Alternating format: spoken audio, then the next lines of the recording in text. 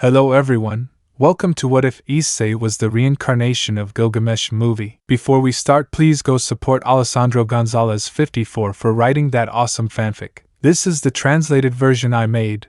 There will be some mistake in character's gender, but of course Issei is a male. After the events of Fate/Stay Night, Unlimited Blade Works, where Gilgamesh dies at the hands of archer Shirou, he ends up being reincarnated in a world very different from his own. Prologue: New Life. After Shirou Amaya cut off Gilgamesh's arm, he also left a huge scar across his chest, leaving him completely wounded. Now we can see how Gilgamesh was breathing heavily while a few meters away from him was Shirou, totally exhausted and on his knees while the symbol on his shoulder was disappearing completely. "It's sad that you're left without mana now," was what Gilgamesh said while a golden circle appeared on his side and a sword came out of it. "You win.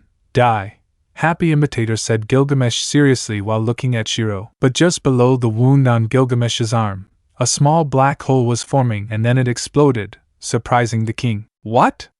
he shouted in surprise while taking the part of his arm. "Even if you absorb me," he said while Shirou was surprised. "Wait," Gilgamesh said, and then he was consumed by the hole. "The hole of the Holy Grail," said Shirou, but from the dome of darkness where Gilgamesh was some chains had come out and surrounded Shirou's arm, and then began to drag him. "Doesn't that loser even know that a servant can make a core?"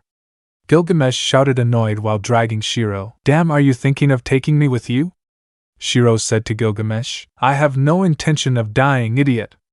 Hang in there until I get back, slave," Gilgamesh yells angrily. As Shirou was being dragged into the black hole, he made every effort to avoid falling. "No way! I'll tear off my arm before helping you," shouted Shirou while Gilgamesh tried to attract him towards the "Do what you want, but move to the right first," a male voice said while Shirou is surprised and turns his face a little where a red light passes through his face. At that an arrow had stuck right into Gilgamesh's forehead. "Archer," was the last thing Gilgamesh said. At that the chains that had Shirou tied are untied and then he goes towards the hole that suddenly began to get smaller and smaller, and then it disappears from the place leaving a small gap, leaving Shirou alone, who relaxes a little wherever he is, then turns around. "He loves to brag," said Shirou as he looked towards the forest. In a hospital room, more specifically in the delivery room, several screams could be heard from a woman who was giving birth. Where am I?" a male voice said. "A hospital? What am I doing in a hospital?" "Wait, because I can't talk," he shouted. Suddenly he heard something crying and saw a brown-haired man next to a beautiful brown-haired woman, both of whom were looking at the baby. "Love is not beautiful," said the happy woman. "Love? Wait, don't tell me that." He clearly sounded a little scared. "Yes, love. What will we call our son?" asked the man looking at the woman. "Issei Hyoudou," she said happily while caressing the baby's head. "My little Issei-chan," she said happily. Paradise/Shirou. The Angel's Path, Fate, a story inspired by Fate Ataraxia, which deals with how Karen must face the challenge of being the master of a peculiar character. "This has to be a bad joke," said the voice with some irritation. And so was the birth of Hayato Eay, or formerly known as the king of the heroes Gilgamesh. As the years passed, Issei had an arrogant and superior attitude towards many boys his own age. He was a serious and cold Alaves person with everyone, but Issei still had a friend from his childhood called Hayato Eay, a tomboy in Issei's words. He loved to make fun of her, and always gave her a bad time, and even then he followed Issei everywhere like a dog follows its owner. It was until one day she had to go to Italy due to her parents' jobs. Issei one day like any other had met a certain dragon, somewhat annoying for his taste, but Issei was still interested in the powers that he now possessed. Ddraig had told him about the supernatural, angels, fallen angels, demons, etc., and many other things, and at the same time he also told him about his rivalry against the White Dragon, his predestined rival. But for Issei this didn't matter sincerely, but Issei still made fun of Ddraig, saying that this battle was more about fighting lovers. Of course this bothered the dragon, although he was also surprised that his companion was someone powerful, or how he would enjoy seeing the target fall, although Issei, for his part, also had a slight interest in the supernatural. As he began to train Ddraig's powers a little, and besides that he still had his instant powers, something that made Issei or Gilgamesh sigh with joy. As the years passed, the blonde became very fond of his new parents, although they were always looking at him and treating him like a joker in every way. He still knew very well that never in his life would he have to make his mother angry. She could be the sweetest and most loving person, but when she got angry, no one could stop her. She also had a truly dangerous weapon, the flip-flop, something that would undoubtedly leave a lasting mark on her. Although he reluctantly had to go to school, of course he was a king and everything, but he respected his mother and father who still went to school because he didn't want to have problems with them. He was currently going to the Kuoh academies wherever he was. He quickly became the most popular boy in the entire academy because Issei was a completely handsome boy. He was intelligent. His cold attitude made him seem like a bad boy due to the beating he gave to several students who wanted to get along with him. Likewise, this gave several problems to the student council where he met Sona Citri or Sona Shirou, whereas next to Tsubaki Shinra had gained the respect of the blonde because he only has respect for people who are only strong, and the attitude of Sona and Tsubaki pleased him because both showed respect and fear to the other students, something that undoubtedly earned the respect of Issei. Current Kuoh Academy.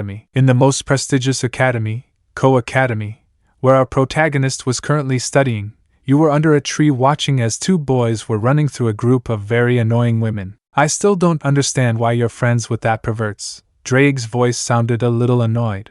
Nothing in particular. It's just fun to see those idiots getting beaten up, Issei said mentally with some amusement. Whatever, sighing. It seems that there is someone who can't stop looking at you, Issei, Ddraig said to the blonde, who simply turns his face to see a beautiful woman with red hair and light blue eyes who was looking at Issei. That's not the Mao's sister, right? Issei asked as he looked back towards the direction of the perverted duo. Yeah, do you think he's realized your power? Asked Ddraig. Maybe, although it took him a long time to realize that he had some power, Issei answered him without importance. Issei-sama, please help us, two male voices had shouted while standing behind the blonde. Issei for his part just turned his face a little to see Matsuda and Motohama, both of whom were known in the academy for being the perverted duo. Hey, what are you doing? I asked seriously. While the duo was about to answer, a group of girls quickly surrounded the trio. Hayato, a female voice had called the blonde. When the blonde looked forward, he saw two girls. One was a girl with ponytails on her sides and also had brown hair, while the other had short pink hair. This was Murayama and Keitase, the captain and vice-captain of the Kendo Club. They had already exchanged words more than once with Issei. Hello, Murayama. Keitase greeted the blonde without any interest. What do you want? Issei said, although he already knew more or less what they were looking for. He said in the most casual way possible. We want you to give us the perverted duo, said Keitase, while Issei just rolls his eyes. Then he looked back where the two perverts were crying and asking for help. Well, here you have it, Issei said as he began to walk towards the two captains of the Kendo Club and passes by her while the duo of perverts is being surrounded, to then hear several screams of pain while Issei only had a smile on his face. I think it was a little cruel, don't you think, Issei? Ddraig told the blonde, who simply shrugged. Haha, nah, I don't care.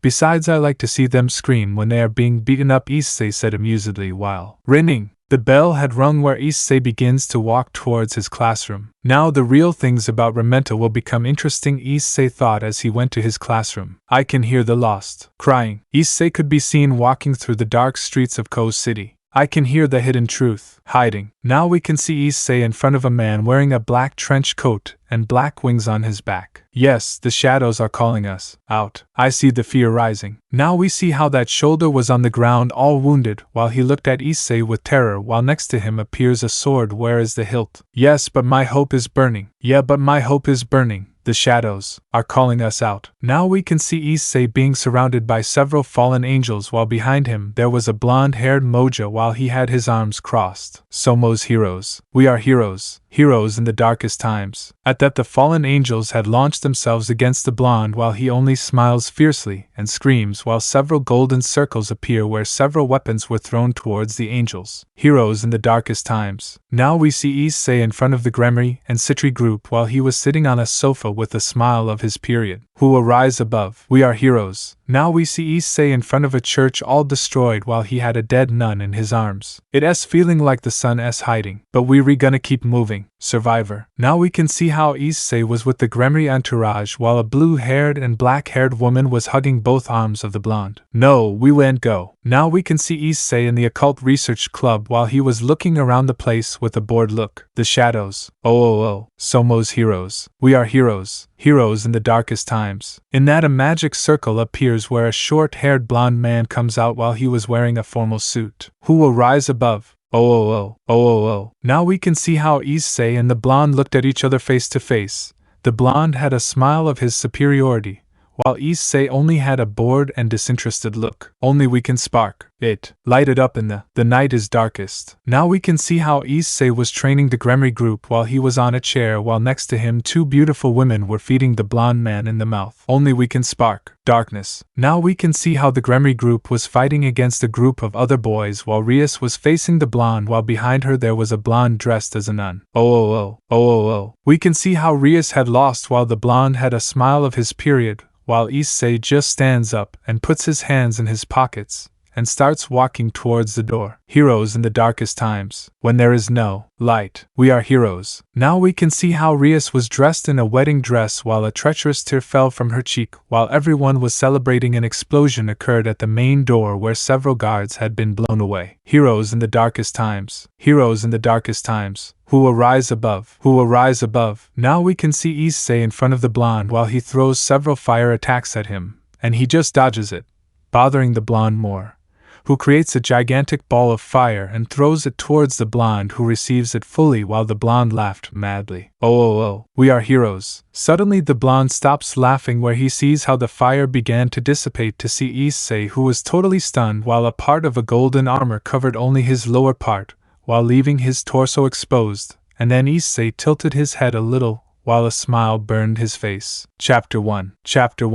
The appearance of the fallen angels. In a completely destroyed place the red sky was present. In the sky there were two people in the middle. One was a blonde man with red eyes. He was wearing golden armor, while in front of him was a beautiful woman with blonde hair and light green eyes, while she was wielding a sword, the utopia in which the king will live after his death, uncable even by the magicians, the protection definitely impenetrable by anything. So that was your Hyoudou, said Gilgamesh while he smiled while blood came out of his mouth. That was the power of your sacred sword, right? Gilgamesh told her while he extended his hand and touched the blonde's face. What a hateful woman, standing in my face until the end, but I forgive you. There are things that are beautiful. One cannot possess her, thought Gilgamesh while he was disappearing into particles. This is goodbye, King of Nights, said Gilgamesh, as he took his hand away from his face while he had a happy smile. Wow, I had a great time, was the last thing he said while he disappeared into particles, leaving only the blonde woman. Current affairs at the Koh Academy. Issei/Gilgamesh was lying down sleeping under the shade of a tree, and then he began to open his eyes little by little. No, said the blonde in a whisper as he sat and looked at all the students who were doing their activities. Partner, Ddraig's voice had spoken to the blonde, mentally taking him out of his thoughts. What's going on? Ddraig asked the blonde as he stretched his arms and began to walk towards his classroom. Nothing, it's just that it's strange that you sleep at this time, Ddraig had spoken to the blonde, who simply shrugged and continued on his way. The Angel's Path, Fate, a story inspired by Fate Ataraxia, which deals with how Karen must face the challenge of being the master of a peculiar character. While walking through the halls of the school, where he turns down a hallway and meets the most feared person in the school in the mouths of several students. Unlike the others, he had a certain respect for the Citri girl, because she was someone who radiated class and authority, and that attracted him a little, making her a future candidate to be one of his wives. Good morning, Hyoudou-san, Sona had greeted. Also good morning, Sona greeted Issei with some respect and without rancor in his words. Sona, that was a greeting without arrogance, she asked, a little surprised. If you prefer, I can be despotic and heartless, the blonde replied. Sona, no, that's fine. I know perfectly well that you are like that with people who don't earn your respect, Sona told her while adjusting her glasses. Indeed, that's why you feel lucky that I address you as an equal, Issei told her with a touch of arrogance. I'm leaving. I have a lot of paperwork to do, said the black-haired woman. Issei just says goodbye while he extends his hand and continues on his way while he disappears through the halls of the Koh school, while Sona feels somewhat intrigued due to the aura that Issei radiates. Hyoudou, Issei, you really catch my attention, said the black-haired girl, while she adjusted her glasses and continued on her way to the student council. Classes had finally ended. Issei walked calmly, being followed by two presences. Are they fallen angels? Issei asked as he continued on his way. What will you do, partner? Ddraig had asked him. Nothing for now. I'll see what they want. If they get too clever, they'll end up as blood stains on the floor, replied Issei. Issei stopped walking. It was a little annoying to him that they were spying on him, and it bothered him to have to wait for them to deign to confront him. Finally, his pursuers appeared, two extremely attractive girls. One was a beautiful brunette with violet eyes, the other was a girl with dark blue hair. "Oh," said the black-haired girl timidly. "What can I offer you?" Issei asked. "This may sound strange, but," said the blue-haired girl nervously, and then looked at the black-haired girl. "Have a date with us." Both women had shouted with a blush on their faces. Issei remained silent for a moment. While he thought about the correct answer, he could eliminate them now. But if they have a bigger plan, he could find out and ruin it. "If I have no problem, just tell me your names," the blonde replied relaxedly. "I am Amanoyuma, and the blue-haired girl is called Colin." The black-haired girl introduced herself while also pointing at the blue-haired girl. "Baka," Colin said to the black-haired girl. "When and where?" Issei said seriously to the two. "Sunday in the morning at the mall," Colin had answered him. "Correct," Issei responded. Without further ado, Issei withdrew, leaving both girls alone, smiling grimly, as his plan was working out perfectly. If only they knew that Issei had other plans for them. Date of the appointment. Issei was in the city center with his cell phone in hand while he had two headphones on and was listening to music. While Issei was just waiting bored, a beautiful black-haired girl wearing a cosplay outfit appears and hands him a small piece of paper with a symbol. "Ah? Rias Gremory," thought the blonde. While he put the paper in his pocket, both girls had appeared a little agitated because they were running. "Sorry, we fell asleep," apologized the black-haired girl. "Yes, I noticed it," answered Issei. "You didn't wait long?" asked the blue-haired girl. "Issei, it wasn't just 15 minutes. The date began with Issei taking both falls to all the luxurious places there were, noticeably surprising both falls, who did not expect Issei to give them this kind of treatment. Unknown to them, this was all part of Issei's plan, to take her to the best places, so that they would fall before him and he could get the soup out of them before turning them into mincemeat. He couldn't wait to see the expression of despair on both of them, while he mutilated them with his toys. The date continued and both women began to question whether it was really necessary to eliminate Issei. They didn't see him as a threat. Anyone who could spoil a woman like that wasn't a bad person. The day went by quickly, the trio. I was in the park enjoying the sunset. Issei was a little surprised. They had all day to attack and they didn't. Maybe they were waiting for me to let my guard down. The thoughts of both falls were totally different. During the course of the date, they ended up falling in love with Issei, and that had them at a huge crossroads. "This act has lasted too long. Show me your true appearance once and for all," Issei told him. "Yuma, what do you mean?" the black-haired girl replied. "I wasn't born yesterday. I know you're not human," Issei told them. "Kali, if we really aren't," the blue-haired girl replied. The two girls shone in a somewhat intermittent light, until they showed themselves as they really were. In the case of Calawarn, she became a little taller. Her breasts had grown considerably. "Now tell me the real reason why you approached me," said the serious blonde. "Yuma, it was by order of one of our leaders. He told us that we had to watch you and that if your sacred gears evolved enough to be a threat, we had to kill you," the black-haired woman responded seriously. "They have had all day to do it. Why didn't they carry out said mission?" asked Issei. "Really, these angels are more stupid to not kill him before than to wait until now." "Calawarner, it's complicated," said the blue-haired girl. "Well, let me tell you. What I had planned with you worked. I didn't think you would reveal something like that to me so easily," replied the blonde. "Reencarnar, you used us?" she asked. "Technically you would do the same, or am I wrong?" asked the blonde. "Calawarner, you're right. We were planning on killing you at the end of the date," the blue-haired girl replied. But before they continued, the elusive blonde two spears of light surprising both falls. "Why are Calawarn and Reencarnar taking so long?" a male voice had spoken. At that, both women turned around and saw a man wearing a trench coat and a hat. "Reencarnar/Calawarn Dunchkek," said both fallen. "Dunchkek, I seriously don't understand why it took them so long to kill a miserable human being," said the fallen one. "Seriously, trash like you, what a tax attraction is simply pathetic," said a male voice very familiar to the fallen duo. At that moment he looked up and there was Issei standing on a lamppost while he stood with his arms crossed. "Dunchkek, how is it possible?" he said, slightly surprised by the speed at which the blonde moved. "Feel lucky, trash. Because you will be the first to feel the edge of my precious weapon," said Issei, where several golden circles had appeared behind the blonde. On the part of the fallen group, I was trembling with fear. "Disappear from my sight, insignificant insect," said the blonde while several swords shot out towards the angel. On the part of the fallen angel, he created a spear of light where he began to block several of the sword thrusts. But even one sword had pierced his leg, the other had torn off a part of his right arm, while others finished stabbing a large part of the fallen man's body, leaving him in a dying state. You loved fallen women were only looking at Issei with fear.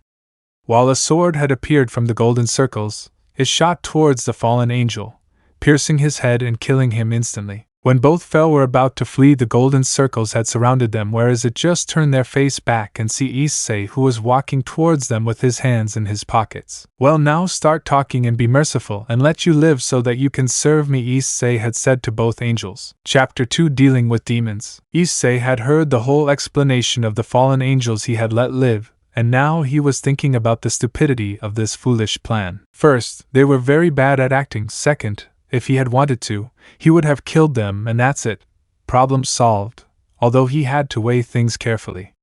Now he knew who wanted to kill him, a certain Kokabiel or Kokabiel.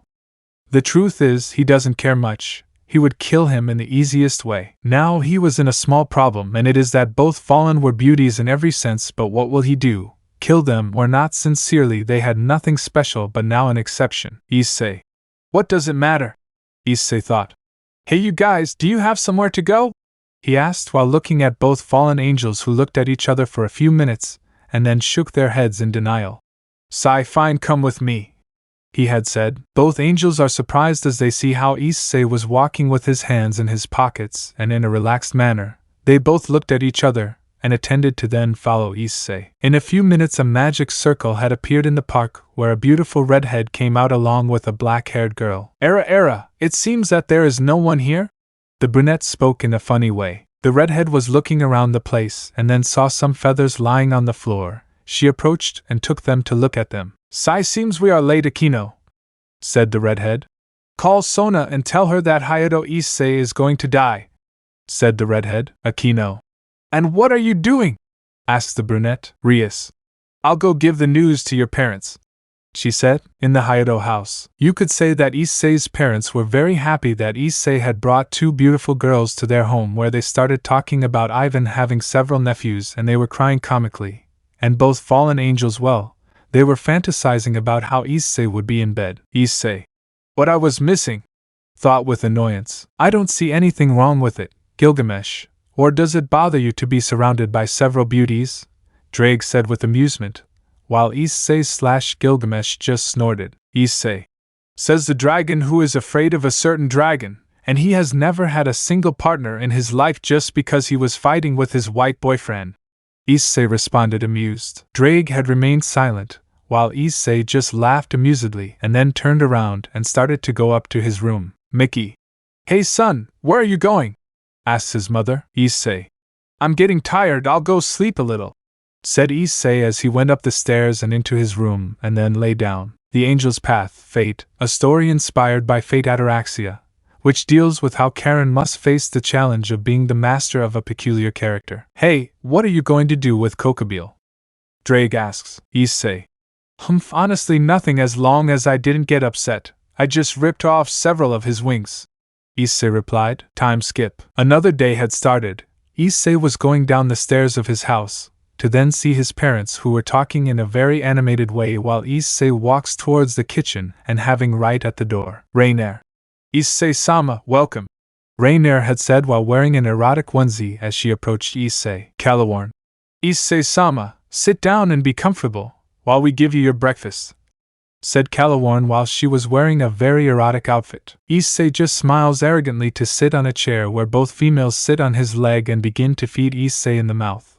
While his mother was looking at Issei with pride, and his father, well, he was proud and somewhat envious of his son. Issei was feeling treated like a king, while he felt the thighs of both women and could completely see their enormous breasts colliding with each other. After that, Issei said goodbye to both women, but not before giving each of them kisses on the lips, and then going to the academies. On his way through the academy he walked calmly, then arrived at the entrance where everyone in the academy was looking at him strangely, something that made him somewhat annoyed. At that point, Matsuda and Motohama had run until they were in front of Issei. Issei. What's going on, idiots? Said Issei. Matsuda. We thought you were dead, said Matsuda while Issei looked curious. Motohama. If they had told us that you were dead, said Motohama. Issei. Damn, surely that redhead will have said to Sona that I had died at the hands of the fallen, said Issei. Sai, tell me something. Who said that I am dead? Said Issei. Both perverts look at each other, then nod and tell the whole story. Time skip. Issei was currently in the student council room, while in front of him was Sona and next to her was Tsubaki Shinra, as well as all the members of the student council, as well as some members of the occult club. Issei just had a bored look, not even bothered by everyone around. Sona just adjusted her glasses and then spoke. Sona. Hayato-kun, I want to apologize about today. We had been informed that he had been murdered in a car seat, said Sona. Issei just sighs and then speaks. Issei. It's okay, don't worry, Sona. Besides, you don't have to apologize if she doesn't, he said, pointing at the redhead. Sona nods as she settles into the chair, then Rias settles a little and then speaks. Rias. I want to say, Issei. Don't try it, Gremory. Issei spoke. You knew very well that he was going to be killed by fallen angels or not? Issei said while resting his fist on his cheeks. Everyone in the room was surprised, while everyone had become tense and prepared for anything. This was noticed by Issei. Issei. Do you really think you can beat me? Issei had said. Suddenly, several golden circles had formed throughout the room, where everyone was surprised, and from these magic circles several swords and spears emerged, pointing at everyone. Issei. Speak fast, Gremory, Issei had said. Rias was very nervous, and not only she sounded like Tsubaki was very nervous about whatever she might do. After an hour, Rias had explained everything to Issei, including her personal problems with her current fiancé. Issei had listened to everything, then made all the magic circles disappear and looked at Rias. Issei. Sai, really you are pathetic, Gremory, Issei said, making all his pieces annoyed. I'm going to tell you something and learn this. There are two kinds of arrogance. The first is when you are inequivalent to the task, and the second, where your dreams are too big, Issei had said. And you do not possess either of those two. You do not deserve to be called king of your nobility, Issei had said, and then turned around and began to walk towards the exit. While walking calmly, Ria just stands up. Rias. Please help me. She had bowed, surprising everyone. Akino, Ria, the brunette had said. Issei just stops in his tracks, then turns around and looks at her. Issei. How pathetic you are, Issei had said. You are certainly an embarrassment to be called king. You don't have everything you need, but I certainly think it will be fun, he said. I wish you were grateful to have someone like me who will help you with this small problem that you have, tomato hair, Issei said mockingly and arrogantly. Rias. So you? She asked hopefully. Issei. Let's make a deal, tomato hair, said Issei. Chapter 3 New Acquaintance. After the deal that Issei had made with Rias, a few weeks had passed, where Issei had not stopped bothering the redhead for a single day. Every time they saw each other, Issei spent his time making fun of her. Even with Akino, he also sometimes took advantage of her and made fun of her. Issei even started to get along very well with Akino these days. Present. You could see a beautiful woman with purple hair. Her eyes were red. She was wearing a light yellow jacket, a low black t-shirt, along with some tight blue jeans and black high heels. Where the hell am I? Her voice sounded somewhat irritated. As she walked through the place, she stopped her steps. This energy is familiar, could it be? She said as she began to walk faster. While with Issei, he was walking through a beautiful park in such a relaxed way. With his hands in his pockets, he had a bored look. Then he stopped right on the path, where then he simply lay down on the ground. Issei sighing, Hey Ddraig, are you awake? He had asked mentally, but Ddraig hadn't responded, implying that he was sleeping. Giving a heavy sigh, he just closes his eyes, then brings his hands to his forehead and opens his eyes again and sees that someone was looking at him. Issei, why does it look so familiar to me? Issei said in a monotonous manner, but then he managed to react in time, dodging a red spear. Issei quickly recognizes her, then just stands up and begins to shake the dust off his clothes and put his hands in his pockets. Issei. Sighing, why don't you come out of your hiding place, which? Issei spoke calmly. The Angel's Path, Fate, a story inspired by Fate Ataraxia, which deals with how Karen must face the challenge of being the master of a peculiar character. I see you haven't changed at all, right, King? Said the feminine voice in a somewhat mocking way. Suddenly, A beautiful woman with purple hair and red eyes came out of the place. She was wearing a tight combat suit. Issei, and I thought that I was the only one to come to this place, Issei thought as he looked at Scathach. So Scathach, how did you get here? He asked. Scathach, lowering her spear, and looking at Issei directly, she answered. I have no idea. The last thing I remember is that I died, and then I ended up with a human family. Or well, I would say that I was reborn.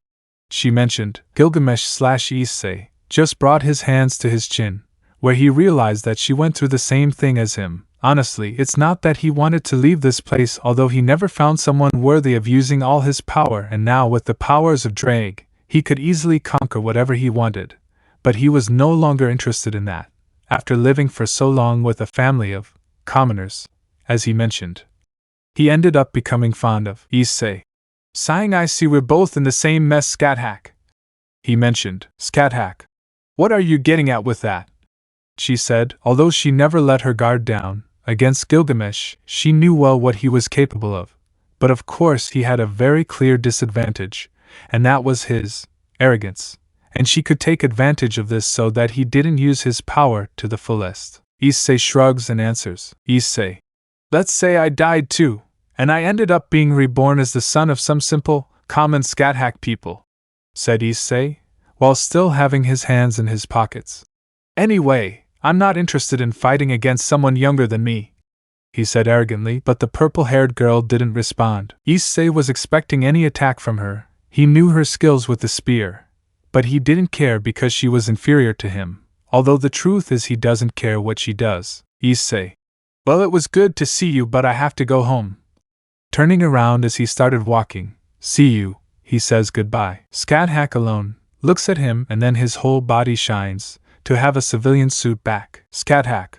Hey Gilgamesh, wait, she said, stopping the steps of the blonde, who turned around and looked at her with curiosity. I'll go live with you. I don't know the city, so let's make a non-aggression agreement, okay? She mentioned. Issei/Gilgamesh is only surprised by such a brazen question, and the worst of all is her audacity to speak to him like a normal person. A little annoyed, he answers. Issei. Hey, who said you should come with me? He spoke. Scathach. It's simple, I'll live with you. Besides, you're the only person who seems to know more about this place than me, she said as she started walking. And goods or what? She said. Issei alone sighs in defeat for this girl. Although it is true that he does not trust her, he had nothing to lose, and knowing her a little, it is most likely that she tries to kill him. Issei. Okay, but one thing, before you go to my home, woman, Gilgamesh mentioned. Don't call me by my name. Here in this place my name is Issei. In this place it was clear, he asked. Scathach is just surprised, but decided not to give it importance and answer. Scathach. It's fine, she replied. After that, they both went to Issei's house, but when they arrived, Issei was well received by Reencarnar and Calaworn, who were dressed as maids, very erotic, but they were surprised that he had brought another girl, although for the falls they quickly became confused, thinking it was someone else. Issei began to explain everything, telling her that she was an old acquaintance. Scathach introduced herself in a calm and quiet manner before them, although the truth is that she was not so surprised. That let's say that Gilgamesh had some servants. Then her parents arrived and Issei introduced her to Scathach. His parents only felt proud that their son had brought another girl, where the blonde's mother began to bombard Scathach with many, very uncomfortable questions. Her questions consisted of how many children he plans to have, even if he used protection. This made Scathach blush because of those questions, although he didn't know how to answer that. Issei just didn't give it importance, where he was only being fed by Reencarnar and Calaworn, while she was sitting on his legs. Koh Academy. Already at the Koh Academy, more specifically, Issei was walking through the halls of the school, where he turns into some halls, and right there he sees Sona Rias and a very beautiful girl. Her hair was blonde, her eyes were red, she was wearing glasses. Issei just looks where both of them crossed their gazes. But Issei just gave it less importance, and continued on his way. Issei, another demon, who could it be, he thought to himself, as he entered his classroom. An hour passed, and then he went out to the courtyard because he had a break, but he was called by Tsubaki Shinra, who wanted him to go to the occult club. He just nodded as he followed the brunette, and then entered inside. seeing all the members of the occult club along with the members of the student council. Issei. Hello, Sona-san. He greeted with respect, being followed by the black-haired girl. And hello, walking tomato hair, he said to Rias while he sat on the sofa in a relaxed manner. Rias. I told you not to call me, that's how I have names, you know, she said, somewhat annoyed by the blonde's attitude. Issei. Yes, whatever, tell me, why did you call? He asked. Sona. You see, Hyoudou-kun, we wanted to introduce you to another person in charge of the territory, she said, and Issei nods. Tsubaki, can you let her in? She said. Tsubaki only opens the door, where a beautiful woman enters, walking through the place. She had placed herself next to Issei, where both had exchanged glances. The girl's gaze was cold and at the same time calculating, and Issei's aroused some interest in her. They were both staring at each other. The tension was felt throughout the place, and no one said or did anything until Sona was the one who spoke. Sona. Well, you see, Hyoudou-kun, she is Sigvara Asgars and she is the next heir of her clan, she said. Issei only looks at her for a few seconds, then realizes something, and that she and Sona seem to be the same, although she appears to be a little more strict and cold, which made Issei have her as one of his candidates to be one of his wives. Putting his fist on her cheek, a slight smile had appeared on his face. Issei. Nice to meet you, Sigvara Asgars, I'm Issei. He introduced himself to the girl, who just gave a snort of annoyance. Sigvara. The pleasure is mine, Issei Hyoudou, she said seriously. Chapter 4 Pehex. Since the appearance of Sigvara Asgars, the occult club had changed a little. Rias was still training with her entourage, under the command of Issei/Gilgamesh, where training was a true hell for them. Issei/Gilgamesh had passed, they train idols, in a hellish way, and had considerably improved his relationship with Sona, Tsubaki and the rest of the student council, while his relationship with Skathak also improved considerably. Shortly after Rias was reunited with her fiancé, she had managed to save a former nun named Asia Argento, a kind and caring person, something that made Issei see her as a burden and a nuisance. Due to her personality, Issei/Gilgamesh saw her as a very easy person to manipulate, and very irritating at the same time. Current events. You could see Issei getting up from the bed while behind him were two beautiful naked women with a satisfied face, where Issei only had a smile of superiority and pride in his masculinity. After changing and having his clothes ready to go to the Koh Academy, Issei goes down the stairs again and then walks to the kitchen, where he puts on his coffee maker, and after a few minutes where the blonde takes out a cup and pours himself a cup of coffee. Good morning, Issei, a female voice said behind Issei. At that, Issei turns around and sees Skathak, who was wearing a gray muscle shirt and very short black pants showing off her beautiful pale skin. Issei. Good morning, Skathak, greeted the blonde while he poured another cup of coffee and passed it to the purple-haired girl, who gladly axed it. Skathak. Thank you, Issei, she thanked. Then they both walked towards the dining room, where they begin to have breakfast very quietly. Skathak. And how is your training going? She asked curiously. Issei. It's going well for now. They are still weak, and it seems that all of them have been having problems for a long time, Issei answered calmly. Although he didn't care much about the problems she had with her nobility, that was her problem after all. She had to help her entourage as king. Skathak. I see. But tell me something, why you agreed to help her. Is that very strange of you? Asked. Issei just shrugs. Issei. Nothing in particular, honestly, he replied as he left the cup of coffee on the table.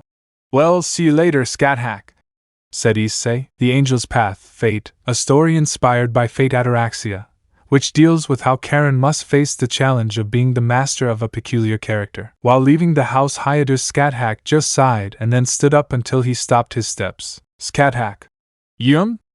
Was that my imagination? She said to herself. I'd better go see what that was, she said seriously. Issei was walking towards the Koh Academy. His path was normal, very calm. While ignoring everyone, Issei was already close to the Koh Academy, where he gives a slight sigh and enters inside the academy. While walking through the halls of the academy, he had crossed paths with a member of the student council.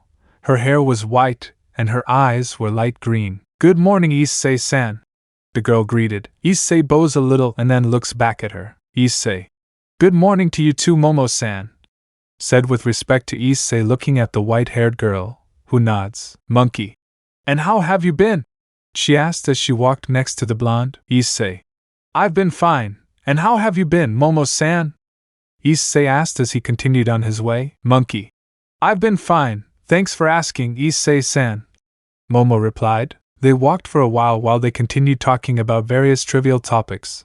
Then they arrived at their classrooms, where they both said goodbye. Issei for his part went to his classroom with Scathach. She was walking calmly while wearing a business dress and then walking through Koh Park where she stops right in front of a fountain. Scathach, She turns around and sees a beautiful woman with long blonde hair and light blue eyes where for a moment Scathach had been confused with knowing. With Issei, he was walking towards the occult club, being accompanied by Sekeveria and the rest of the Citri entourage. Issei had his hands in his pockets. When they were already near the occult club, everyone had noticed that there was a barrier put up. Issei realized that something had happened, although he didn't give it much importance, but he felt a very strong energy inside the club that made his interest spark a little, where he thought he could finally have some fun. Already inside the club they saw Ria sitting at her desk while next to her was a beautiful woman with silver hair wearing a maid outfit.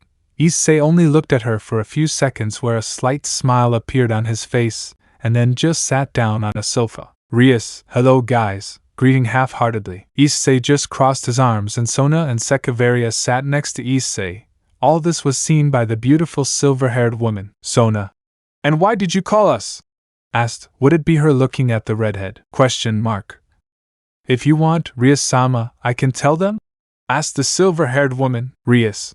Don't let me say it, Grayfia, said the redhead, while the maid nods and stands back up next to Grayfia. When Rias was about to speak, a magic circle had appeared in the room, from where a tall man with tall blonde hair had appeared and had a huge smile of superiority in front of everyone. How long, my dear Rias?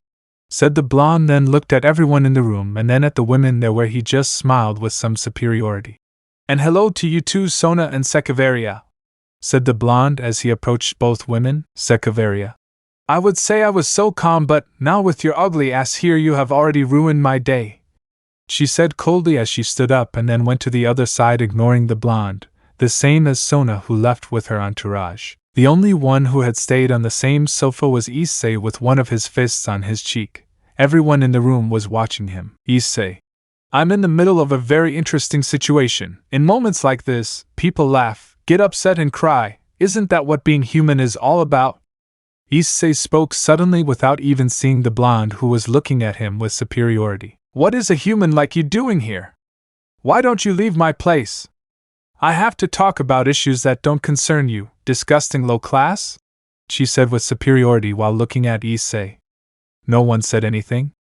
The maid was about to intervene, but Issei had gotten ahead of her. Issei. You are not worthy of looking at me. A worm should simply continue looking at the ground while it dies. Issei responded arrogantly, and with more ego, while everyone in the room was surprised by the statement Issei made. How dare you, damn low class! You know here you are talking to me, the great Razor Pehex, said Razor in an annoyed tone while in his hands a small ball of fire had been created. Issei. You know something? It disgusts me to see you with that idiot face, someone who thinks he is superior to me, said Issei mockingly and arrogantly. When Razor was about to attack Issei, a huge energy was felt where everyone sees Grayfia. Grayfia. You better calm down, Razor-sama, she said coldly, while the blonde just clicked his tongue, and then Grayfia just looked at Issei. And you don't plant yourself in problems that don't concern you, she said coldly while looking at Issei who didn't even flinch. Issei. And you think I'll obey a simple employee, huh? Tell me, who do you think you are to talk to me like that, low-class devil? Said Issei while some golden circles had appeared behind the blonde. Issei. Before you die, what are your last words? Said Issei while pointing all their weapons towards Grayfia. Chapter 5. The entire occult club was completely silent. The place was completely dirty. The tension could be felt in the air. Before you die, what are your last words? Issei asked, looking at the maid who didn't know how to react to this question. Everyone was very nervous, unlike Issei who was only provoking the maid, although he knew it was too stupid to try anything now. His desire to fight against someone who is strong was making him curious. He was very aware of the power that the maid was hiding. Issei/Gilgamesh was sure that she would be the only one among all the people who were in the club that would force him to use his Enkidu noble phantasm, and that excited him a lot. The maid had bowed a little to the surprise of everyone in the room. "Excuse my lack of manners," said the maid while Issei just looked at her. "And I'm sorry if I offended you, but this topic is only about demons."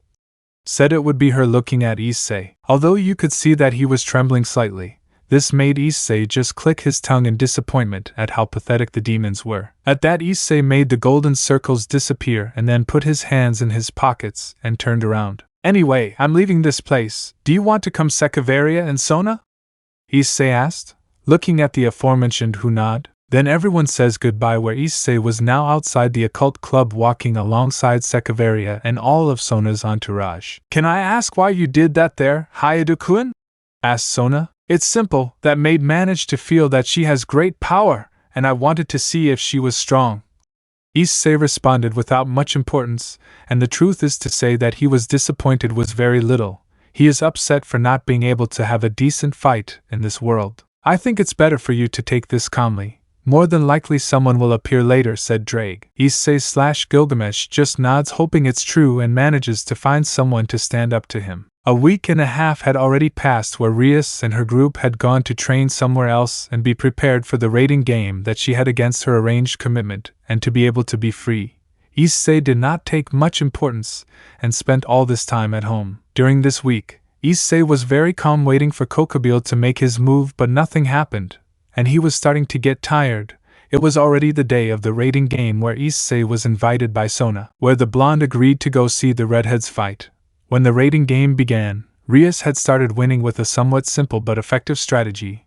This surprised Issei a little. Then came the battle of Aquino against the Queen of Razor Phoenix. Both were equal in power, but Issei/Gilgamesh saw how Rias' queen was getting confident, and then also saw how they cheated, making Razor's queen lose. And also see Rias' desperate attack to win the raiding game, where she went straight to the base. "She's an idiot. If you think she can beat her like that, it's very wrong," Issei thought as he watched the redhead make her last attempt to win. The Angel's Path, Fate, a story inspired by Fate Ataraxia, which deals with how Karen must face the challenge of being the master of a peculiar character. Issei just watched everything until he saw how Rias and Razor began to fight together, and right there he gave in, realizing that he only had unlimited regeneration, and this was what Rias didn't know.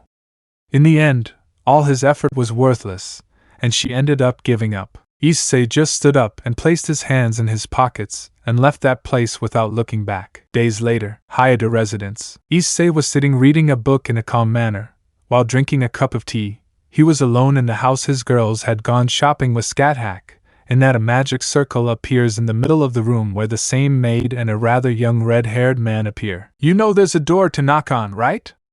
Issei asked without looking at the individuals. "Sorry to bother you, but I wanted to meet you in person," said the redhead. Issei leaves the book on the table and then looks up and sees in front of him a man very similar to Rias. Putting his fist on his cheek, Issei looked at the man. "And may I ask, do you need a demon with me?" asked the blonde. "Well, I'm Sirzechs Lucifer, also known as Sirzechs Gremory. I'm Rias's older brother." The redhead introduced himself with a smile, looking at Issei. Issei, for his part, just closes his eyes for a few minutes, and then takes a glass of wine and looks directly at the redhead. "I would say it's a pleasure, but I would be lying because we don't leave this unnecessary introduction and go to what we came here to do," Issei responded without respect towards Sirzechs. The maid had gotten a little annoyed, but the red-haired mouse stopped her and then sat down and talked. "Sigh, well, Hyoudou-kun, the reason why I came personally is to ask you for help with my sister."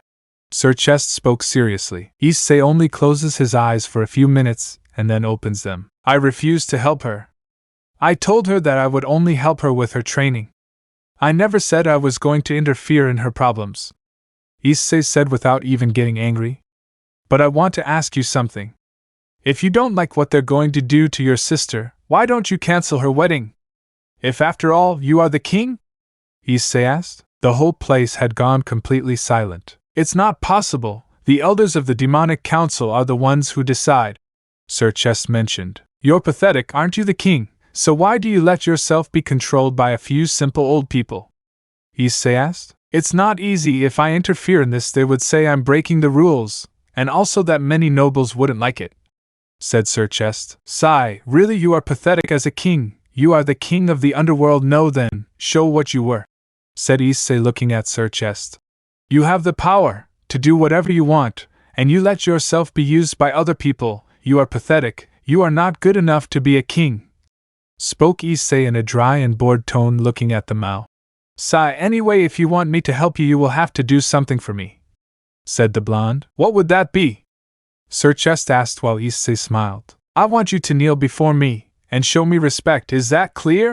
Said Issei, causing both demons to open their eyes. This greatly surprised the maid, but when she was about to speak, Sirzechs intervened. It's okay, he mentioned while bowing to Issei. Please help me, brother, Sirzechs begged. Issei just smiled arrogantly, and then stood up and looked at the Mao. Seriously, you're pathetic. Don't take the title of king for granted. A king never bows down to anyone. You're a disgrace. But I'll help your sister, said Issei, amused. Chapter 6. In a beautiful field full of flowers, right in the middle of this field of flowers there was a floating tower. Of all in that huge field of flowers, in the middle of it was none other than Issei/Gilgamesh. He was wearing only a posterior garment of pure gold along with some golden boots. Red marks were surrounding his body, and in his right hand he had his Eay. What the hell? Said Issei/Gilgamesh, dwelling all over the place. Where the hell did I end up now? Gilgamesh asked himself, starting to walk around the place where Gilgamesh just started walking towards the temple.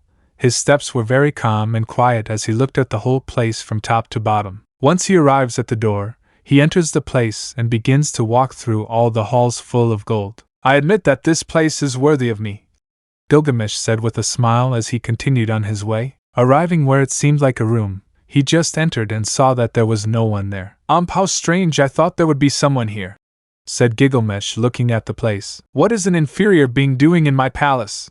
A female voice said behind Gilgamesh. Gilgamesh only frowns a little wherever he is and opens his eyes wide. Why do you have my things?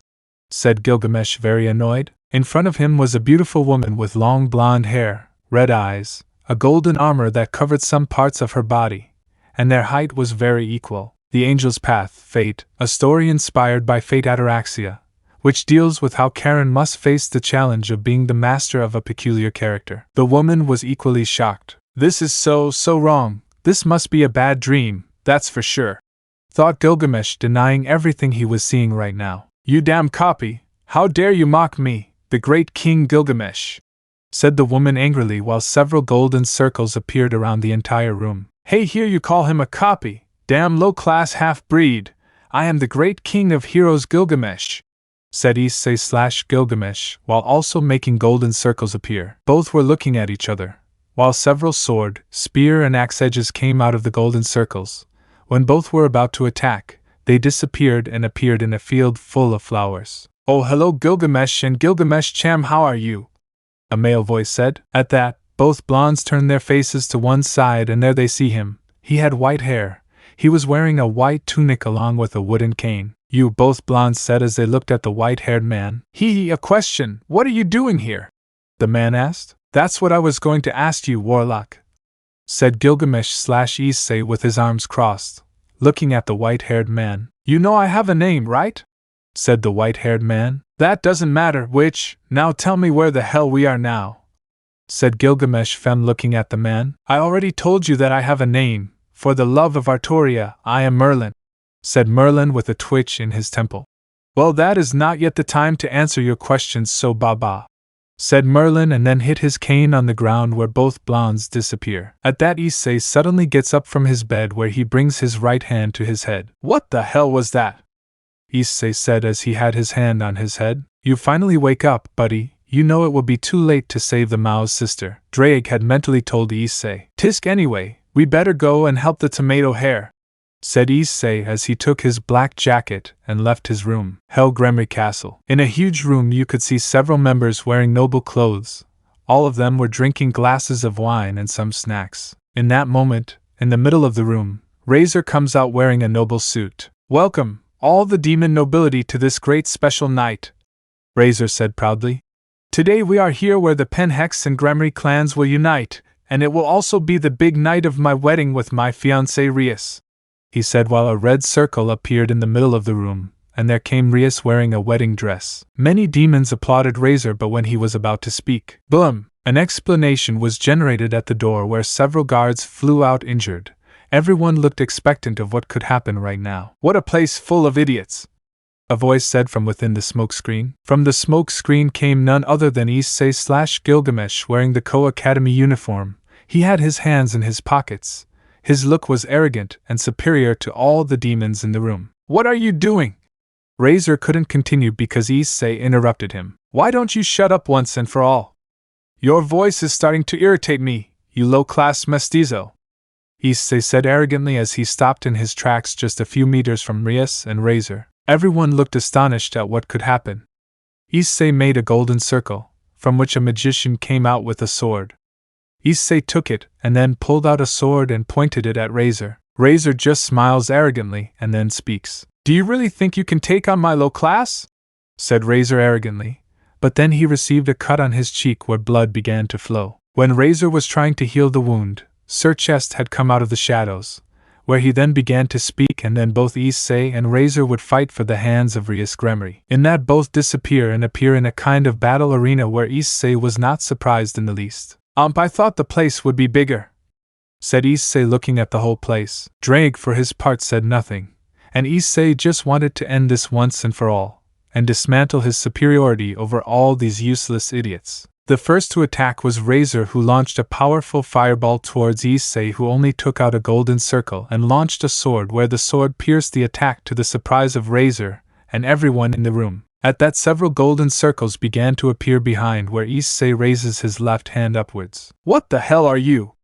Razor asked, annoyed. A very small smile appeared on Issei's face. "I am the rules." And with that said, Issei quickly pointed his arms where several weapons shot out towards Razor. Razor quickly begins to block all of Gilgamesh's weapons, but with his attacks Gilgamesh's weapons easily destroyed him. In that he loses a right arm where blood began to come out of this. Razor by his own body reaction begins to dodge, and seeing that his body does not regenerate began to shake a little. "You!" said annoyed, launching a powerful blast of fire Asia Issei, who only began to jump from one side to the other while continuing to attack with the magic circles and had his hands in his pockets. Razor, seeing that Issei was mocking him, launched himself to hit him. Charging with his fists on fire, he launched a powerful blow, being dodged by Issei, who continued attacking without hesitation. Razor received the attacks, but this time his wounds had begun to heal. Sighing a little Issei for being so weak, Razor launched himself towards him again, but before he could land a blow, a spear shot towards Razor where it had pierced him, and then flew out against one of the chessboards. Issei just went down to the ground where he let out a light sigh. "Sighs, I thought it would last longer," said Issei, still with his hands in his pocket. At that moment, Razor came out of the rubble, totally annoyed, while looking at Issei, who looked at him with indifference. "You damn low class, how dare you do this to me? Now you'll see, damn bastard," Razor said angrily, looking at Issei. "Fakers don't realize how foolish they are." Issei spoke as he turned around, and several golden circles appeared all over the place and began to point at Razor. In the human world, Scathach was sitting on the couch in the house watching the fight in a bored and neutral way, while next to her was the blonde-haired girl also watching the fight, and there were the two fallen angels. "This is very pathetic," said Scathach. In the underworld, Razor, already annoyed, went up to the sky where he began to create a huge ball of fire and look at Issei. "Now damn it, low class dies!"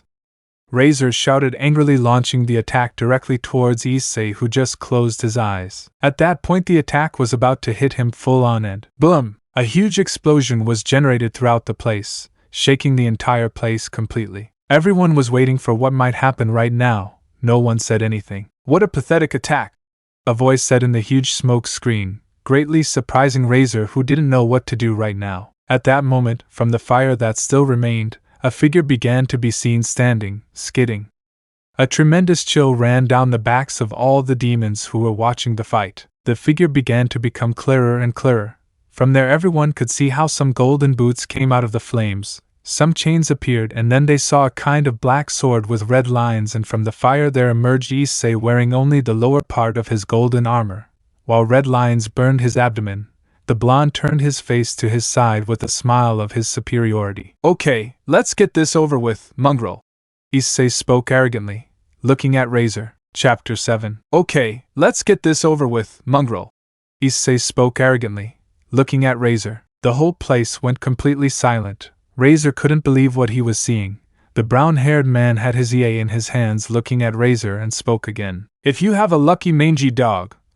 Issei spoke arrogantly while raising his Eay towards the sky, where suddenly a large amount of red aura began to surround it. The whole place began to shake incredibly. Outside the barrier it was the same. The underworld was being totally overwhelmed by the tremor that was happening. The demon leaders were totally surprised, and in one part there was a group of old men watching the fight where a disgusting smile had formed on their face. Human world. As much as Scathach and the fallen angels and the blonde were looking at all this with surprise, more Scathach, since never in his life had he seen that weapon. That weapon is his noble phantasm, but which one?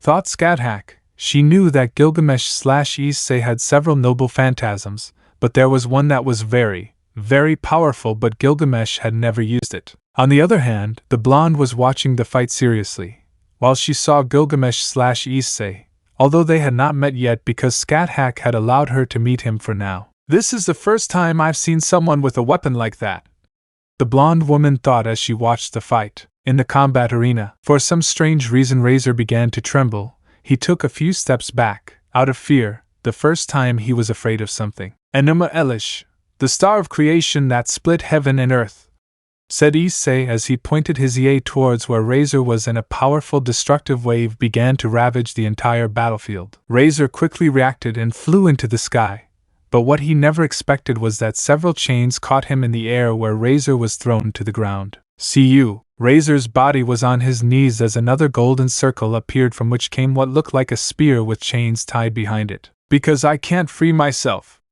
Razor shouted as he tried to get out of the chains. At that, Issei began to approach Razor slowly. Razor for his part only changed his complexion to a worried one. When he was about to say something, the spear had pierced right into his chest where Razor spat blood, to the surprise of all the demons and even Razor himself. I think I told you something, mangy dog. Tell me how it feels to lose against someone who is better than you, said Issei arrogantly while he looked at how Razor was shaking with anger. Damn low-class human! Razor shouted, very annoyed, then tried to move but fell back to his knees. What the hell is going on? Why can't I free myself from these stupid chains? Razor shouted. Humph? What a pathetic demon, don't you realize something? Asked Issei while raising his Eay back to the sky. Razor didn't know what the blonde was saying, but he quickly opened his eyes wide. But when he was about to speak, Issei had turned to him, pointing his sword, and a huge explosion arose in the place where Razor came out, shot back while feeling like several of his bones were breaking. The Angel's Path, Fate, a story inspired by Fate Ataraxia, which deals with how Karen must face the challenge of being the master of a peculiar character. Razor was completely injured. The chains and spear had disappeared where Razor fell to the ground, unconsciously. Issei for his part only kept his Eay in a golden circle. The battle is over. The winner is Hayato Eay. Grayfia's voice had sounded in the place, and then the field had disappeared. Issei only calmly descended to the ground where he still had his golden armor on, at the bottom. Upon reaching the ground, a blonde girl had passed by Issei's side, where he raises his eyebrow with curiosity looking at the blonde girl, as well as the rest of Razor's nobility. Sighing, the blonde walked calmly, then leaned against the wall, arms crossed. The doors opened where several demons entered, looking at Issei, while Rias approached the brown-haired man. Thank you, Issei-kun. Rias thanked Issei while hugging her. The blonde just gave a tired sigh and hoped that all this would end. No problem, girl, but you owe me a favor, is that clear? Asked Issei looking at the redhead, who nodded. In that Sirzechs along with the other mouse had arrived where Issei just closed his eyes to listen to the mouse. Well done, Issei-kun, you put on a great show. Now tell me, what do you want? Asked Sirzechs looking at Issei. What could I ask for? A castle or gold, or if not magic books, what can I ask for? Issei thought, then opened his eyes and looked at Sirzechs. You said I can ask for whatever I want, right? Issei mentioned while looking at Sirzechs. Sirzechs nods, waiting for Issei's response. I want a huge mansion in my house. I also want to ask for a 1-year trip all paid for by my parents, and in the mansion I want a throne, But inside the mansion I want it to be made of gold, is that clear? Issei mentioned calmly. Nobody said anything. The demons were totally surprised. He could have asked for something else. He could have even asked for Rias's hand. But instead he asked for a mansion full of pure gold, and a log. Many demons looked at Issei in a bad way. But Issei only cared about their look. Issei/Gilgamesh could kill all these idiots in a second, but he doesn't want the other factions coming after his head. I'm still surprised you asked for something so little. I thought you would ask for something more. Ddraig spoke from the chestnut's mind. He was also slightly surprised, but he didn't give much importance to that topic either, although he was happy to live in a mansion made of gold. It's fine if that's it. You can leave now, Issei-kun. Your home will be ready tonight, and the trip will take 2 days. Sirzechs mentioned calmly. Issei just turned around and started walking. Wait there, a male voice said. The blonde stopped his steps, and Sirzechs along with Rias made a face of disgust, as did the other mouths in the room. Are you talking to me? Said Issei as he turned around and looked at several elderly men. That's right, human.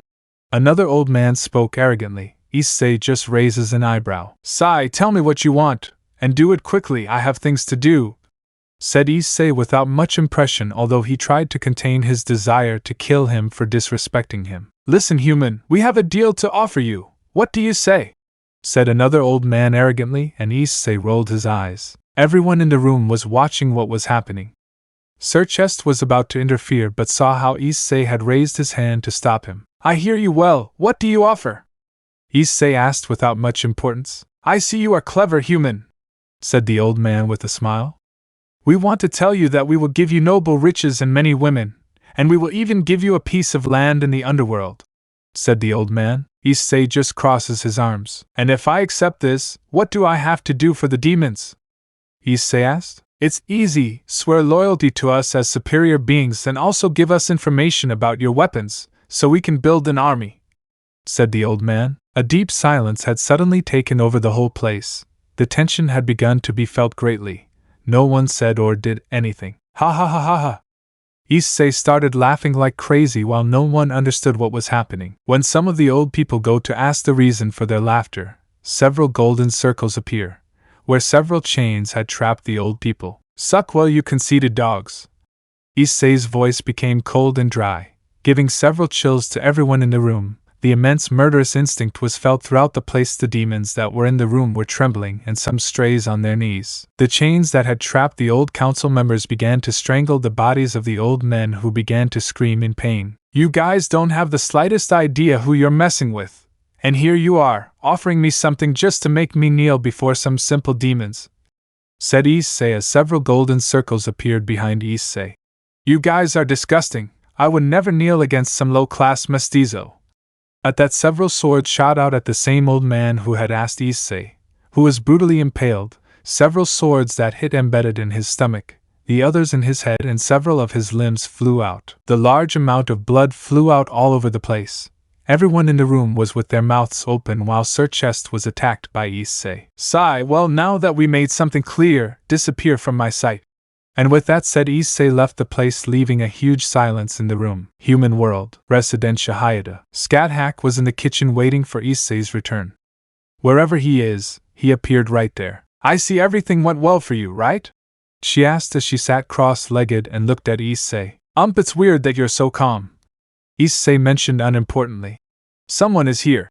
I looked at Scathach. Yes, because you don't know him, he's a very good person, said Scathach as he stood up and guided Issei. In that, both arrived at the living room, where Issei had a pleasant surprise. Right there was a beautiful woman with blonde hair and light violet eyes. She was sitting on the sofa and looking at Issei too. She placed a hand to her side as a slight smile formed on her face. Thump! The blonde's heart began to pump rapidly, while a small blush appeared on his face. She's mine and no one else's, Issei thought as he looked at the blonde, although he had to admit that he had a great kinship with knowing. Oh, did the great King Gilgamesh fall in love, huh? Scathach's voice brought Issei out of his thoughts and he ticked, then looked at Scathach. The blonde blushed a little. Cough, changing the subject. Who are you? I've never seen you? Issei asked. The woman stands up and looks at Issei. I am Jeanne d'Arc, also known as Joan of Arc. She introduced herself calmly. Nice to meet you. I'm Issei, or formerly known as the King of Heroes Gilgamesh, he said with pride in his words, and then took Wana's hand and kissed her. Nice to meet you, Jean, said Issei with manners. She smiles, and then the trio just stays talking among themselves. Chapter 8. Another day had begun in the city of Kuoh, where right now we can see a huge mansion on the site. The King of Heroes Gilgamesh / Issei currently lives in this mansion, who is currently in the lower room, more specifically in the laboratory. But what he was currently doing in the laboratory was easy.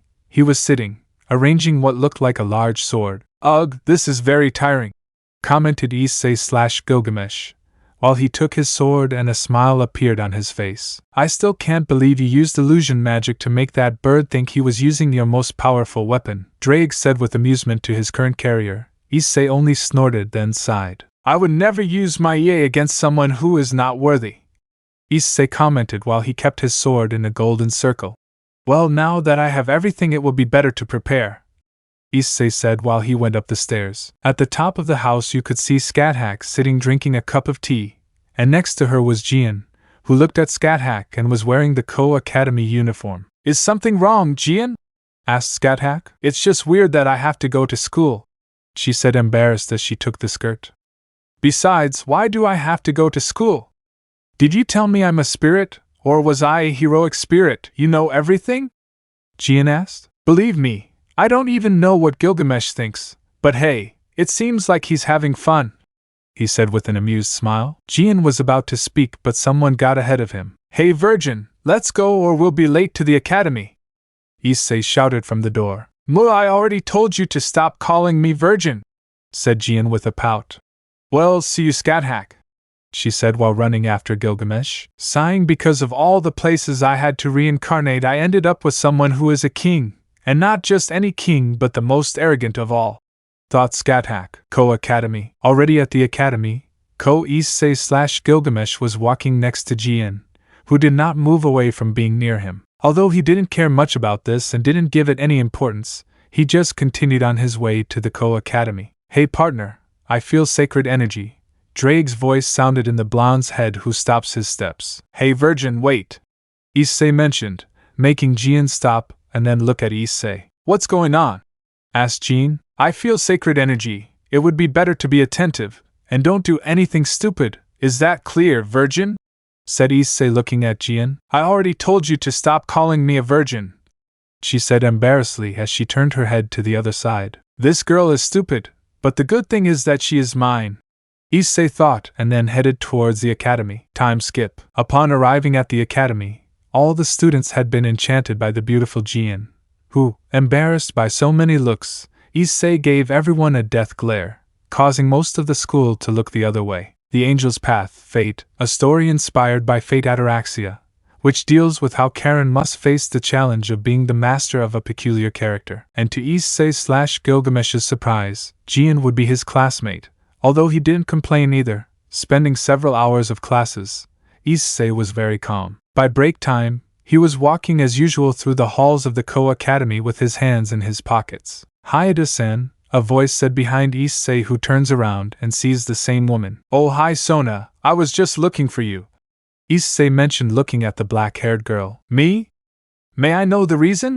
Asked Sona, with a raised eyebrow. Sighing, I know very well that there was sacred energy today. Can I know who appeared at the place? Asked Issei. Sona adjusts her glasses a little and then leans against the wall with her arms crossed. Just today, church members and peers showed up who want to have a meeting with the demons in charge of this place. Touching the tip of his nose. I see, and tell me what the problem would be, because looking at your face it is clear that something is bothering you, asked Issei. The problem itself would be that if something were to happen at the meeting, the biggest problem would be that a war could break out, but there's also something else. Like, what if something were happening that would cause the church's envoys to get here? Sona commented. This raised Issei / Gilgamesh's curiosity. Sounds interesting, but what time would the meeting be? Asked Issei looking at Sona. Are you interested in something, Hayato-san?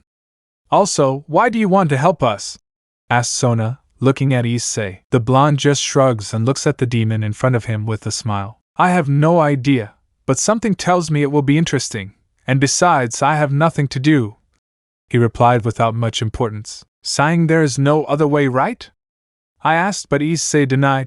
Okay, the meeting will be after the academy at the occult club since it is the biggest place, she said while Issei nodded. Ring! The bell had rung, where the blonde said goodbye to Sona, saying that he would be at that meeting. Throughout the day, Issei/Gilgamesh helped in everything he could to Jian, who seemed to still adapt to everything, although to Issei's surprise she had made friends with Murayama Kates and finally Kiryu Aika, the perverted girl from school and the only person who bothered Issei. Right now the blonde was walking towards the occult club, with his hands in his pockets, and then he reached the door where he entered without knocking, and then he walked a little further. When we reached the door where the living room was, we could hear them talking. Well, I think it's better to start this quickly, and what we want to tell you is that we don't want you to get involved in church matters, said a serious female voice. But before anyone else could continue speaking, the doors of the club opened, where Issei entered. It's very rude to start without me, Issei said with boredom, as he walks towards one of the couches and is right in front of both girls. As he is in front of both, he realized that they were pretty. One of them had short blue hair with a green streak. She had light brown hair and violet eyes. Issei-kun? Said the brown-haired girl looking at the blonde. Issei raises his eyebrow, then looks at her closely and opens his eyes slightly in surprise. Irina? Said Issei. Issei-kun! I miss you! Irina shouted as she hugged the blonde tightly. Nobody knew what to do or what to respond, other than being very surprised to see how Issei/Gilgamesh was being totally hugged by the brown-haired girl. Hey, let me go! Issei shouted as he hit Irina on the head. Hiya, Irina shouted while holding her head and looking at Issei. You are very bad, Issei-kun. I spent so much time and you receive me like this? She said, pouting. Sighing, I completely forgot that I was very childish. Issei thought with some irritation. Oh, so she's your childhood friend, huh? Ddraig had asked, but Issei didn't answer since Irina hugged him again, and Issei was doing his best to push her away. Cough, Irina, you better behave. We weren't here to talk to allies of the demons, said the blue-haired girl looking at Issei seriously. Hey, Issei-kun, are you an ally of the demons? Asked Irina while looking at Issei. First, let me go. I'm getting really annoying, said Issei, and Irina moves away, leaving space for Issei. Sighing, well, yes, I am an ally, but I don't obey and I don't follow anyone's orders. It's clear, Mestiza, said Issei, looking at Zavoviel while his eyes sharpened. Oh, thank God, commented Irina while the demons touched their heads. Oops, sorry, said Irina. Issei just sighs heavily and then sits on the other sofa next to Kokabiel, who was with her arms crossed and legs crossed and had a serious and analytical look of the whole place. Tell me something, Hyoudou-san. What do you think will happen? Asked Kokabiel, looking at the blonde. Issei places his fist on his cheek and looks at the place to then speak. Most likely the prince right there will try to attack the exorcist. You can see that his face is looking for revenge, said Issei monotonously. You're right. Do you intend to interfere in this problem? She asked. If it's something that catches my attention, I'll interfere, but if not, I'll let everything resolve itself, Issei commented unimportantly. And will you interfere? Issei asked. This matter also concerns me. Even if you don't have my nobility yet, I have to take responsibility. I would do it by earning a nod from Issei. During the meeting, the church's envoys spoke about someone stealing the fragments of the Excalibur, and also that they carried fragments of the Excalibur. Irina carried the sword Mimic and Zavoviel Excalibur of Destruction. This raised Issei's curiosity a little to name those fragments of Excalibur, but an idea arose in his mind, which couldn't help but put a smile on his face. Tell me what you have planned now, Issei, Ddraig had asked Issei. Oh, believe me, I have a fantastic idea and it's about those fake swords, Issei replied to Ddraig. Also, we know something about respect, and the one who stole the sword fragments is a fallen angel, one of the cadre category, Zenobia commented seriously, and this gained Issei's attention. A cadre, and can you tell who it is? Asked Rias, looking at the exorcist. Both Zenobia and Irina stared at each other and nodded. The cadre who stole the sword fragments is Kokabiel, said Irina. All the demons opened their eyes in surprise, and it was no wonder. Kokabiel was a fallen angel who survived the Great Faction War and fought against the biblical god himself. But there was someone in the room who remained calm at all times, and that was the same Issei who heard everything, and could only think one thing, and that was that right now he had the chance to kill that crow. Well, it looks like I'll have some fun, and I hope it puts up a fight at least, Issei thought. I recommend that you don't trust yourself. Kokabiel was one who fought against Lucifer himself and the biblical god. If you don't want to die yet, don't trust yourself like that fake that bothers you so much. Ddraig said it would be mind. For a moment Issei/Gilgamesh had a memory of how someone with a complex about becoming a hero faced him until the last moment, and irritated him so much that he had to take out his Eay. Well, that would be all I hope, and that they don't interfere, said Zenobia as she stood up. Issei saw this and saw how both exorcists stood up and began to retreat. But then Zenobia stops right in front of Asia. Oh, looks like I'll be able to have fun after all, Issei thought, as he watched Kiba about to jump. Both exorcists began to talk to Asia and asked if she still believed in God, to which the former nun firmly replied that she did. I see you don't mind if I punish you in the name of God, said Zenobia, taking out her sword and ready to attack Asia, who closed her eyes, and everyone else saw all of this and couldn't move in time except for Kiba, who launched himself straight at them. But what no one heard was a sound or anything. What's going on? Zenobia said as Asia slowly opened her eyes. When everyone realized, they saw behind Zenobia and Kiba several golden circles where chains were coming out, to the surprise of Irina and Zenobia, and more so for Kiba himself. I see you're getting really high-spirited, huh, half-breed? Everyone looked at Issei, who was sitting on the couch with his fist on his cheek. What is this? This is a sacred gears. I've never seen one like this in my life. He tried to move his arms, but it was impossible. Even if you try again and again, you won't be able to move. And I also think you don't know what position you're in, and I think you're an idiot or not. Those words are too few for you, said Issei mockingly. What do you mean? Zenobia responded, annoyed. Even idiots can drive a tank, but this tank comes with a foolproof manual, and I think you're missing a manual, Issei said. You didn't even realize that it's surrounded by demons, and and you're going to kill a demon, and that would cause a war, idiot, Issei commented. Zenobia's eyes widen as she realizes what would happen because of that mistake. I see that you finally use your head. Besides, you don't have the right to judge people. Or is it okay to kill a weakling in the name of your god? Asked Issei. Zenobia was going to answer, but then she was released to the surprise of everyone in the room, and Zenobia herself. You better go, because I don't think I can stand an empty head like you, and it was good to see you, Irina, Issei commented, while both exorcists nodded and left there, not before Irina hugged Issei. After they left, the golden circles surrounding Kiba disappeared. You saw me because you saw me. It was my perfect opportunity to fulfill my dream, Kiba shouted. I understand how you feel. Revenge is pleasurable, and seeking pleasure is proof of humanity, said Issei while looking at Kiba.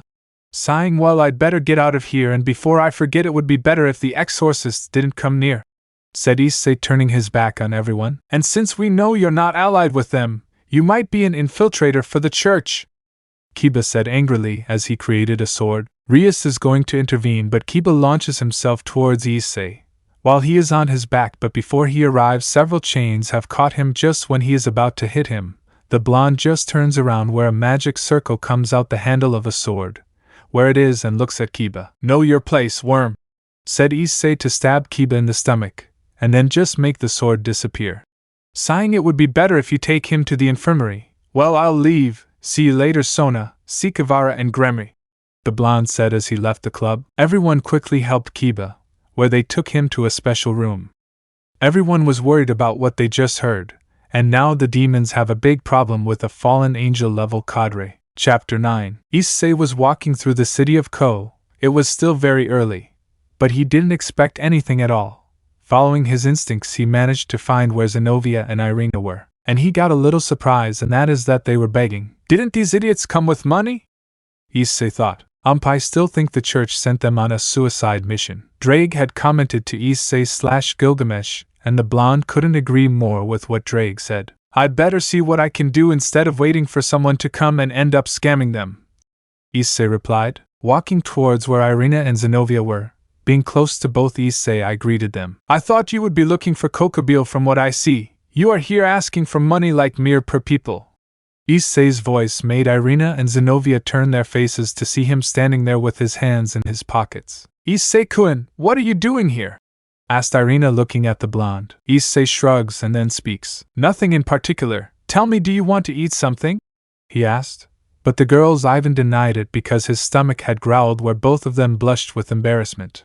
Sighing, come on, we still have things to talk about, Issei mentioned. Both just nod and then go to a restaurant, where they ate everything they could.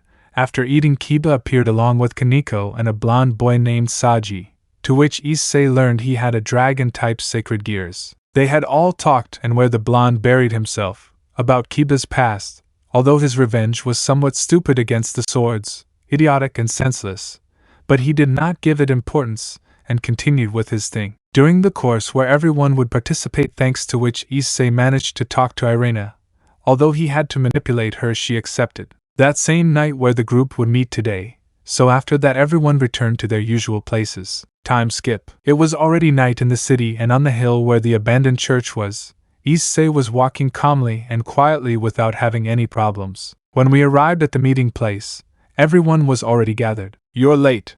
The one who spoke was Kaneko, who looked at the blonde. I had things to do, was his short answer. Zenobia, Irina, Saji, Kaneko and Kiba along with Issei/Gilgamesh were talking to form teams, spending about minutes. All of them were ready and the team would be like this: Irina and Saji, Zenobia and Kiba, and finally Kaneko with Issei. When everyone was ready, had informed if they found something to report. After everyone left, Alan stood up. Issei was walking with his arms in his pockets and Kaneko was next to him. Senpai, Kaneko had called Issei. What's going on? Issei replied. Why do you seem to care about this kind of thing? You're not a demon or an angel, nor are you even affiliated with a faction, she asked, looking at Issei. A story inspired by Fate Ataraxia, which deals with how Karen must face the challenge of being the master of a peculiar character. Although the question made sense, the answer was very easy for Issei, and it was interest. He had a certain interest in this world and he will not deny it. This interest was not only for all the wealth in the world, but also for something else, something more personal to him. Shrugging his shoulders, Issei answers Kaneko. Let's say I have a certain personal interest in something, nothing more, he answered. And why are you here? I highly doubt that your master gave you permission or something like that when she said that you wouldn't interfere. Now, Issei asked. Kaneko remained silent for a few minutes, then answered. I'm doing this to help Kiba-senpai. He was here much longer before me when I was reincarnated as a demon, and he's like family to me and I want to help him, and it doesn't matter if I get punished by Bucho, I'll always help my friends, she answered. That was so cheesy it almost made me want to throw up, Issei said mockingly. But I understand. I would also help my old friend if he had a problem, Issei commented. Both of them just stopped talking to each other as they continued on their way. When a magic circle appeared in Kaneko's ear, both of them stopped. What's going on? Issei asked. It's Saji-senpai who says they're fighting with a crazy exorcist, she said. There we go, help them, she commented. At that, Kaneko ran off while Issei just walked with his arms crossed towards the direction where Kaneko went. On the other side, as much as Irina and Saji were having trouble fighting, with an exorcist who had a huge shining sword in his hands, Irina with her sword launched a dog blow that was easily repelled by the crazy exorcist. Saji using his sacred gears launched what looked like a tongue where it took the exorcist's leg. Hey, that's cheating, said the exorcist. Hee hee. Saji just laughed. Irina is going to attack again, but the exorcist blocks the attack again and then kicks her in the stomach. Followed by this, he cuts her tongue and runs to where Saji was. But before he arrives, the exorcist flies away after a blow from Kaneko. Sighing, I appreciate it, Kaneko, Saji said with relief. Kaneko just nods. There are still more demons there. The exorcist left the scene of the attack. Kaneko and Saji had put themselves on guard, while Irina stood up. Fred! Everyone turned their faces and saw that it was Kiba who, without stopping, launched himself into a fierce attack against Fred where both clashed their swords. Won't you stop bothering yourself again? Fred mentioned. Quickly both begin to clash swords, but then Zenobia also comes to help. Kiba attacked in a crazy way, and being so blinded by his thirst for revenge, his attacks were clumsy and slow, while Fred blocked without any problem. Zenobia, like Irina and Kaneko, launched themselves against Father Fred who, seeing the attack, had cloned himself, in several ways, to the surprise of everyone, who quickly blocked the attack. Now everything was equal. Zenobia was having a problem blocking Fred's attack, as were the rest. Kiba was about to punch Fred in the face, but he just ducked and slash! Blood had flown out where Kiba now had a huge cut on his chest, taking a few steps back and Fred running towards where he was and ready to give him the finishing blow. Some swords flew towards him where Fred quickly dodges the attack by stepping back. What the hell? Fred shouted as he backed away. At that point, everyone stops fighting and raises their gaze towards the roof of the factory that was behind them, and there they see Issei, who was standing with one of his arms around her waist. Oh, and who is that idiot? Commented Fred, in that everyone sees how Issei just sits on the roof. Who does that idiot think he is? Commented another Fred, who quickly went out to where Issei was, where with his hand that had his sword he was about to attack him, but something had ripped off his arm to the surprise of Fred and the majority who did not know about Issei's powers, in this case Irina, Zenobia, and Saji. What the hell? Said Fred, who was injured on the roof, seeing that part of his limb was missing. Then seeing a golden color in front of him and looking up, he saw it, all the golden circles that were aimed at him. And without time to react, several swords and spears had brutally and mercilessly pierced him. Some part of his body fell apart, and without time to react, all the other Freds were also impaled by the swords and spears, leaving only the original Fred. Hey, that's cheating! He complained but quickly blocked another blow from Kiba. TSK, you're starting to be a nuisance, he commented. Fred, stop playing, Kokabiel-sama is calling us, said a man dressed as a father. Valper Galilei! Kiba shouted with hatred as he lunged at him, but just at that moment, Fred interfered. Hey man, what are you doing here? Asked Fred. It's time Kokabiel-sama calls us, Valper commented. Who is he? Asked Saji to Zenobia. Valper Galilei was the person in charge of the Holy Sword Project, and performed human experiments on children, to find people who could use the 7 pieces of Excalibur, and eliminate those who weren't capable of doing so.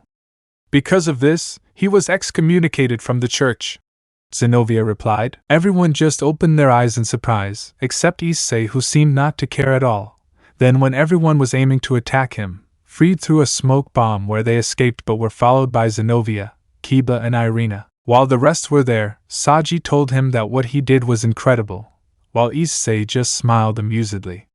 Then none other than Ryusa Kino appeared, along with Tsubaki and Sona, to the fear of Saji, who received 1,000 lashes, and Kaneko too, and Issei just stood there with his arms crossed, where he answered everything necessary until now. The next day, Issei was currently in the occult club, because they had found Irina, who was injured but not seriously, where they also explained everything to Issei. I see, so that's what happened, he replied. Not only had they informed him of what was happening that night where Kokabiel announced that he would attack head-on, something stupid but ingenious to provoke the sisters to call the mouse. For them to come, he would achieve his goal of starting the war, although there was also the other problem, and that is that the attack team plows the entire Gremory entourage while the Citri entourage covers the school with a barrier. What are you doing now, Issei? Or do you think they'll fight now? Ddraig had commented on his carrier. There is no other option, he replied. Okay, but I'll also bring this to some people who can help, Issei commented, leaving everyone curious. Time skip. Everyone was waiting for Issei/Gilgamesh to arrive, who seemed to be taking a long time to arrive. Don't you think it's taking a while? Commented Saji. Everyone agreed with what he said, but before he could speak, a group of beautiful women had arrived. 2 of them were fallen and 2 more girls were extremely beautiful. One of them was a girl with blonde hair wearing armor. Along with her she had a flag for the girl's curiosity, and the other was beautiful with purple hair, red eyes, was wearing a tight suit, while in her hand she had a red spear. She approached the group, although they were on guard, and saw that she was also looking for something. Don't worry, they won't do anything, they're from our team, Sikavara commented. They all lowered their guard a little, but Akino looked at both fallen angels in a bad way. Have you seen where Hayato-san is? Asked Sona. When Sikavaria was about to answer, everyone had felt Kokabiel's energy, where quickly everyone got ready and forgot about Issei. Rias, along with her nobility, was already inside, being accompanied by Skathak and Jean, while the Citri entourage along with the fallen wings were with the barrier. Upon arriving, they saw Kokabiel sitting on a floating throne and watching all this with a smile. Oh, but look what we have here! If she is the princess of the Crimson Ruin, she will surely come. Will she be your brother, or will she be the sister of the Citri? asked Kokabiel. We, Kokabiel, will take care of you, said Rias. At that, Kokabiel just snapped his fingers where several Cerberus appeared, to everyone's surprise except Scathach and Jean, who got into combat position, being followed by the rest, while Kokabiel just looked on with curiosity. While somewhere in the city, Issei could be seen wearing a black jacket that covered his entire body and was walking around the place, calmly and quietly, and then stopping. Oh, I see you're finally here, said a masculine voice. Come on, why don't you sit down and have a nice wine?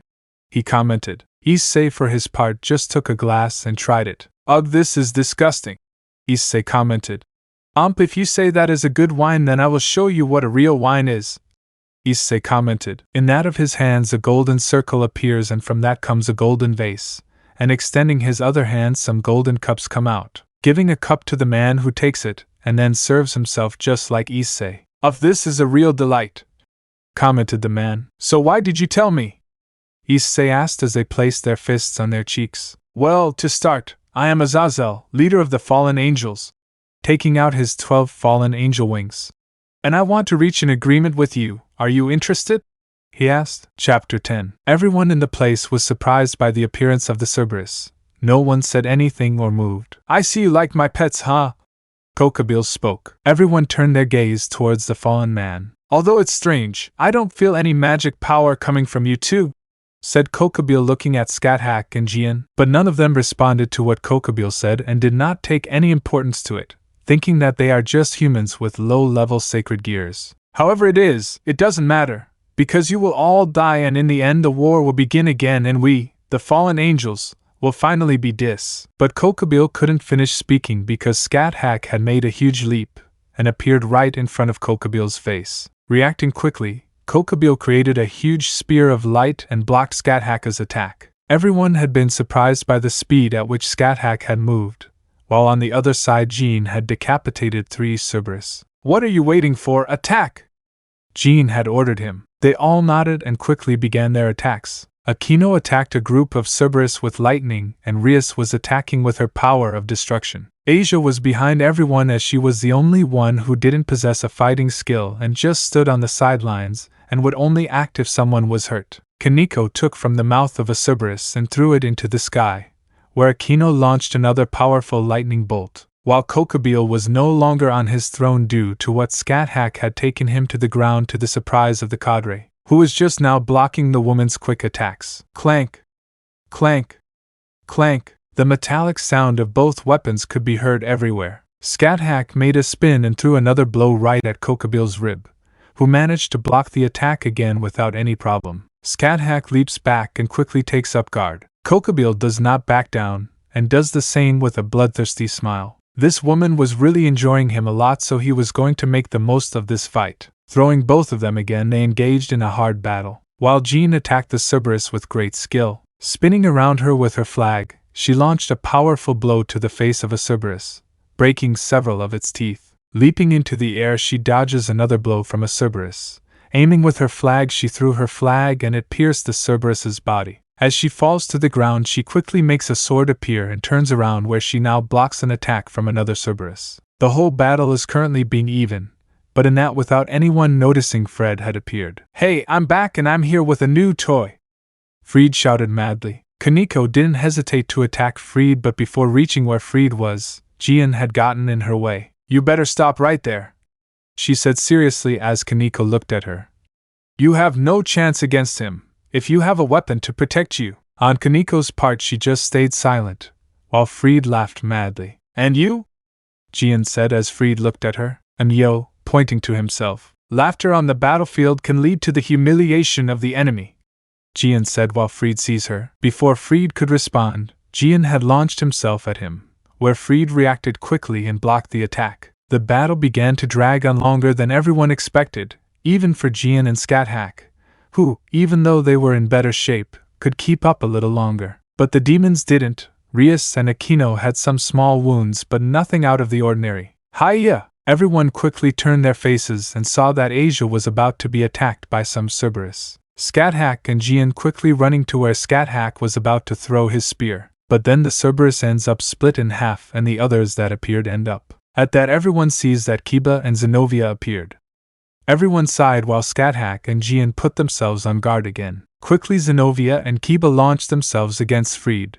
Gian for his part covered Asia along with Kaneko, and Scathach was fighting against several Cerberus. Rias and Aquino faced the cadre who seemed to be bored and mocked Sirzechs' sister, and said something that Aquino in a fit of rage launched another attack, but it was easily repelled with her wings. In another part of the city, you could see a beautiful woman with long blonde hair. Her eyes were a beautiful green color, and she was wearing armor. He was running at a high speed towards the Koh Academy. "TSK, at this rate I'm going to be late," was the thought of the beautiful woman. Taking a few jumps, she continued on her way. Koh Academy. Right now everyone was being surrounded by several Cerberus. Aquino and Rias were totally exhausted and had several wounds on their body. Asia did her best to heal them, while being protected by Gian and Scathach, while on the other side Kiba and Zenobia were trying to defeat Fried, something that had been more complicated than they thought, and it was because Fried had all the fragments of the Excalibur united. On the other side, Father Valper was watching how his greatest creation was bearing fruit. Then there was Kiba, who managed to get close to him, where Valper told Kiba the truth about the Sacred Sword project. After some time, Valper gave a crystal to Kiba, who took it, where he began to cry, and then the souls of his friends appeared, where he managed to make it work and create a sacred demonic sword to the surprise of most. Valper just thought it was impossible, and then started to talk and babble, but before he could say a word, Kokabiel had killed him, where he revealed the death of God in the Great War, just like the previous mouse, to everyone's surprise, and even Gian fell to his knees. No one could believe what they had heard, and then the Cerberus launched an attack and ended up being impaled on several weapons. To everyone's surprise, even for the Kokabiel world, then everyone raises their sights towards the Koh Academy building, and there they see Issei standing with his arms crossed, wearing the lower part of his armor, while the golden circles behind him sent several weapons flying where he killed all the Cerberus. Issei just descended to the ground, where he began to walk calmly towards where everyone was, completely ignoring Kokabiel arriving. Where everyone in the group was, he just looked at them. This is very disappointing of you," Issei said while looking at them. Everyone looked at the fact that not even Scathach was in the best condition, much less Jean. "You should learn to understand the situation before you start crying, you fools who don't even pray to God," Issei said as he looked at the demons. "And what if God is dead? Are we still alive or not? Then what's the problem? Even though God is dead, we're still alive and continue the legacy," Issei said. Everyone just looked at the blonde who walked until he was a few meters in front of Kokabiel. "There are unforgivable crimes, but there is no person who cannot love," Issei said as two golden circles appeared. "So tell me, even if God is dead, will you still pray, or will you just lose faith?" Issei mentioned. At that everyone opens their eyes. Zenobia stands up and looks at Issei with admiration. Just like the rest, Gian looked at Issei in a slightly different way, while Scathach just sketches a smile. Kokabiel just remained silent, although he was surprised by what Issei said, as he looked at him when he opened his eyes. Issei, without waiting any longer, launched several direct attacks towards Kokabiel, who released his wings where he blocked the attacks. "It was a good try, Worm, but with those weak attacks you won't be able to beat me," said Kokabiel with a smile as he descended and looked at Issei. That's what you say, then come Kokabiel," said Issei while Kokabiel created a spear of light. "I think you can remedy my boredom," commented Issei while several golden circles and several weapons appeared. "Shall we reproduce the mythical battle here and now?" Issei said. In that Issei launched several attacks, there was Kokabiel, who created several spears of light and began to block the attacks, launching some other direct attack towards Issei, who only sent swords to block the attacks. "I see," Issei commented as the golden circles disappeared and others appeared. Launched more attacks. Issei did not stop. Kokabiel, now with more problem than before, only blocked one or another that he could, tried to take out his wings, but they ended up being cut, where 3 swords dared him, to everyone's surprise, and they thought they had already won, although Scathach and Gian. The swords disappeared into particles of light. When everyone thought it was over, Issei spoke. "It's too early to celebrate," Issei announced, and to everyone's surprise, Kokabiel had moved, and they saw how he stood up and where he took out a jar and drank it, and his wounds healed. "That's it," Rias said in shock. "I'm fed up with seeing worms that don't fall when cut and burned," Issei said with annoyance. "Phew, that was tough," said Kokabiel as he looked at Issei. Although if you want to beat me you'll have to do more than that, said Kokabiel. Stop being silly, Kokabiel. Fight seriously or I'll have to cut off all your wings, Issei said. At that, Kokabiel rushed towards Issei at great speed, while Issei attacked him. Near the Koh Academy, a beautiful woman was already very close to the academy. She was at a prudent distance, and she saw the whole battle. Gilgamesh, she whispered, while watching the fight. Within the academy, everyone was totally impressed by the battle that Issei was doing, while Sirzechs and Jian just watched intently. At that moment the roof of the Koh Academy had been destroyed and Issei and Kokabiel fell right there. Kokabiel had a huge smile on his face, as if this battle was the most exciting thing that had ever happened to him. Just like Kokabiel, Issei had a smile on his face. Issei created several golden circles around Kokabiel, and to the surprise of the cadre who could only receive the attack fully, falling to the ground with several wounds on his body. You better give up, you can't beat me, Issei said to Kokabiel. The cadre just stood up where he took another bottle and his wounds healed. I see, Issei commented. Then die. Launching his attacks again, Kokabiel blocked everything he could. Some swords grazed him and some pierced him. In that case, try them one last time, Issei shouted as more golden circles appeared behind him. Continuing with his attacks, Kokabiel, no longer able to block the attacks, ended up being used, leaving the squad dead, or so Issei thought. Walking with his arms crossed, Issei stood up as he was close to Kokabiel's body, where the blonde did not flinch, and then his entire body was surrounded by his chains. Trying to move, a spear came out of a golden circle and then he was pierced. Time skip. After the battle had come to an end, Issei was sitting on the destroyed ground, still wearing his armor. Hayato-kun! A voice caught Issei's attention, who raised his gaze. What's wrong? He asked, looking at Sona. We just wanted to say thank you for your help, as well as your colleagues, she thanked. After that, Issei just enjoyed the silence a little more. Koh Park. Right now Issei, Jian and Sirzechs were walking through the Koh Park. At that the trio who stopped. Why don't you come out of your hiding place? Sirzechs spoke seriously. At that moment, a beautiful woman came out in front of the group, almost identical to Jian, and to Issei's surprise, he recognized her instantly. Artoria?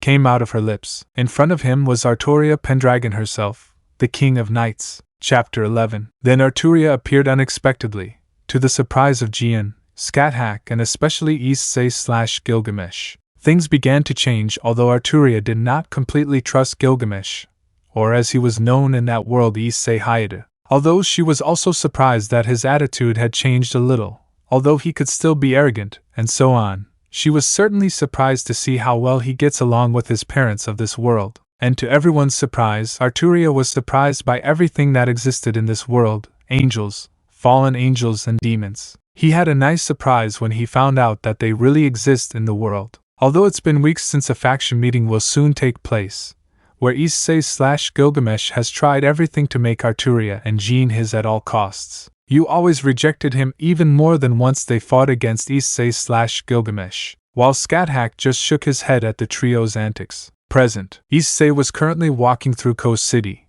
looking around the place very calmly and quietly, while behind him were Calaworn and Reencarnar. Although they had asked him why he invited them, Issei told them that it is something important, and that it has to do with them. Upon arriving at a restaurant, the trio goes inside, where the girls stiffened for some reason, continuing walking until reaching a table where there were two people who recognized instantly. Issei sat down and looked at the two in front of him. Here we are, Azazel, and who is your companion? Issei asked with some interest. Next to Azazel was a very sexy woman, with large breasts, pale skin, large curves, and violet eyes, as well as beautiful purple hair. Her resemblance to Sirzechs was very identical. Although the difference was noticeable, she was a little taller, and had more curves and rear than Sirzechs. Oh well, she is Penemu, said Azazel. Nice to meet you, Issei-san. I'm Penemu, one of Grigori's cadres. The beautiful woman introduced herself kindly. Issei nods at the beautiful woman's greeting and then looks back at Azazel, while the two girls were totally nervous. We may as well begin, said Issei. Time skip. After Issei's meeting with Azazel and Penemu, where they took Calaworn and Reencarnar, where they will have to do several jobs, and they received a punishment from Penemu, and where Azazel asked him to go to the faction meeting. At first Issei was going to deny the offer since there was nothing that caught his attention or his personal interest. Although Azazel said something that made Issei a little curious about where he finally accepted the deal. Right now Issei/Gilgamesh were in the Koh Academy forest, where he was training the Gremory entourage, who were trying to accept a blow to Issei. Among the Gremory group there was a new member, and that was Zenobia Kuoh, who joined the demons. The Angel's Path, Fate, a story inspired by Fate Ataraxia, which deals with how Karen must face the challenge of being the master of a peculiar character. Right now Kiba and Zenobia went to attack Issei head-on, who dodged their attacks very simply. Issei just looked with a bored face at the attempt they made to hit him with a blow from Rias's brains. Zenobia was a brute in attack. She didn't think and attack directly. If this was a real battle, Issei was very sure that she would have already died. On the other hand, Kiba is very different, but his problem lies in his speed, something very simple.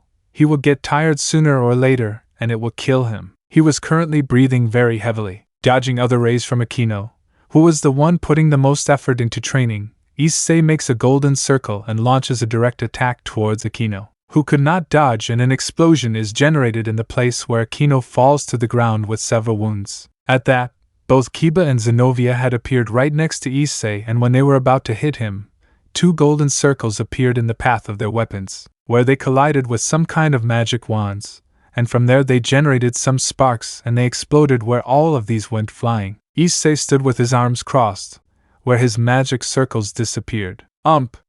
They still suck, Issei commented. Each and every one of them got up, tired and in pain, while Rias was going to help them, but Issei stopped her. Listen carefully to what I'm going to tell you, Rias, Issei said. Your biggest problem with his nobility is that you indulge him too much, he commented with his arms crossed. Your entourage is brute force, and it's stupid that they're only force and not intelligence. You saw too much luck that you lasted against someone, against a simple dog, Issei said. Rias just stays silent, and Issei just looks at her. If you want to be strong, then do what you want. That is the true purpose of entertainment. Entertainment leads to pleasure, said Issei as he turned around, and pleasure leads to happiness, so your path is clear, so clear that there is no need to doubt. And with that said he left there. Rias, for her part, just remained silent, and then went to help her entourage. With Issei, the blonde was walking very calmly with his hands in his pockets. It's strange to see you giving advice. What happened to the great king of heroes, the arrogant Gilgamesh?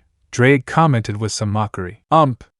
It's nothing in particular, just a whim of mine, a paid dragon, Issei said mockingly. On Ddraig's part, upon hearing that nickname that Issei told him, he began to tremble. It was already night in the city of Koh, where the leaders of the other factions were gathered at the Koh Academy. On behalf of the fallen angels were Azazel, accompanied by a boy with silver hair. Although Issei felt a small tingling in his left hand, where Ddraig had told him that he was the target. Although Issei did not take much importance and continued observing. On behalf of the angels was a man with long blonde hair and wearing a white robe, who was Michael, although Issei at first confused him thinking he was a woman. Then there would be Sirzechs, Lucifer, and Seraphil Leviathan, who had a somewhat animated attitude and only acted serious at various times. Issei still couldn't understand how she was Sona's sister. They are totally different. On the part of the demons there were also the Citri and Gremory entourage, as well as all those who participated against Kokabiel's battle. Among them Skathak Jian and now Arturia. Jian seemed to be more excited to meet the angel Michael. During the faction meeting, several somewhat important topics were discussed before moving on to Kokabiel's, where Azazel only commented that he acted on his own, to which Sirzechs and Michael reproached him for his lack of leadership, something that Issei was slightly in agreement with the leaders, but still did not give importance to the issue. Right now everyone had signed the peace meeting, where the silver-haired man called Vala, who was the current White Emperor, was not interested in the issue of the alliance, only in fighting with strong people. And finally Issei, who responded half-heartedly that he wasn't interested in the subject and that they should do what they please. And right at that moment time stops, where everyone froze except Issei for having Ddraig and more power than anyone in the place. Skathak and Jian also froze, and Arturia was the only one who didn't freeze, as well as Rias, who the latter had her arm on her shoulder. After that everyone saw how a group of magicians appeared in the area. The first to attack were Vala, followed by Rias, who went to save his other bishop. Issei just stayed in his seat with his fist on his cheek and his eyes closed. Arturia rushed forward with her spear, where she planned to kill several magicians. The attack was very coordinated, and to the surprise of the demons, the descendant of the original Leviathan appeared. Her name was Kateria Leviathan, where she was a former member of the Oel Mao faction, where she explained all her plans and where she with a confident ego and is going to kill all the false Mao, along with the leaders of the other factions. Azazel just spread his wings and flew straight into the sky where he was in front of Kateria Leviathan. With Arturia, the Queen of Knights was killing a large group of magicians. With her spear in her hands, she blocked a large number of magical attacks directed at her. Coming out of the smoke screen, Arturia surprised all the magicians where with her spear she launched a powerful attack. Generating an explosion, she fell to the ground on her feet, creating a small crater. Her gaze lifted, her eyes shining brightly. At that moment the spear shines and suddenly a very beautiful winged hare appears next to it, mounted on his steed called Dun Stallion. She looked ahead at the large group of magicians that were surrounding him. "TSK, they are very annoying," I comment with some irritation. The mages did not hesitate for a moment, and launched themselves at her, while Arturia began to charge what looked like a magical attack on her spear as she lunged at the group of mages. Spear of the End, generating a huge explosion that shook the entire place where only several pieces of debris flew out. With Issei, the battle between Kateria and Azazel was somewhat short. Azazel began to have one or another problem, where he took out an artificial sacred gears. Curiously, Issei just looked at him, and then saw that time return to its normal flow. Azazel, using his sacred gears, gave a powerless armor covered his entire body. Now the battle was more even, although Kateria had shown an ace under the magician, which was her power increase. Azazel commented that it was the Ophis Infinity Snake, where Issei was now attracting his attention. Ddraig told him that Ophis is one of the most powerful existences in the entire world, where he is in second place, below Great Red, who guards the dimensional gap. After that, the battle between Kateria and Azazel had already ended, where the descendant of the Mao Leviathan tried everything possible to take a faction leader. But then a white blur took everyone by surprise where they saw how Azazel was coming out of the crater. "So it's true, huh, Vala?" said Azazel. "Sorry, Azazel. Besides, this place seems to be more fun," commented Vala. "I see, but tell me something, Vala. I ordered Shemasia to look for information about a terrorist group called Kuoh's Brigade, which was being run by the same Ophis. Is all of that true?" Azazel asked. "I see you are still someone very perceptive," said Vala. "That's right, I'm with the Kuoh's Brigade." The announcement. "Wow, I thought you were also with them to take what is rightfully yours," said Azazel, leaving everyone confused. "What do you mean, Azazel?"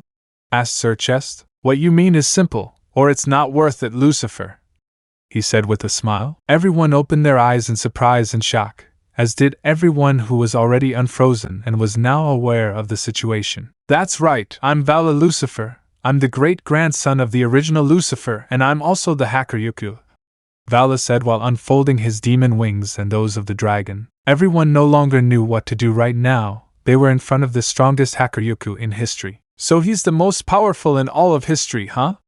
Issei thought with a smile. "Let's see how strong he is." Vala set his gaze on Issei. "Don't you think fate is something cruel, Hayato Eay?" said Vala. Everyone now turned their gaze to Issei, who still remained calm. "I am an existence that is considered a miracle, and you are just a mere human. The only thing that makes you special is your sacred truth, Hyoudou Eay," said Vala. Now everyone opened their eyes. In surprise, even Jian and Skathak were not informed of that by Issei, as was Arturia, who had just arrived at the situation. You talk a lot for just a mere dog," Issei said as he opened his eyes for the first time. Everyone saw his red eyes, like the same blood, and then Issei stood up and looked at Vala. "Although I see you are as stupid as I thought, don't you think so, Ddraig?" Issei said. In that left hand appeared a gauntlet with golden spikes and green gems. "Ha ha ha ha ha, this is definitely very interesting, don't you think, Albion?" Ddraig's voice was filled with emotion. "Jump, I see you're awake, Ddraig. I'm glad to know you're not asleep yet, although my potatoes is the strongest of all." Vala's wings shone like blue. "Ha, don't get so carried away. I also have a very, very interesting carrier, the green gem shines." Everyone was paying attention to the talk of both celestial dragons, including Gremory and her entourage, along with Sona and her nobility, and finally Sikavara, who was the one who had the most interest in Issei now. Now the only thing everyone knew was that a battle would break out, a battle that would show who was the strongest. White versus red, red versus white. Chapter 12. The whole place was silent. Right now Issei was standing with the yawning gear on his left arm, while looking at the sky directly at Vala Lucifer. Without a doubt no one dared to move. Skathak, Jian and Arturia were together watching Issei/Gilgamesh. The leaders only observe and analyze. The demons still did not know of all of Issei's powers. More than his magic was very strange, or so they thought. On Azazel's part, I take out a notebook and a pencil to start taking notes on everything that happens. Jump, I certainly see that you communicate with the dragon inside you, huh? Issei spoke mockingly. Even if you are a half-breed and have a cheap dragon inside you, I highly doubt that you can defeat me. Issei spoke arrogantly. Golden circles came out behind Issei, wherein these several swords began to come out from the circles. Jump, interesting, you seem to have a very interesting magic, and I thought it was a sacred gears. Vala said, looking at the golden circles. Do not compare my treasures with the sacred gears, mestizo. Issei spoke. Let's see if what you say is serious. That you are in existence, that is considered a miracle, Issei said. At that the blonde launched several attacks directly towards Vala. Divide x10. Vala tried to use his sacred GRs, but the swords had not stopped, to the surprise of Lucifer, who put his arms in an X. The swords began to clash against him, where an explosion was generated. Everyone looked in amazement at the way Issei attacked, although everyone was serious watching the battle as they felt Vala's energy. TSK, that was a good attempt, rival, said Vala. Coming out of the smoke screen, Vala had some scratches on his armor. His head was covered by the breastplate. Vala this time launched himself against Issei, where the blonde only launched all his attacks. Vala dodged the swords that Issei threw at him, although one or another attack grazed him. Creating a magic circle, he launched a direct attack towards Issei, who only created a golden circle in front of him and generated a small explosion. Coming out of the smoke screen Issei, he was surprised that Vala was behind him. Divide x3. Using his sacred gears again this time, stealing energy from Issei, who felt it. Vala threw a left punch straight towards Issei, but before his fist touched him, 3 swords came out of the ground and hit Vala, who fell back. Boots X. Everyone in the place heard the voice that emerged in the gauntlet, and then saw how Issei put his hands on his chest and transfer. Issei, feeling with a great amount of strength that this was recovered, he set his sight on Vala. I see that you trained your sacred GRs very well and you know how to use them perfectly, and even your magic, Issei said while the golden circles reappeared. It is the only thing that I do not possess is high-level magic. Respect to that, I guess I am at a disadvantage. Extending his hand, several weapons came out of the golden circles. As much as it hurts me, it seems that against him, only the most powerful weapons will work. Issei launched his attack again towards Vala, who used his sacred gears again. Vala had to dodge the attacks.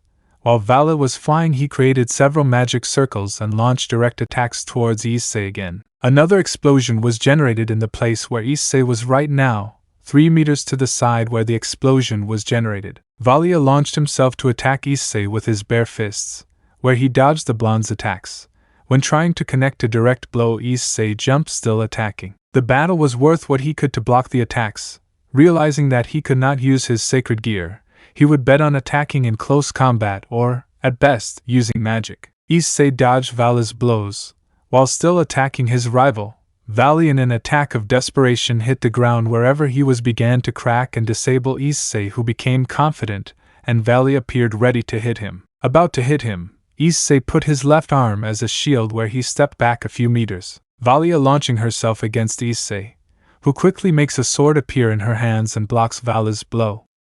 Right now, Vala was hitting Issei left and right, who with his sword blocked all of Vala's blows. Divide. Boots. Both used their sacred gears and continued with their blows. Vala attacked, and now Issei blocked. Without waiting what would happen, Issei received a kick in his stomach, causing him to spit saliva, and Vala would launch himself towards Issei. But before reaching Issei, several golden circles appeared and attacked Vala. Vala, seeing himself cornered, used his arms as a shield where he received the full attack, and another explosion was generated. Trying to escape from the smoke screen, what he never expected was to be surrounded by several golden circles and several chains that trapped him. Nanny!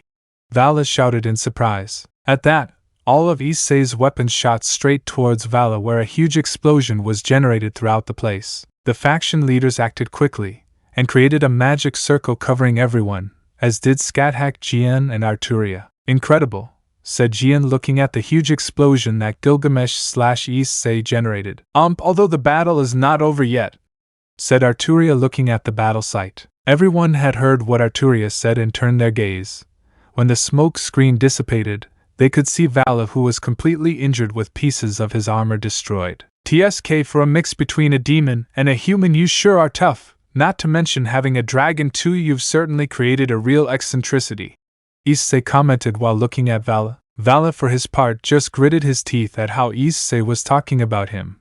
Gritting his teeth, Vala looked at Issei directly into Issei's red eyes. One looked at him with anger, and the other looked at him as if he were garbage. Vala stood up and spread his wings. He flew up to the sky and looked at Issei. I am the one who will awaken. Vala's voice made most of the leaders open their eyes. Oh hey, this is bad, very bad, I commented to Azazel. Arturia, Jian, Skathak looked at the leaders, as did the rest of the Gremory and Citri clan. Oni-sama, what's wrong? Asked Rias. Vala will find out in a moment. Juggernaut drivers, we have to get away from here, since in that state he is capable of destroying everything, Sirzechs commented seriously. Everyone opened their eyes in surprise and horror, and not only them, but also Skathak and Jian, although Arturia continued to look at Issei. So you'll use that state, huh, Ddraig?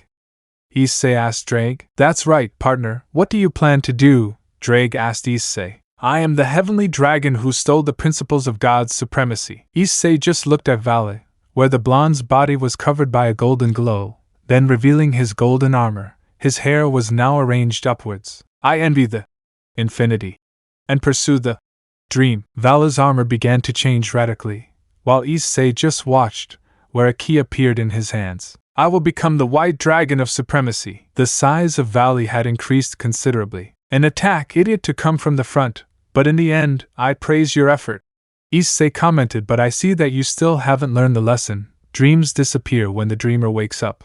In that, Issei just turns the key in his hand where it begins to remodel, and a kind of door appears in front of Issei. Everyone looked at that with great curiosity except Arturia, who opened her eyes in surprise, and a golden ball was left floating in the air. I will take you to the furthest limits of innocence. Therefore it was inevitable that I would get in your way. Suddenly a magician appeared where Issei took him. Hacker Yoku, now you will know the end of the eternal dream. I myself will show you the harsh reality. Suddenly Issei's weapon began to spin. Juggernaut drive! With that last scream, Vala's body radically changed into that of a blue-winged white dragon. Now wake up, Eay! Issei shouted, and the Eay began to be surrounded by a red energy. A worthy stage has been prepared for you, Issei commented. Crane! Giving a loud roar, Vala launched himself straight at Issei. Lift up your eyes and behold! Enema Elish, pointing his Vala where a large vortex of energy shot out. The whole place began to shake radically, where the whole place began to destroy itself, and then we saw how the ground opened up. All faction leaders opened their eyes. Quickly, let's get away from here now!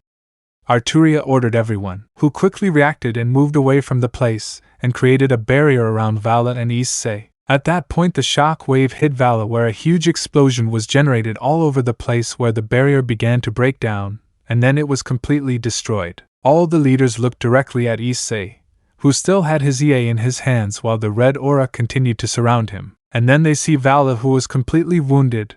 His armor was completely destroyed and a lot of blood was coming out of his mouth. Issei just holds his Eay and then sees how someone falls to the ground. Wow, they really gave you a beating, said a boy with black hair. He had a tail that looked like a monkey's. By Biqua, Vala said in pain. On the part of the now known as Biqua only helped Vala, who was barely conscious, where he then set his sights on Issei, who only looked. Wow, what a nice toy you have there, Hyoudou, said Biqua. Flea monkey, that talks. It's the first time I've seen one, Issei replied while putting away his Eay. After that, Biqua just disappeared, leaving Issei alone in the middle of what remained of the schoolyard. Now all the leaders, along with a large group of fallen angels and demons, had fixed everything in the academy. Everything had gone well at the meeting where the three major factions had formed an alliance. Everything was fine, but Issei just watched this with disinterest, not thinking that it was all recorded by the faction leaders who, seeing Issei's incredible power, would make Issei's name recognized by everyone in the supernatural world. Chapter 13. After the failed attack of the Chaos Brigade, where the major factions managed to reach a mutual alliance where they finally put their differences aside and united. Not only that, but also the great battle that took place in the Koh Academy and all of the destruction that Issei caused by taking out that mysterious sword or spear. Since no supernatural being knew what to say about that, Issei, on the other hand, cared little or nothing about that topic. Although after that several things happened, and the first is that Azazel became director of the Koh Academy, to the discomfort of Rias and the annoyance of Sona Citri. Although Azazel didn't just come in for them alone, but also out of curiosity more than anything, and she was totally interested in Issei's weapon, her Eay as he said. He tried everything to get Issei to lend him his weapon, but this caused two things. The first was that Azazel almost died at Issei's hands, and the second was the beating he received because of him, even leaving in Azazel mark that he will remember for the rest of his life.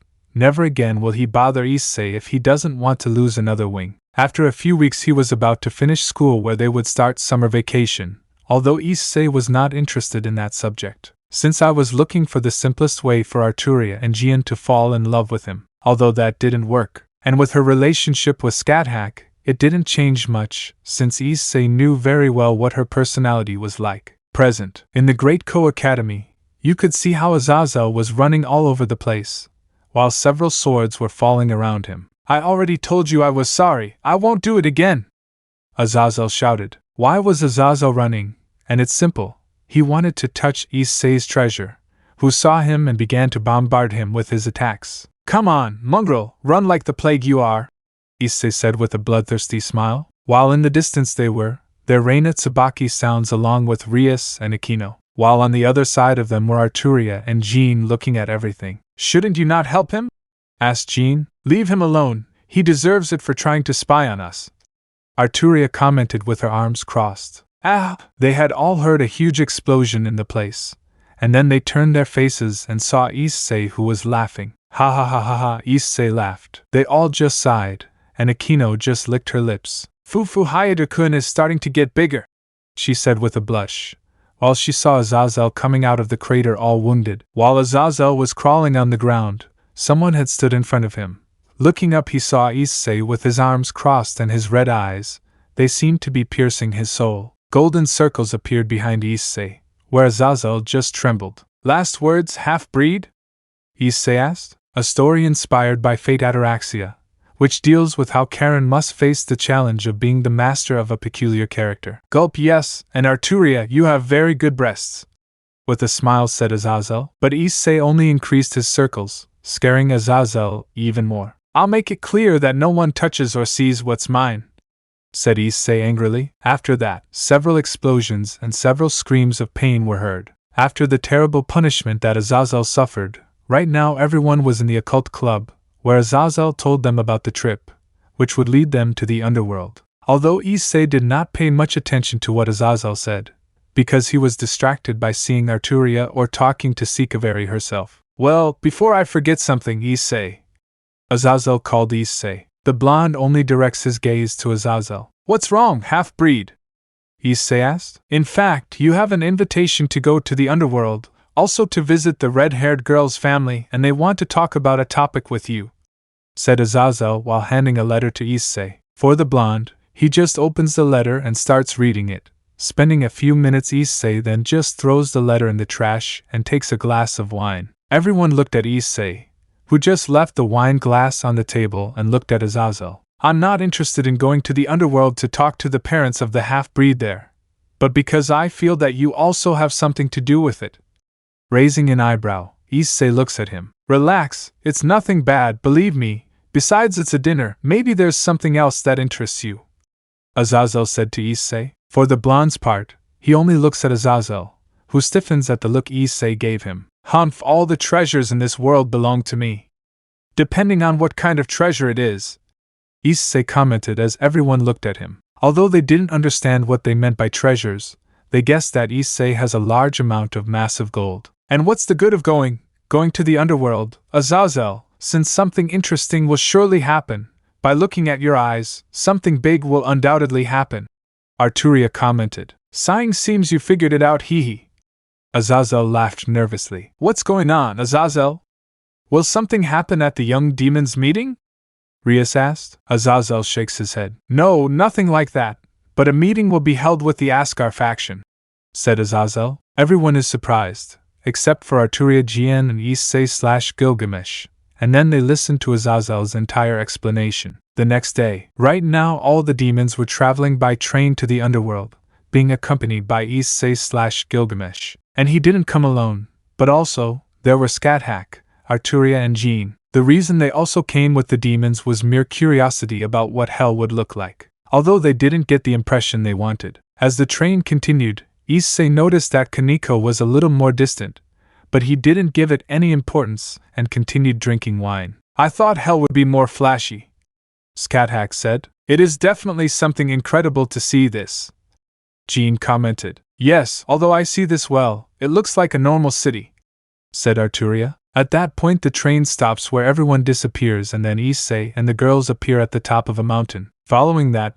Issei sees how the entourage, Gremory and Citri fought against a purple dragon, being led by Akino and Tsubaki Shinra. At the beginning of the battle, Akino used her lightning again, but she still ignored her own blood just as Tsubaki launched magical attacks. Kiba attacked at speed alongside Zenobia but still didn't cause any damage. Kaneko attacked with a clean fist, followed by Tsubasa Yura, and then there would be the two bishops Momo and Rhea who also attacked with magical powers in Asia. Well, it was Asia. The pawns Saji and Maruko made their best effort to win the dragon, but it was impossible for the dragon to pass over them, leaving many unconscious. After that humiliation, the Bostigar had manifested itself where Ddraig spoke to the great purple dragon, where now everyone met the former dragon king Tannen. Both dragons spoke calmly, where Tannen and Ddraig spoke calmly. After that each one went their own way. Upon arriving at Rias's house, Issei was slightly surprised by the gigantic mansion that surrounded the mansion. Vala is much bigger than my castle in Uruk,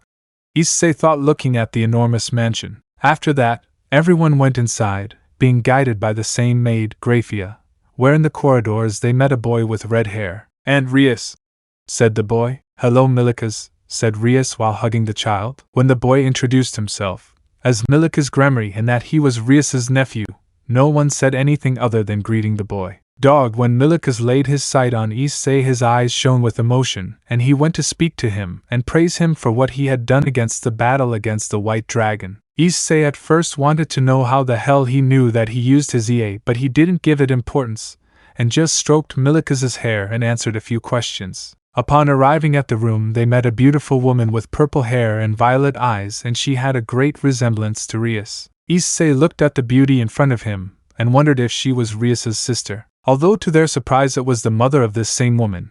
After everyone introduced themselves they all went to a table and met Rias's father. It was almost identical to Sirzechs, and its name was Zeoticus Gremory. After that, they all started eating in the living room where they talked about various trivial topics, although Issei just ignored them. Time skip. It was another day in the underworld where Azazel reported how the training of the entire occult club would be. Kiba and Zenobia would train with the Sirzechs Knight.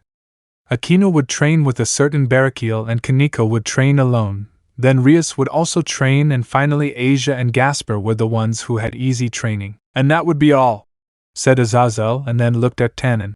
Oh, I see you've arrived, Tannen, said Azazel. I see that everyone is here, Tannen mentioned, looking at everyone. And the Security is also here, Tannen said, looking at Issei. It's still weird for me to talk to a giant iguana, Issei commented, looking at Tannen. So, what are you doing here? Issei asked. Didn't Azazel tell you that he wants you to come with me so you can train and learn more about dragons? Said Tannen. Issei raises his eyebrow and then looks at Azazel, who just laughed nervously, setting his sights on Tannen. MMH, it will be interesting. Let's see if you can get rid of my boredom, Tannen, Issei commented, walking towards Tannen. After that, Arturia offered to help train Zenobia individually, but the blue-haired girl didn't refuse. Skathak, for her part, would also help train Rias because of her boredom. Jean, for her part, followed Issei to see him train. After all that, everyone said goodbye and went their separate ways. Chapter 14. A week passed since everyone had separated for their respective training where each one was training. Zenobia had managed to show great improvement with her training, where she learned great things from Arturia. Her sword handling improved considerably, but she was still carried away by her emotions. Gasper and Asia barely had an improvement in their skills. Aquino did not improve at all. Her fallen blood is still denied, and she did not manage to improve at all. Rias has greatly increased her mana in battle, as well as her resistance, and has improved in close combat thanks to Skathak. And finally Kiba had great progress with his sacred gears, as well as managing to awaken his complete sacred gears. Tannin territory. Several explosions could be heard and seen in large mountains. In one part of the mountains was Tannin, who was fighting with Issei, who did not stop attacking him with his treasures. Tannin, for his part, was attacking with several fire attacks, while Issei stood with his arms crossed and used his golden circles as shields. Tannin about to attack Issei. Boots X20. A helpless voice was heard, and Tannin couldn't react. At that time, she saw Issei standing in the sky with a smile on his face, launching a great direct attack towards Tannin's back, where several of these swords managed to damage Tannin. They both look at each other where Issei still has his arms crossed and his yawn visible. Tannin could only laugh. From seeing Issei/Gilgamesh sweating, although in the first days Tannin had to endure Issei's arrogant attitude, little by little she got to know him better, although it was a very hectic week where Tannin really had fun, as did Issei. Issei now has great respect for Tannin, where like him he also has it. That's all for now, you better rest, Tannin mentioned. The blonde disappears the golden circles and then sits on the ground to rest. Phew, that was exciting, said Issei while looking at the sky. You've certainly improved, although I'm still intrigued by your weapon that you never took out.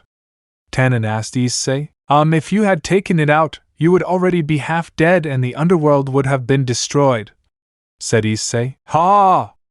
Whatever you say. Before I forget, you have to go today to the Gremory house, commented Tannin. Issei just sighs in boredom. What does it matter? We'll have to go look for the Virgin, and then get out of here, said Issei as he stood up. During the week he did everything to get Jeannian to try to go out with him, but she still refuses. Walking for a few minutes, they find Jean, who is walking all over the place. Seeing Issei standing right there. The Angel's Path, Fate, a story inspired by Fate Ataraxia, which deals with how Karen must face the challenge of being the master of a peculiar character. I see you've already finished your training, said Jean. That's right, but we have to go, you know, Issei commented. Jean nods and then walks next to Issei. They both said goodbye to Tannin, his ex-wife and 2 sons, although Tannin's son said goodbye to Issei with a fist bump. Gremory Castle. Upon arriving at the Gremory Castle through a magic circle, where they were received by Azazel, who was also accompanied by Skathak Arturia,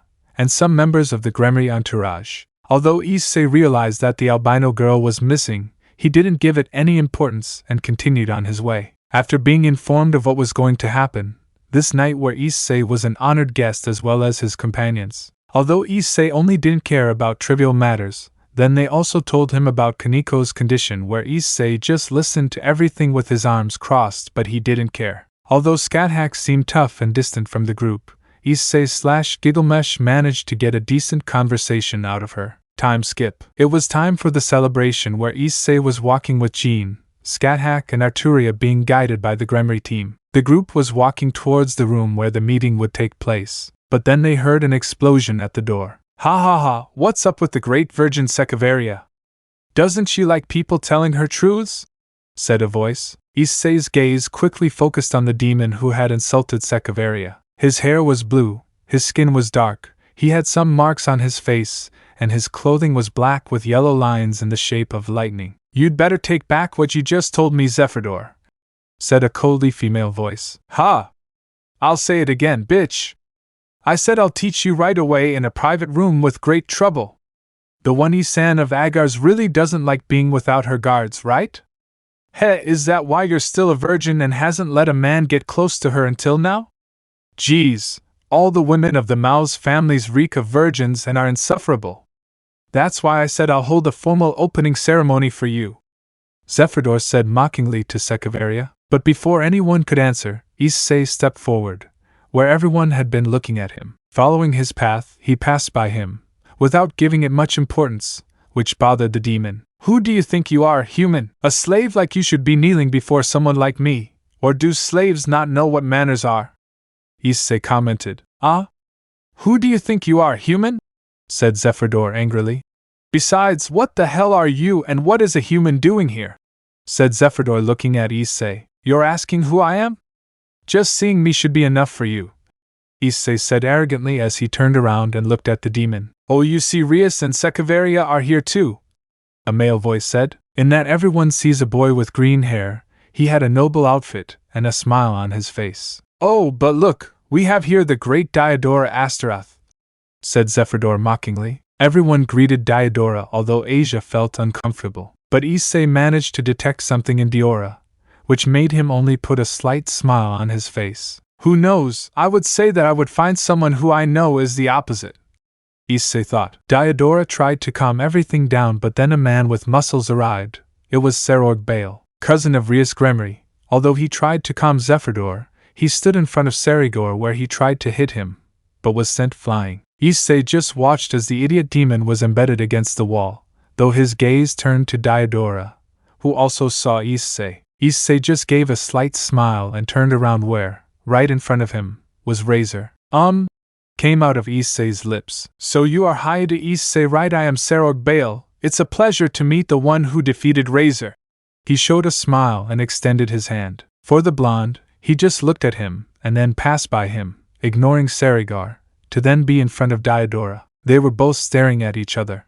You're just another dog of the bunch, Serorg. I don't care who you are, Issei said as he passed by Diodora. Sorry, but he is like that. The one who had apologized was her cousin. Haha, it's okay, you laugh. Besides, you can see that in person he's not a very sociable person, said Serorg. Actually, Hayato-san, he only talks to people he respects. This time, Sona was the one who spoke when she arrived at the place. After that, the party had begun, where everyone saw that Odin had arrived with a beautiful bodyguard, where the leaders began to talk among themselves. Issei just stood with his arms crossed and leaning against the wall, while next to him was Skathack. Neither of them spoke to each other. As the meeting was coming to an end, an explosion had occurred where a young man had descended from the sky. Oh Loki, what are you doing here? Odin spoke. It's not obvious, father. I'm here to stop this madness of allying with an inferior faction, said Loki. Both gods were talking, where Loki said he wanted to start Ragnarok, where he snaps his fingers and right there a great gigantic wolf appears. But before attacking, both disappear, where the one who interfered was Ajuka, where he is. I explained that I send him to a different place. Then Rias arrived with Kaneko, and Kiba somewhat hurt, where I explained the attack of Kaneko's sister Kuroka. This made Issei's eyebrow raise a little, and then he just looked back at the place. After that failed attack by the Norse god Loki, where it was reported that a team would be created to fight that battle. Among the candidates who will fight against Loki would be the Gremory group accompanied by Issei and Ross Wise. Something that made the blonde look at the leaders with a bad face, although this explained the reason to him. It was so Issei could lift Thor's Mjolnir. Something Issei was outraged to touch a copy of a weapon, but after going around and around, Issei finally agreed to help them. Time skip. It was almost midnight where Issei was, outside the Gremory castle, where he stood with his arms crossed looking towards the horizon. So you can't sleep, huh? A voice said behind Issei's back. The blonde quickly recognized her and spoke. Shouldn't you be sleeping, Arturia? Said Issei without turning around. Arturia just approached where Issei was, and stood next to him. Should I say the same to you, Gilgamesh? Should I say Issei instead? She asked. Let it be just Issei, replied Issei/Gilgamesh. As you wish, she answered. Tell me something, Issei. Don't you feel nervous about fighting a god? Asked Arturia. Why would I be nervous about fighting a god?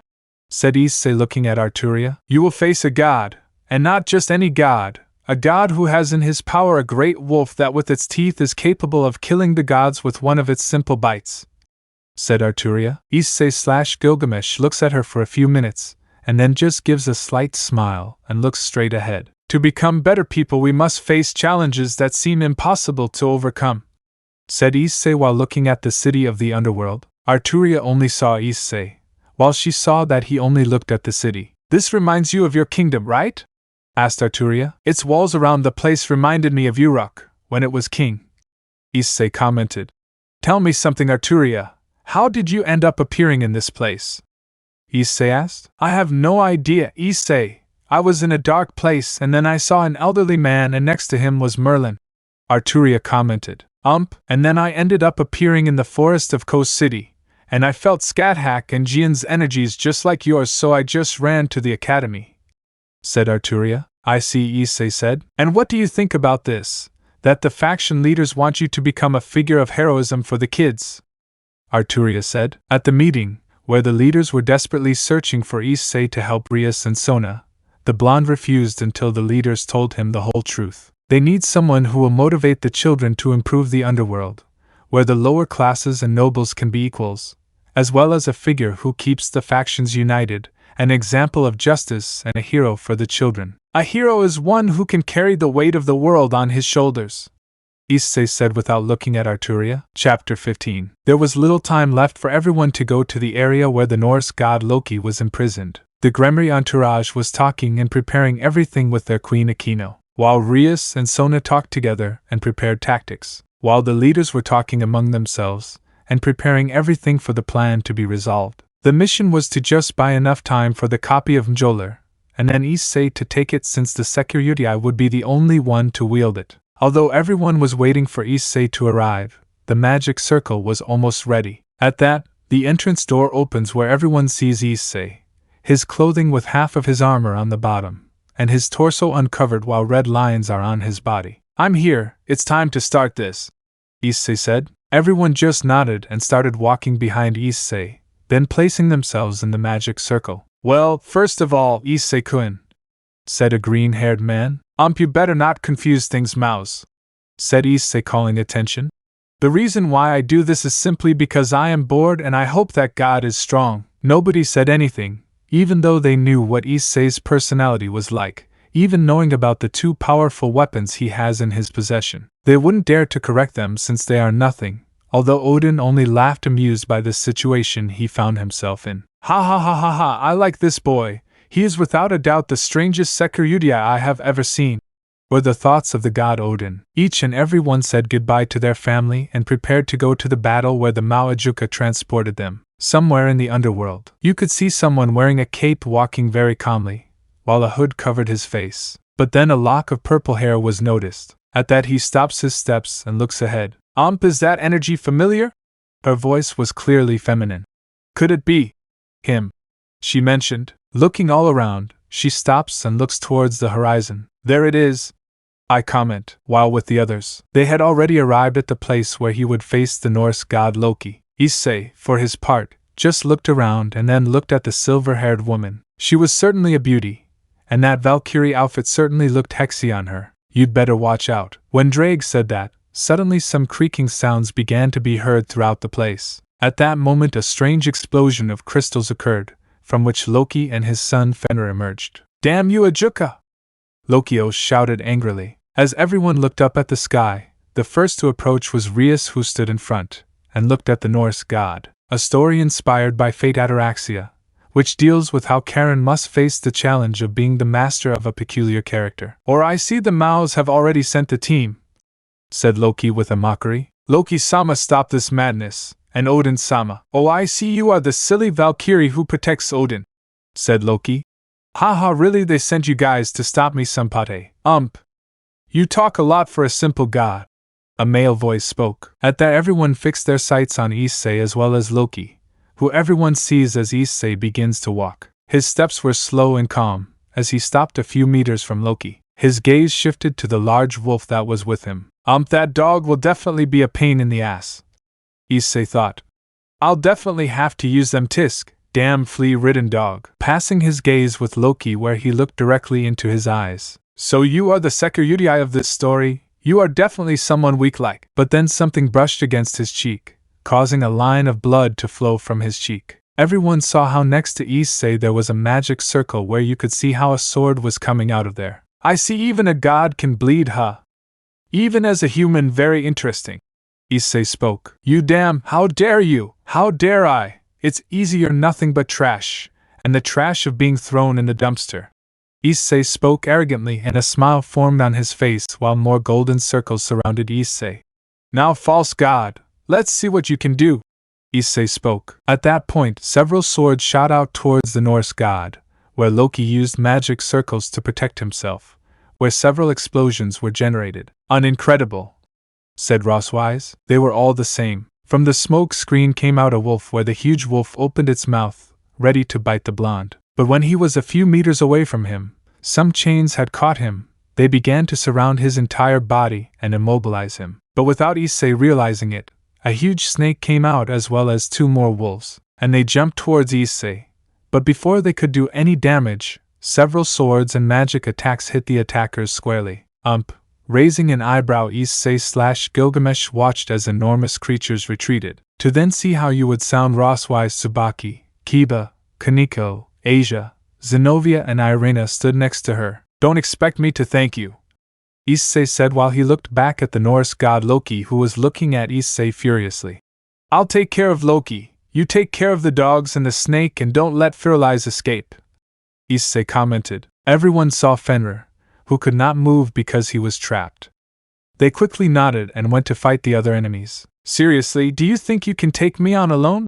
Said Loki, looking at Issei. On the part of the blonde, he only sketched a slight smile, while several golden circles appeared behind him and several weapons began to come out from there, although Loki looked at this curiously. In this world there are no coincidences, only the inevitable, and to your pathetic life's misfortune, I am inevitable, said Issei while launching several direct attacks towards Loki. Loki reacted just in time and began blocking the attacks with magic circles. An explosion was generated in the place where Loki came out of the smoke curtains without any wounds, and he charged magical attacks and threw them at Issei, who with his swords and golden circles used them as a shield. Elsewhere, Rias Sona Tsubaki were fighting against the huge snake, or the copy of Jormungandr. Rias launched a powerful magic attack where it hit him, full on, but Sona launched a powerful water snake. At that, the enormous snake launched a powerful magical attack towards a blind spot of the girls, but Tsubaki put himself in front where he used his sacred gear, Mirror Alice. At that, the attack was returned to the huge snake, who fell to the ground from its attack. Thank you, Tsubaki, Sona said. No, there is a problem, Kaicho, Tsubaki responded. Elsewhere, Akino, Kiba, Saji and Irina were fighting against one of Loki's children, where Saji used his sacred gears where he began to steal power from the enormous wolf, while Kiba attacked with his swords and Akino kept throwing lightning at the huge wolf. The wolf only received the attacks fully, where then with his paw he sent Saji flying against a wall. The wolf ran towards where Kiba was, who used his sacred gears, and then several swords came out of the ground. As he did one, they caught the enormous dog and Akino finished it off with her raise. Amen! Was Irina's shout as she attacked. Elsewhere, Kaneko was launching several attacks together, and Zenobia, well, she was fighting brutally, but this time, she wasn't attacking in a crazy way.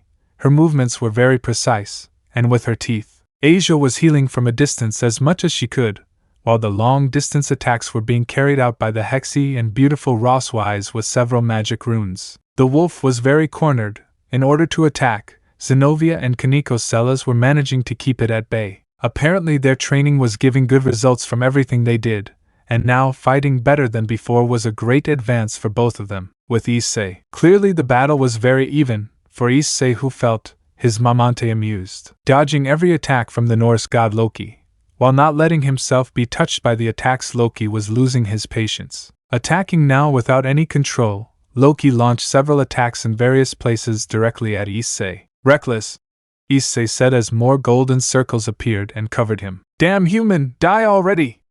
Loki shouted angrily, creating a large number of magic circles in the sky, and where everyone quickly created magic shields. Die, damn vermin!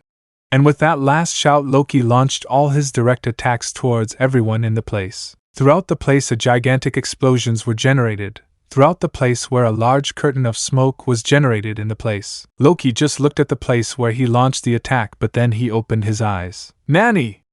He shouted in surprise. Then Loki dodges several swords that came out of the smoke screen, but still several swords and spears came out. At that, the smoke screen dissipated where Issei could be seen without a scratch, while he continued attacking without ceasing. Loki, seeing Issei who continued attacking him, and he was standing with his arms crossed, became very upset. Loki just created a magic circle to continue attacking,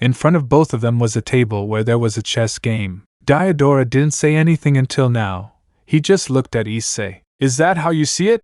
He spoke for the first time about Daiodora, but his face stopped reflecting that smile and changed to one of displeasure and hatred. Daiodora knew well that he could not beat the guy in front of him, and it seems that in the end, someone managed to discover his good boy mask. Indeed, it is a smile worthy of a shameless rogue, said Issei while taking a sip.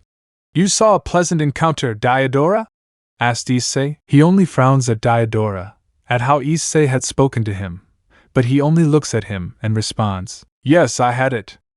I feel like I've found an old acquaintance. How could I not be happy?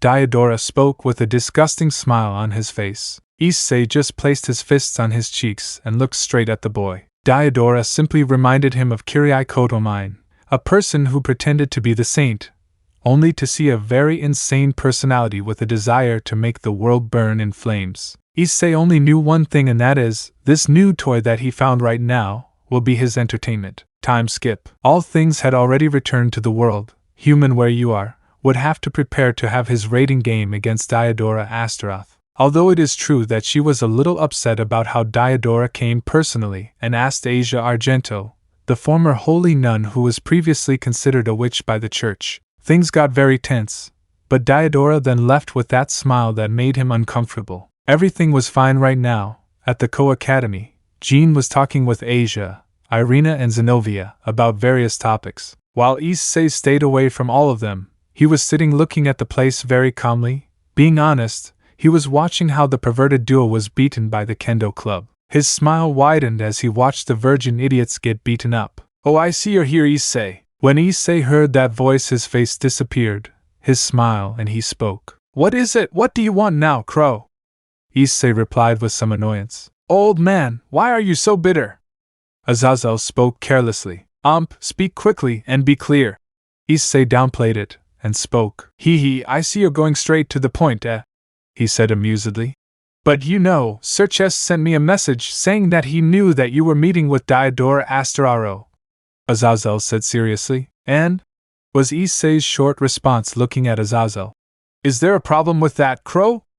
Issei's eyes sharpened. Azazel swallowed hard and quickly shook his head. No, actually, we wanted to know if Daiodora gave us important information about the Cow Brigade, Azazel said. Issei, for his part, just looked forward again, but he couldn't help but realize that this was really entertaining him a lot. It seems that having Daiodora playing in the palm of his hand would bear fruit in the end. He was just another pawn of his, just a disposable piece with the sole purpose of entertaining him, and getting rid of his boredom in this pathetic world. Looking at Azazel, Issei/Gilgamesh couldn't help but think that this world will be a lot of fun to get him out of his boredom besides using other pieces. This got very interesting, Issei thought. Chapter 17. Issei/Gilgamesh was in the underworld, in Daiodora's castle, who was sitting in front of him. You are certainly a person with a strange fetish, huh? Daiodora, said the blonde sitting on the couch. What Issei/Gilgamesh realized was that he was being served a cup of tea by a woman who had her dress covering much of her body. To the disgust and annoyance of the demon Astaroth, he only limited himself to feeling he had a great hatred towards dragons, but he knew well that he could not harm him. Now Issei, for the blonde's part, he only limited himself to looking at the tea that had been served to him. Wherever it was, he realized that it had poison in it. It wasn't the first time that someone had tried to kill him with poison. Even when he was alive and was king of Uruk and ruled like a tyrant, there were many people who wanted his head. Smiling, Issei sets his sights on Daiodora. Then, what the hell? H. He screamed in pain as a sword stabbed him. What the hell is happening to you? Damn Diare. Shut up, damn it, fourth-rate demon. Issei interrupted him as his eyes sharpened. Daiodora had fallen silent because some chains surrounded his neck and began to strangle him, leaving him without air. Daiodora quickly fell to the ground while Issei stands up and with an arrogant smile he places his foot on the demon's head. You know you look better kneeling before me, don't you think, Daiodora? Issei said arrogantly while crushing Daiodora's head. You know you're not the first idiot who wants my head. Before you there were more people, More who wanted me dead, but you're just an average dog. Diodora simply remained silent as he winced in pain as Issei ground his skull into the ground. Hey dog, listen carefully to what I'm going to tell you. Diodora listened carefully to everything Issei said to him, and then the blonde just left the place, leaving the demon with a huge wound on his leg. Already outside the castle, the blonde was walking with his hands in his pockets, and then just started laughing like a madman. Time skipped days before the raiding game of Rias and Diodora. It's been about 2 days since Issei visited Diodora, and things still remained calm. Diodora stopped insisting on the nun, something that calmed the Gremory entourage but still remained alert. Issei's relationship with Scathach, Jean and Arturia made very good progress, where the three of them managed to have a date with the blonde. After that, today Issei was watching the training that the Gremory group was having with Scathach, Jean and Arturia. The Citri entourage also joined. The combat improvements were very noticeable, where Zenobia stopped being so brutal in her attacks and thinks more but still lets herself be carried away by her emotions, which causes her guard to be very unprotected. Kiba is the one who made the best progress of all, the Gremory entourage being followed by Kaneko, who finally stopped being afraid of her power and now uses her Nikomata powers. Rias improved a lot thanks to the horrible punishment and training that Scathach implanted in her, something that without a doubt the Crimson Beauty has the body of an athletic woman. Her curves also grew a little more than before, like Akino, but she had hardly any improvement since she continues to deny her blood, something that began to bother Issei. A story inspired by Fate Ataraxia, which deals with how Karen must face the challenge of being the master of a peculiar character. Asia also managed to awaken the second phase of her sacred GRs, turning it into a bow, but it needs a lot of mana and leaves her totally worn out, although Jean is very soft with it.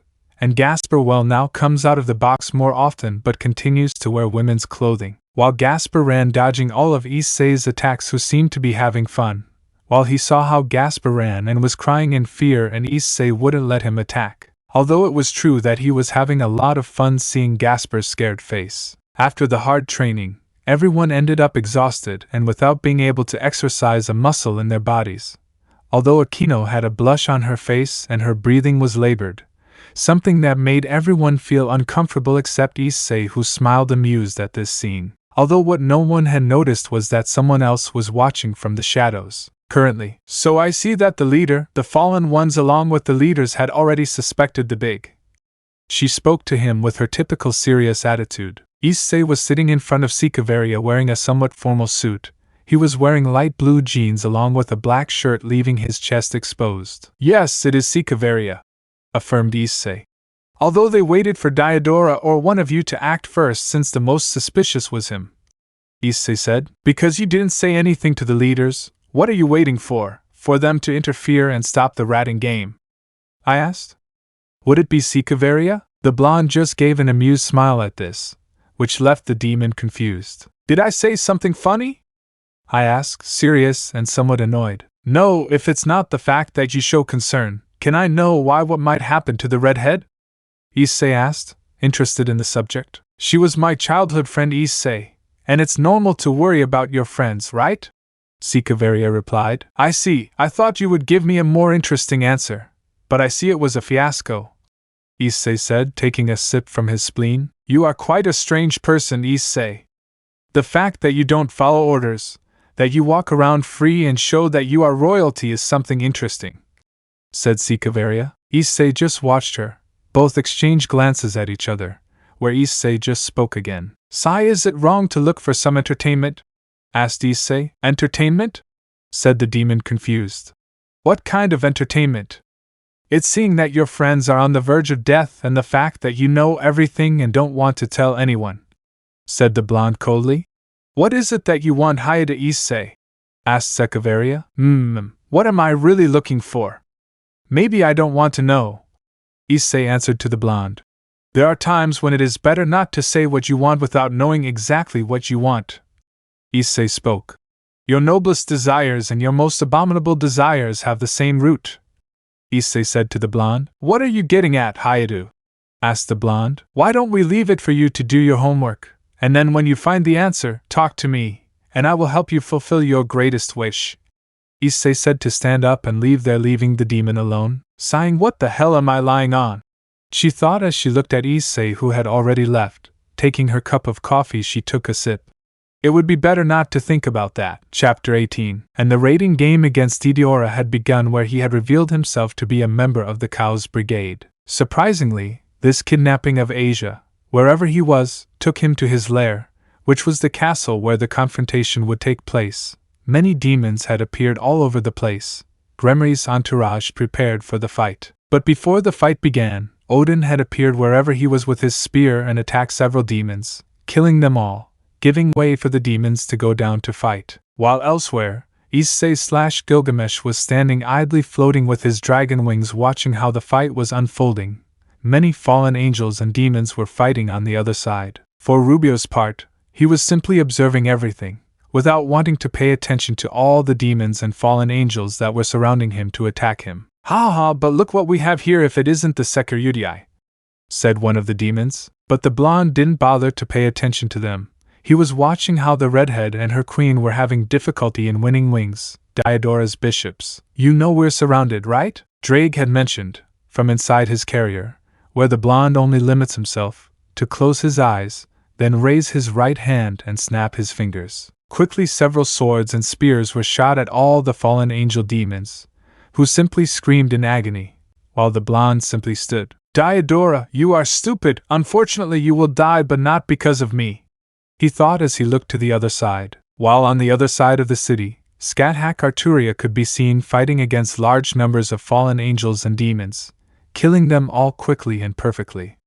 Meanwhile, Jean was with her flag sending more demons flying, while on the other side Azazel was fighting several demons, while he had his artificial sacred gears in hand. Raising his gaze, Issei/Gilgamesh saw something that was interesting to him, so by mere chance the blonde simply raised his eyebrow, then went to the place where the Gremory group was, knowing that something interesting was about to happen. With the Gremorys, they had already arrived at the room where Asia was, who was chained in some kind of machine, while Diodora had a crazy smile on his face. Clearly seeing Asia in that state annoyed all the demons who were her companions, so without wasting time they launched themselves against Ddraig. A somewhat close battle, since Ddraig had her demonic power increased thanks to the Ophis Ouroboros snake, but she still couldn't do much with the Gremory attack. After that, after Asia's rescue, which was very successful, they were all ready to leave the place. But then Asia asked if she could pray, something that was accepted by everyone in the place, who simply left her space to the nun, who knelt in the middle of the room to begin praying. As she was praying, a light began to surround her, and then blinded everyone in the place. When the glow disappeared, Asia was no longer there. Asia, a story inspired by Fate Ataraxia, which deals with how Karen must face the challenge of being the master of a peculiar character. The entire occult club shouted after the recent loss of Asia. "It's pathetic, Ddraig, to lose to the sister of the false Mao Lucifer." And out of nowhere a magic circle appeared in front of all the demons who looked in front of them, and from there came out a man with long brown hair, who was wearing an armor. "Shalba," said Rias angrily. "Shalba, it's good that you're here. Help me if you're an old Mao equipped with Mingo. Can you?" But at the end Diodora could not continue speaking because Shalba had made him have a hole in his chest where Lugo disappears through the same pillar of light. "You saw your opportunities, Ddraig, you are no longer necessary," said Shalba, then looked at the Gremory group. "Sister of the false Mao Lucifer, Shalba, how are you still alive? Tell me where Asia is," Rias said, annoyed. "HMP, you're talking about that nun, right? Well, she's not going to be able to live anymore since her body has most likely disintegrated," Shalba mentioned. This left all the demons in the place shocked, but then Zenobia, in a fit of rage, unbridled, attacked Shalba directly and without thinking, who simply sighed in boredom and created a magic circle where an attack was directly towards the blue-haired girl where she was injured, destroying her clothes. While Zenobia was asking her to come back to Asia, everyone else was crying, while Rias stood in front of everyone else and released her aura. "Shalba, I will never forgive you for what you did to Asia." Rias began to release her aura in a very desperate way. But just as she was about to attack Shalba, several chains began to immobilize her so that she could not move. "What the hell?" you said in shock. "Oh, I see, someone decided on the nun." And out of nowhere came a certain blonde-haired boy who everyone simply stared at for a few moments. He wasn't wearing his typical battle suit this time. His suit was a little different. He was wearing the lower part of his golden armor, but it had on the sides he was wearing a cloth garment just like his men were covered in the same way. His hair was combed upwards, but what was standing out the most was the lock that was free. A human in demon territory. Shallba spoke, annoyed. That damned Sirzechs not only limited himself to forming an alliance with the damned fallen angels and the angels, but also with the Nordics and a mere human. Shallba showed all his displeasure upon seeing the aforementioned, who simply walked in such a calm and relaxed manner, passing by the Gremory entourage and then standing in front of Rias. Humph, look how pathetic you are, losing your sanity over someone so pathetic, Issei commented, looking at everyone. That! Everyone shouted in annoyance at what Issei had just said, who didn't even flinch at the people's gaze. What did you hear? The nun died ready for them to cry for someone who didn't even know what she was involved in, asked Issei. You damn one, take back what you said, Zenobia shouted angrily. Don't talk about Asia like that. She was my friend. Even though I treated her badly, she forgave me and I became her friend. Everyone in the Gremory entourage simply couldn't help but agree so much with what Zenobia said except Issei, who, seeing all this, simply sighed in disappointment. Then tell me, why did they let her pray? Asked Issei. Everyone looked strangely at the blonde who was standing with his arms crossed without taking his eyes off Shallba. Because she asked to pray, Zenobia quickly said while the others didn't respond. Sighing, pathetic, really? You relaxed so quickly while you were in a battle? Issei asked. Are you really that stupid to let that nun pray and you couldn't deny her in that simple way, huh? It's so in a battle you never see yourself lowering your damn guard, Issei said. Everyone fell silent at that. Issei turned slightly and looked at Rias. His eyes had sharpened, taking on a helpless form, making Rias simply shrug. You are very soft. You will laugh and that will bring you death, said Issei while he returned his gaze to Shallba. Well, sighing, you better get out of here now, he ordered. This took everyone in the Gremory entourage by surprise. But before anyone could say anything, a female figure appeared next to Issei. She had purple hair, bandages on her eyes, and a somewhat comfortable outfit along with long boots that reached her knees. You're late, rider, said Issei. Everyone simply looked at the woman who had a beautiful body and 2 weapons in her hands, where everyone asked themselves the same question. Who was this woman? And what abilities did she have? Chapter 19. You're late, raider, was what Issei said. At that moment, a female figure appeared next to Issei. She had purple hair, bandages on her eyes, and a somewhat comfortable outfit along with long boots that reached her knees. All the demons in the room didn't know what to say or do at that precise moment, while Issei made the yawn appear in his arms. Are you ready, Issei? Everyone was surprised to hear the dragon's voice back in the gauntlet, and it sounded a bit excited. The smile grew and then her eyes flashed crimson. Let's go! Issei/Gilgamesh shout. Balance breaker scale male. A huge explosion of power arose when Issei activated his balance break, where most of the demons were sent flying backwards due to the wave of power released. Instead, Shallba shot out and crashed into the wall, cracking it and causing the floor to fall while everyone heard dragon growls throughout the area. This aura of power, Kiba mentioned. She's dangerous, Kaneko said. The pillars began to fall, while Shallba got on his knees, and there he saw Issei, who was wearing the security armor. This is it, Shallba said. Several green spheres began to float around Issei, and cries and wails of people could be heard, while Raider simply limited himself to moving far enough away from the place. I am the one who will awaken. It started. It looks like it's going to start. The armor's eyes flashed dangerously, and then it took on a different color. What? Shallba mentioned. I am the heavenly dragon who stole the beginning of the name of God. The neck of the armor had lengthened. It's always been like this. You're right, it's always been like this. His arms grew longer and turned into enormous claws, just as his legs and feet grew larger and his armor became bigger. I laugh at infinity and pity sleep. What the world desires, what the world rejects. 2 huge wings emerged on Issei's back. I will become the red dragon of domination. It's always been power. It's always been love. No matter the time, you always choose the path of ruin. The armor had taken the form of a gigantic dragon, and its wings shone. I will sink you into the flames of crimson purgatory.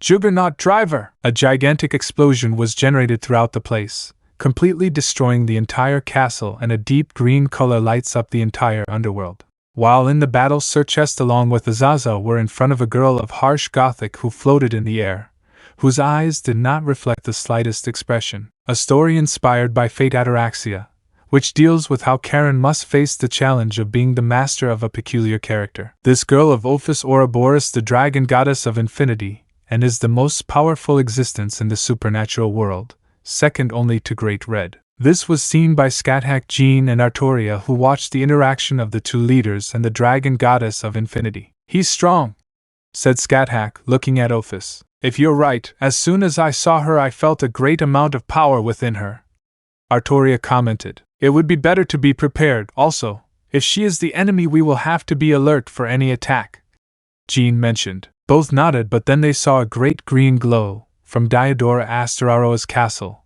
where the three women looked at the place. "That's it," Scathach muttered. "Do you think he's using that over there?" Artoria said. Scathach and Jean looked at each other, then back at the castle. "We better go find out," Jean said, while the other two nod, and she starts running towards the castle. With Issei, all that remained of the castle was completely destroyed, leaving nothing behind. In the middle of the battlefield, there was a huge dragon looking in front of him at Shalba. The dragon. He looked at the demon as his prey, but instead, he was serious, not even flinching from the overwhelming aura the red dragon was releasing. An aura that was too suffocating was generated in the place, and it was dangerous. However, either of them moved. "Gruah!" Letting out a great roar, the dragon lunged at Shalba, who, seeing that the dragon was coming this way from the east, created a magic circle from his right hand. But it was too late. The dragon had bitten him. The arm to tear it off. Shalba screamed in pain and annoyance. Instead, the dragon had its back to him and spat out Shalba's arm. A few meters away were women being accompanied by their entourage who were watching the battle. They had no words to describe what they were seeing. The brutality with which Issei was attacking Shalba was incredible. Although Shalba tried to attack, he couldn't. Issei was on another level in his juggernaut driver, while in the dimensional gap there was a sphere floating throughout the gap. "Are you sure it's this way, Vala?" asked a black-haired boy named who had a cane on his shoulder. "Yes, Biqua MMH," said Vala, looking around the place. "What's wrong, Vala?" Biqua asked. "Artur, let's go to the underworld," said Vala. "Huh! What's going on in the underworld?"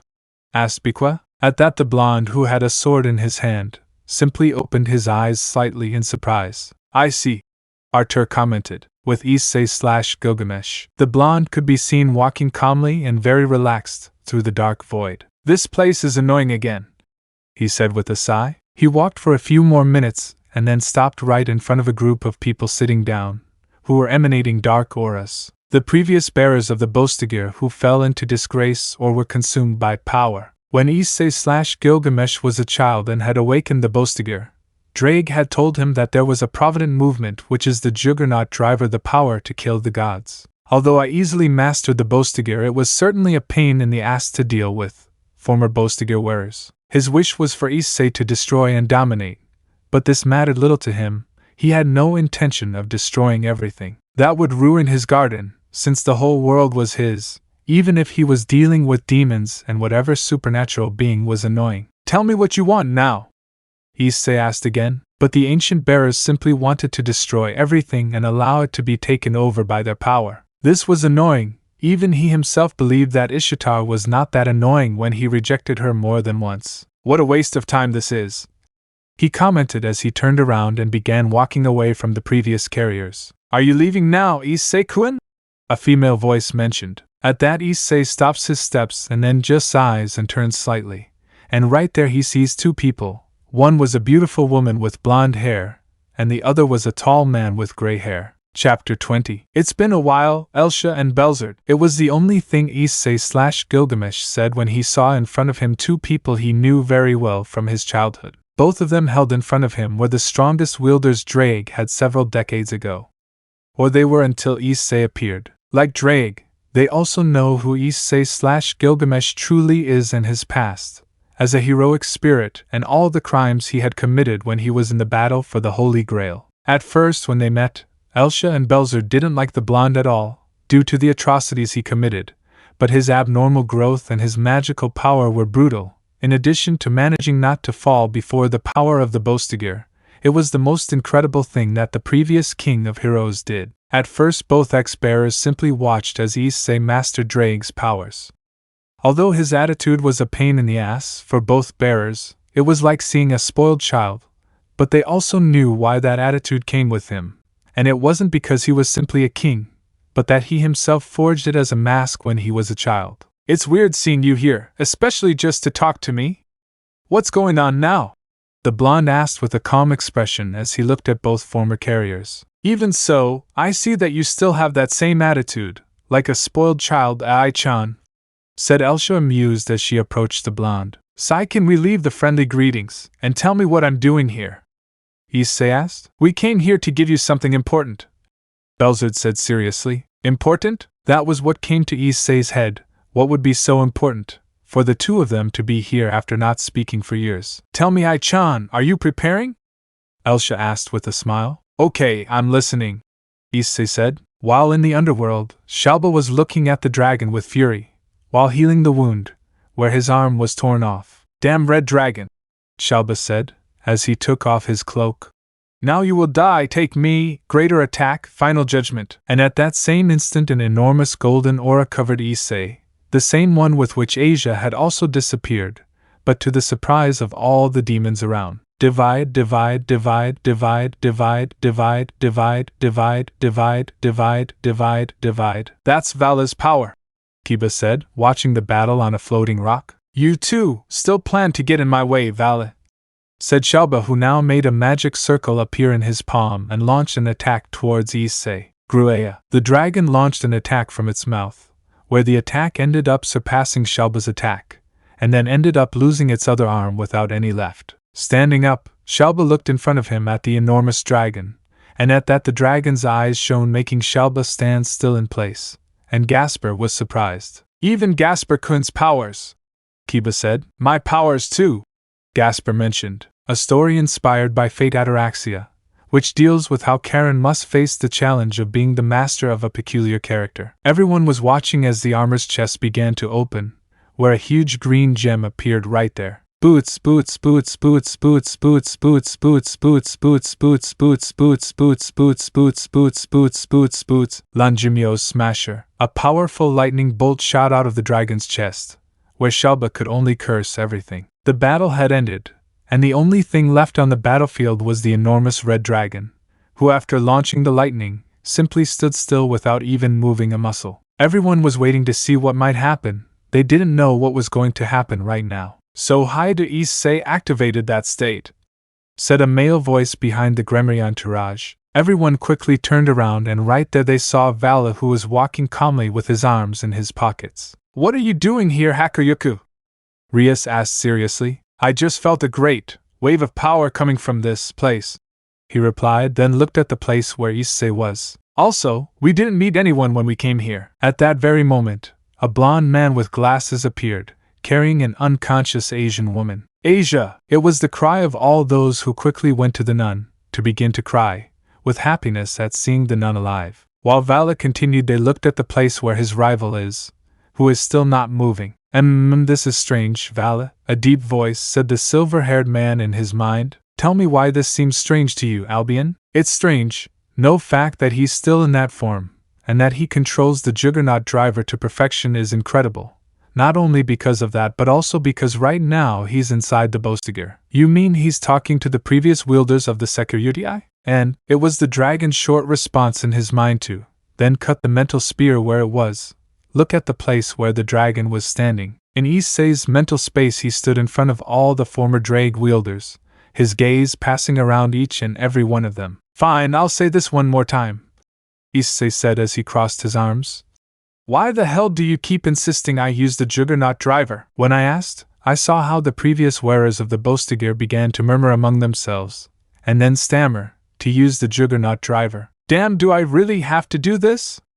Issei asked while looking at Belzard and Elsha, who simply confirmed. "If you can make the former wielders of the Bostiger leave behind all their thirst for power and manage to talk to them, you will obtain power, much stronger than the Juggernaut driver," Elsha explained calmly. Issei simply starts walking until he is a few steps away from the previous Bostiger wearers. "Previous Bostiger wielders!" Issei had begun, and the Juggernaut driver wielders simply continued talking. "For thousands of years, all of you have done whatever you wanted, and you yourselves ended up losing your sanity and letting yourselves be carried away by power. Power is everything, said the previous wearers of the Bostigir. Whatever you did, get drunk with pleasure or throw yourself into the underworld of sorrow, Issei said, looking at the bearers of the Bostigir. But you answered that you would fight. Little by little, the carriers of the Bostigir were simply stopping talking to look at Issei. That you resisted despite knowing the result. You had a happy life, he said as he looked at the bearers. You have your stories, your cultures, your people, including me. All the bearers had simply fallen silent and looked in front of them at Issei/Gilgamesh. I'll repeat it, Issei shouted. We are lost. That is an immovable fact, but I don't know why. Why? As long as even one person claims victory, our way of life will remain in our hearts. Little by little the ex-carriers were Bostigir. They were looking at Issei with hopes. Even if we die without children, our will presides within us. That is the power of humanity. The chain of life does not depend only on blood. The fall of each one of you is not our fall. Behind Issei appeared Elsha-Belzerd, who placed themselves at Issei's side. We will shine through the ages of victory. Listen to me, ancient bearers. We will reject the original gods and begin a new era, which I myself will show you. You can do it. We can do it. Each and every one of the previous carriers was talking to each other. This battle will be the final one against the gods. Give me your lives. For glory, and for the future. Give it. All the Bostigir wearers began to scream, where Elsha and Belzerd looked one last time at Issei, who looked at them for a few minutes and then looked ahead. Okay, let's get started. Chapter 21. Slowly opening his eyes, Issei/Gilgamesh was lying on top of something soft looking at the red sky of the underworld. The first thing he saw was a blonde hair. Jean? Came out of his lips as he looked up. Oh, I see you're already awake. You've definitely made a big deal out of it, Issei. Upon recognizing the voice, he looked for a few seconds and realized that he was lying on the legs of a certain Queen of Knights, who was looking at Issei calmly and quietly. Artoria? Tell me what the hell happened? Issei/Gilgamesh asked, looking at the Queen of Knights. Artoria lets out a small sigh and then smiles. Let's just say you showed off this time, but you worried a few people, I replied calmly. I see, was his short reply. Tell me one more thing, why am I lying on your legs? He couldn't help but ask. Artoria looked at him for a few moments and then replied. I thought you might like lying on my legs, and I think it's fair compensation for doing more of the job than anyone else. Artoria replied calmly. Letting this pass, Issei/Gilgamesh sat on the ground where he saw the entire Gremory group, along with Vala and the same monkey that interfered in their fight and a blonde boy with glasses. I see you've already woken up, Hayato Eay. Vala was the one who spoke. This caused everyone to look at them. When he was about to answer, 3 people quickly hugged the blonde, so he looked at who was hugging him. Reencarnated, Calaworn and Irina, what are you doing?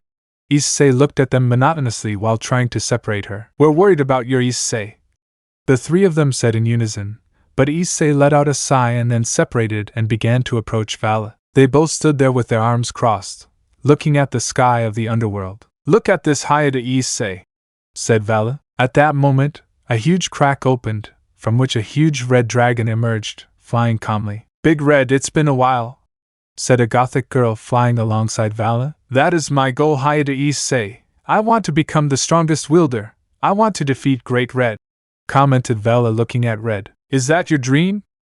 Issei asked. Tell me, Hayato Eay, what is your dream in this life? Asked Vala looking at him. He smiled. I have no interest in the world, since everything belongs to me is my garden and all the treasures of the world belong to me, said Issei looking Red in the gap. After that, Red entered the gap as Vala and his group left.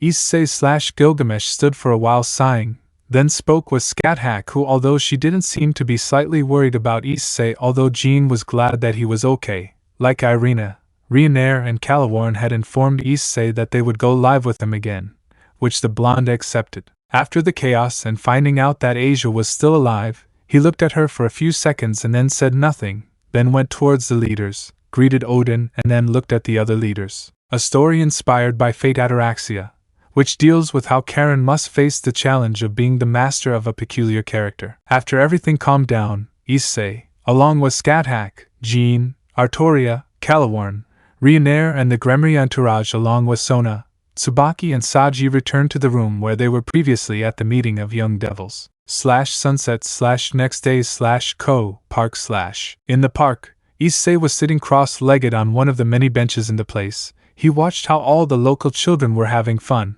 This brought back a vague memory of Uruk when he was still alive. Then someone sits next to him. When he turns his face slightly, he meets the gaze of a beautiful woman who is wearing Jaffa, normal clothes, loose hair long to the waist, and her hair is the same color as Scathach. Well, I thought it would take you a while to get here, Ryder. Issei spoke calmly, turning his gaze back to the front. The woman frowned slightly. Gilgamesh. Ryder spoke seriously as he looked at him. Don't call me by my real name, here Ryder, just call me Issei, replied Issei/Gilgamesh. Issei? She said curiously. Why the sudden name change? She asked. That's what I'm called in this world. But tell me how someone like you ended up in this place. He asked. It was a human mango, who brought me here, said it would be fun to be back alive in this world. She replied. Human mage? He wondered, as he looked at her, what kind of mage would have enough power to bring him into this world. At first, he thought it was that warlock, and now Ryder tells him it was a human mage. Are you sure it was a human wizard?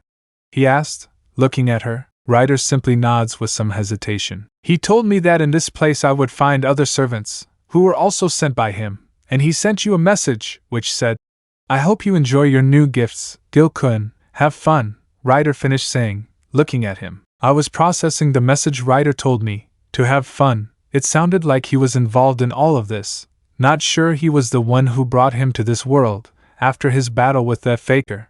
He was being used for the amusement of that damn human. He felt furious how someone might think that he is merely someone's entertainment.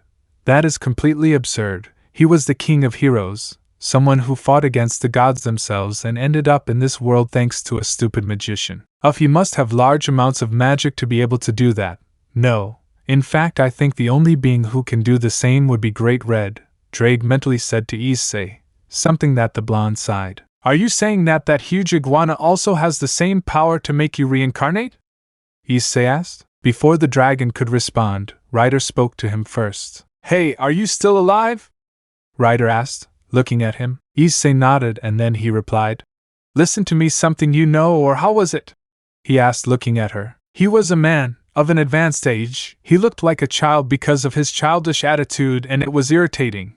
But he had short white hair, a long white beard, and his clothes I think were those of a nobleman as well as his pale skin, said Ryder. That's all? Issei said, to which Ryder nods, making Issei let out a sigh since he doesn't know anyone with that description, to which he looks at her for a few moments. Well, let's say I believe you, but tell me something, Ryder, that you know about this world, he asked. The woman looked at him, and then replied. Not long. I've been here for about 2 weeks at most, and I know that demons exist, like angels and especially gods. When she said the last word about gods, her tone of voice changed to a colder and more somber one, causing some intrigue to Issei. Ignoring the fact of her voice change, he looked at her. Well, tell me something. Wouldn't you like to be in a temporary truce until we solve this problem of that magician? Suggested Issei. Ryder nods. HMMP, there's no other choice. I don't know this city well, but I'll accept the deal, he replied. At that, both shake hands, where Issei only thought one thing, and that was, Chapter 22. And how have you been these days, Sirzechs? Said a man with white hair. Well, I've been fine, Merlin. Although these few days have gotten a little exciting for me. An amused smile appeared on his face. Haha, I can see it on your face. You've been having fun these days. A laugh escaped Merlin's mouth. Who knows who it was directed at? I really fooled you. Although I would have liked to annoy my great old friend Archer, Shirou, and send him to a world where he would surely entertain me. But all in all, I don't regret sending Gilgamesh. With clear amusement on his face, Sirzechs spoke. Merlin just sighed and looked at him. I also know you sent other servants. Can I know? Who were they? I asked. Let me see. I sent Joan of Arc. She's pretty. You have nice breasts and nice hips, I like them. Merlin nodded. I also gave Medusa, Ryder, to Lancer Scathach, Sirzechs said, putting his hand on his chin. What a mature woman with character like Scathach, and also Medusa, who is beautiful but lethal good taste, Sirzechs, Merlin would say, imagining certain things. That's right, Sirzechs would say, and I also sent Arturia. Merlin would raise his eyebrow. Huh, the younger one or the older one? He said, referring to Saber or Lancer Arturia, the mature version. You have to see her, Merlin. Those enormous breasts Arturia has are a work of art, said Sirzechs, while Merlin put on a slight smile. Yeah.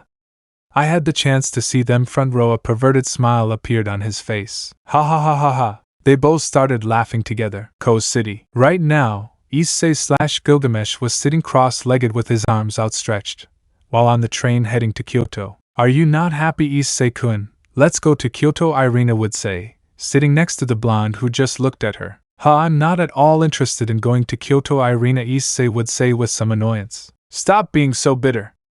Issei-kun, if anything happens, your childhood friend will protect you, he would say, puffing out his chest with pride. Issei/Gilgamesh's eyes flickered over his head, but he didn't pay much attention to it.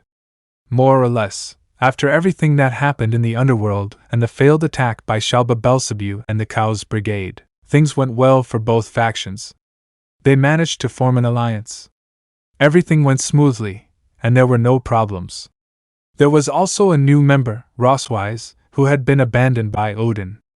The latter went home and was taken as a tower piece for Rias. Clearly, Issei/Gilgamesh couldn't be happier to have a new member as his wife.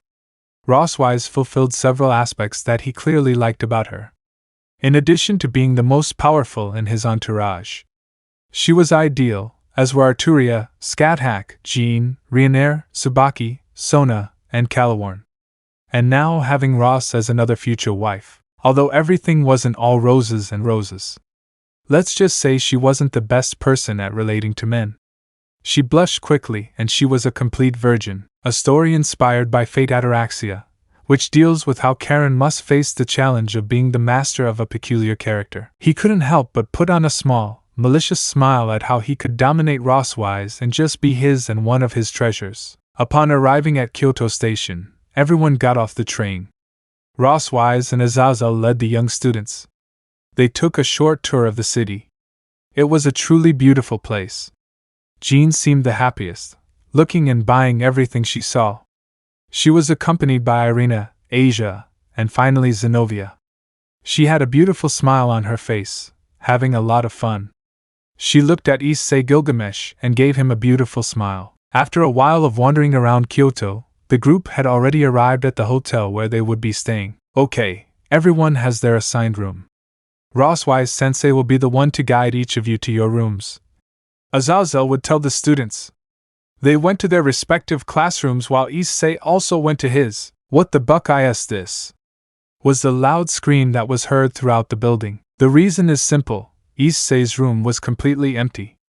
It had only one TV, a futon, and then everything was empty. He was completely furious. I'm sorry, Issei-kun, but Rias-sama said that this room would be the one you would use to hold the meeting, Roswise would say as he approached. I refuse. I shout back while the look scares her. I'm leaving this place. I'm not sleeping here. Who the hell would laugh at doing this to him, to the great king of heroes Gilgamesh? No doubt when he sees her.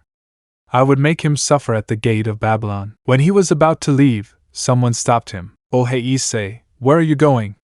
Azazel, who had just arrived, spoke. I see that you have already seen the room that Rias and I decided to give you for our meetings, Azazel would say. After that, Issei stopped his steps and suddenly a powerful aura began to appear all over the place, causing Azazel to start sweating cold, as well as Roswise, who simply began to move away from Azazel. Or I see that you were also in these, Azazel. Issei would turn around and look at him. He needs, come on, someone. But he simply fell apart when he saw the number of golden circles that formed around Azazel. And from there, several weapons emerged, pointing directly at the crow. Now disappear from my sight, worm. And then all that was heard was a loud explosion and a man's loud scream of pain. Meanwhile, in Kuoh City, a certain red-headed woman suddenly trembled, feeling a bit of panic for her life. The next day, it was already daytime, and right now all the students were getting to know the places. They also ran into some members of the Citri nobility, Saji, Momo, Rhea, and finally Tsubasa Yura. They chatted animatedly with the blonde, just like the girls. They were now climbing the stairs while the blonde calmly walked up ahead of the group with his hands in his pockets. But at that point he stops in his tracks and begins to look around the place. He would say, looking around. You felt it, right? Jean had approached Issei, who only nodded. Yes, he would say while looking everywhere. Hey, what are you doing? We're almost here. Irina would shout as she looked at him. Both Issei and Jean nodded and then just walked towards the temple, ignoring what they had just felt. Chapter 23. Tell me who you are and what you did with my mother! Came the cry of a little girl with golden blonde hair tied in a ponytail and matching eyes. She also has 9 golden foxtails and matching ears. She also wears a traditional Miko outfit and the tall geta with a white tabi. The sleeves of her haori feature a giant red star-shaped pentagram, surrounded by 5 smaller pentagrams between the points. She is also relatively short. In front of him was Issei, who stood with his arms crossed, watching the girl who attacked him, chained with her chains. Seeing how she asked questions about what he did with her mother and so on, Issei/Gilgamesh quickly realized that this girl had had her mother kidnapped, something that mattered little to him. The issue of this girl who was clearly upset with him for something he didn't do. Still looking at him like he was shit, Issei/Gilgamesh had to admit that the girl, she has balls for attacking him alone despite being a child. He could easily kill her. Although she did remind him of a certain white-haired girl he'd already killed once. Looking closely at the girl, he realized she was crying. Tell me, but she couldn't continue speaking because Issei had knocked her out, hitting her on the back of her head. Sighing how annoying to have to deal with a brat, clearly he didn't give it that much importance, and took her like a bag with one hand. He quickly dodged a magical attack that was coming his way. He saw several people with ears on their heads and tails.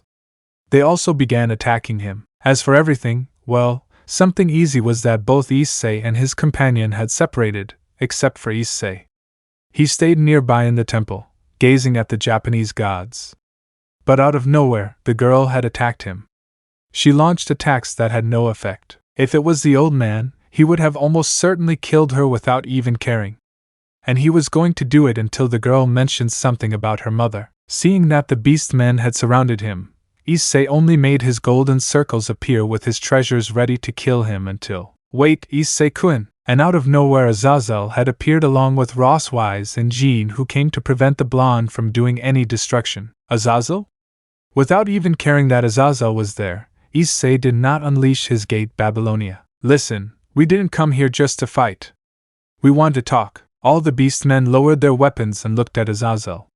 Jean approached, and then took the girl from him. I hope you have a good explanation for stopping me, Azazel, Issei threatened. Azazel nodded. After clearing up the misunderstanding with the little girl, whose name was Kunu, she apologized to Issei. She began to explain how her mother had disappeared behind a strange purple mist. Something that's curious, really. But I didn't care much about what the girl who attacked me was saying now. Excuse me, the Konu girl approached me and I looked at her with a raised eyebrow. I'm sorry for attacking you. She bowed to me. It's been a while since anyone bowed to me. Please help me get my mother back. Her scream sounded like she was really desperate. This is starting to bother me. I look at Azazel, who was waiting for me to say the words the girl wanted me to say. And then I see Jean, who was looking at me in a way. A story inspired by Fate Ataraxia, which deals with how Karen must face the challenge of being the master of a peculiar character. Okay, I'll help you, girl. How annoying these supernatural beings are. Thank you so much, she said, giving me a smile. Ugh. How annoying. That aside, we spent most of the time talking about a possible attack by the Cow's Brigade. Few nonsense. If I found them, I'd destroy them with my gate Babylonia. But since no one knew where they were or where they were based, I let them keep talking. I mostly spent my time ignoring them and talking to Rosswise. Well, after a long, boring conversation, we went to our respective rooms. Another day had begun, and well, we were standing in front of. Good morning. Today I will be the one to guide you through Kyoto because of all the problems I have caused you. It was Kunu who was in front of us. She was hiding her ears, more than likely to hide from humans anyway. The rest of the day went relatively normally well, although Kunu showed us several places, like also a food place. It was delicious. But anyway, beyond that, We later ran into Azazel and Rosswise. They went to a small tavern and also found Kiba's half-breed, who was also with his group. Beyond that, we all watched as Rosswise complained about her single life and the fact that she'd never had a boyfriend. "I would gladly be your boyfriend." And well, then we saw how he got drunk in one gulp. Phew, how pathetic. Anyway, right now we are walking on the bridge and a strange fog appeared, making everyone disappear. Only I was left, Irina, Zenobia, Asia, Kiba and Kuoh. "It's the same fog that appeared when my mother disappeared," Kuoh told us all. "It's a pleasure to meet you all." Gremory entourage, a male voice spoke through the fog. And then we all saw a spear that wasn't aiming, and we saw a boy with long, black hair emerge. And behind him, a group of unimportant people though?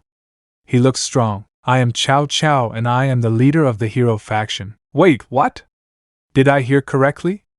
This bastard claimed to be the leader of the hero faction. Who the hell does this fake hero think he is? "You were the ones who kidnapped my mother! Where is she?" The damned girl spoke before me. "Princess Kuoh, don't worry, your mother will be fine for now. We'll just be using her for one of our inventions," Chow Chow would say. The way he talks sounds a bit familiar. He has a goal almost similar to the stupid faker. "What would that goal be?" I asked. "Security, it's a pleasure to meet you, and about your question," he would point his spear at me. "I have a goal, and that is to show that humans are beings with much more power than supernatural beings." Really? What a pathetic goal. It's almost the same as the fakers. I think they'd get along well. Your goal is pathetic, worm. Tell me how you plan to achieve that stupid goal of yours. "I'm thinking of killing Great Red with my spear, true longsword." His spear, I think I heard something about that from Azazel. Oh yeah. I remembered, true longsword, the spear that pierced the Son of God, if I remember correctly. I think it would be a great treasure for me, although it has a rather horrifying design. "That's such a stupid dream," I said with clear mockery. "What are you saying? Are you deaf or what?" Seeing that he was upset, I continued talking. "Your dream is nothing more than a simple whim. You say you are a member of a clan of heroes," but I looked him straight in the eyes. "You are just a child who was eating more than he could eat." I sighed and arranged my hair and looked at him. Chow Chow didn't say a word. I knew it. "You're so pathetic," in an attempt at a fake hero. Giving him a bored look, I made my gate Babylonia appear, and with my treasures, I pointed them all at him. "I think it's time to finish you insects." I felt a great adrenaline flow through me. I hope these false heroes entertain me. "Oh, they look like they're going to fight now," a man with white hair and pink highlights would say. "Really? Against whom?" an elderly man would ask, holding a deck of cards in his hands. "With a group calling themselves the hero faction," he would say calmly. Then he looked at the man. "Zelrich? Yeah? What are you doing?" she would ask as she watched the man search for something in his bag. "Tell me who we give it to now in archer class. Berserker or Saber Merlin?" Merlin would raise his eyebrow and ask. "You'll give him another girl?" Zelrich smiled and shook his head. "Not for now. I want to give him an enemy to train me," he would say calmly. Merlin would look at the deck of cards, then pick one up and show it to Zelrich, who smiled. "Oh, Archer, this will be so much fun." The fun had just begun. Chapter 24. The battle had begun. Gilgamesh and Chow Chow were fighting in a more secluded location from the rest of the group. Moving away from the bridge where the other group was split up, they were fighting. Attacking with his Babylonia gate, Issei/Gilgamesh had Chow Chow in his grasp. Although the human didn't give up so easily due to the disadvantages Chow Chow was currently facing, he decided to retreat, without being able to use the maximum power of his true Longinus either. Chow Chow was dealing with Hayato Eay, who was the current security besides having this strange magic that he had been looking for information for quite some time. Without finding concrete information, he was now at a disadvantage, but he realized that Issei was attacking and without even seeming to be tiring. Frustrated, Chow Chow had an idea. Risky, but it might work. Taking his spear in both hands, it began to glow. What is this? Thinking about what would happen, Issei/Gilgamesh prepared a magic circle on the side of his hand, and from it emerged what appeared to be the handle of one of his treasures. Now, with that shout, Chow Chow disappeared in a blur of speed. Taking Issei by surprise, he reacted quickly and turned his body while grabbing the mage from his treasure, and blocking the spear attack with his sword. Issei began to struggle with Chow Chow. Without stopping, Chow Chow launched a large number of attacks against Issei, who blocked at full speed. Seeing himself slightly outmatched by the human Issei, he gritted his teeth and Boots, the Bostigar, made an appearance, and making Issei gain more power. Making light of it, Cao Cao stood on guard and blocked a huge incoming blow from Issei. Creating a crater beneath his feet, Cao Cao saw the great, incredible strength of Hayato Eay. Come on, faker. That's all you can do. Smiling arrogantly and mockingly, Issei began to attack brutally. Cao Cao, seeing himself somewhat stuck, waited and waited for the moment to attack back. But Issei was the one who was dominating the fight. However, Issei stopped his attack to a bewilderment of Cao Cao, and he finally understood quickly when he tried to stand up and avoid the attack on his back. It took a while, since a sword had already pierced his abdomen. Groaning in pain, Cao Cao watched. Issei raised his hand and several more circles appeared, all with sword and spear tips, ready to attack him. TSK. Clicking his tongue, Cao Cao went back on the defensive. On the other side of the bridge, Kiba and Zenobia were having big problems with Siegfried's descendant, who was giving him a pretty uneven fight. Siegfried's technique and sword skill were much more noticeable, unlike Kiba, who attacked with great speed as well as some of his skill, but it still wasn't enough to stop Siegfried. A story inspired by Fate Ataraxia, which deals with how Karen must face the challenge of being the master of a peculiar character. TSK. The curse is quite strong. Kiba would move away and block a powerful attack from Siegfried's sword, who moved to the side and appeared in front of Zenobia, who blocked with her Ascalon sword the dragon slayer that Issei lent her. That's all the Gremory group has. Siegfried would block another attack from Kiba with his other hand and would take out another sword, but it is red.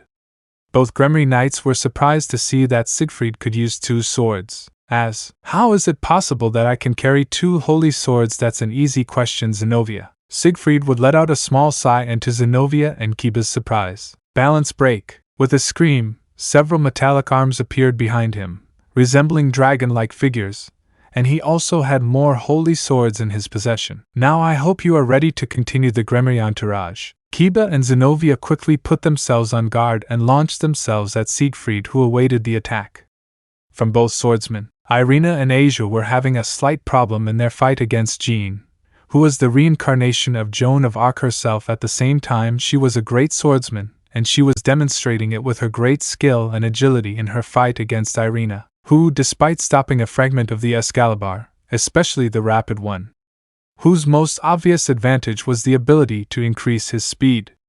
How also his attack lengthens the distance because it stretches greatly. While it was true that Asia was simply in charge of healing Irina, who was suffering from every blow, she was also protecting Kuoh, who was watching Issei and Cao Cao's battle from a distance. I was totally surprised by the display of power that Issei had, as I saw how he dealt greatly with Cao Cao's spear, and seeing how Irina also tried hard to stop Jean d'Arc, or rather Jean as she herself likes to be called. Come on, that's all, Angel-chan. Smirking, Jean watched as Irina stood up and then changed her stance. This time her sword was being held with both hands, while she also had her left foot in front and her right foot back. Her shoulders were completely firm, and with her eyes closed she sighed, remembering her new teacher's teachings. Hello there. Slightly surprised, Irina attacked with great skill and speed a large blind spot of Jean herself, who received a large cut on her back. Heya! Screaming in pain, a large amount of blood flowed from her back. Without waiting, Irina attacked Jean again, who this time blocked the attack as best she could. How about you? She quickly fell asleep when she saw Irina's violent eyes.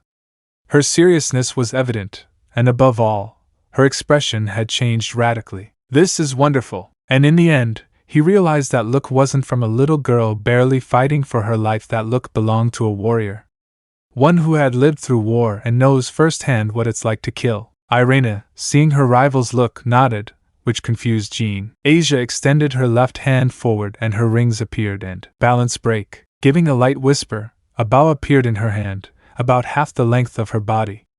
Taking the arrow thread, she stretched it out, and a golden arrow appeared in it. And then he shot the arrow that traveled at a great speed, and Irina, who was holding Jean, she turned around so. Jean, who opened her eyes in surprise, and, seeing the arrow coming towards her, she just closed her eyes and awaited her unfortunate fate. However, the arrow never reached her. What happened? When she opened her eyes, she saw Irina's body fall to the ground inert, while an arrow had stuck in her abdomen, and Asia's arrow had been destroyed. You better get out of there now. She suddenly heard a voice in her head and quickly turned around and walked away from that battlefield. Irina-san! Asia ran towards her and began to help her, and Kuoh was also the one who helped them. Issei/Gilgamesh couldn't be more excited about this battle he was having against Cao Cao, who right now had the Bostiger stuffed in his hand in addition to using one of his swords. Suddenly they both hear a loud explosion and stop. Both turning their faces saw how a Rosswise appeared out of nowhere who was apparently drunk. In addition to having activated several magic circles on her back up to the sky, Issei/Gilgamesh observed as if she had recreated her own Gate Babylonia Rosswise version. Heh, that's definitely exciting. Don't you believe it, Cao Cao? Watching Cao Cao, who looked back at Issei, he smiled. It seems our fight will have to end here, Security. Cao Cao said, placing his true long nose on his shoulder.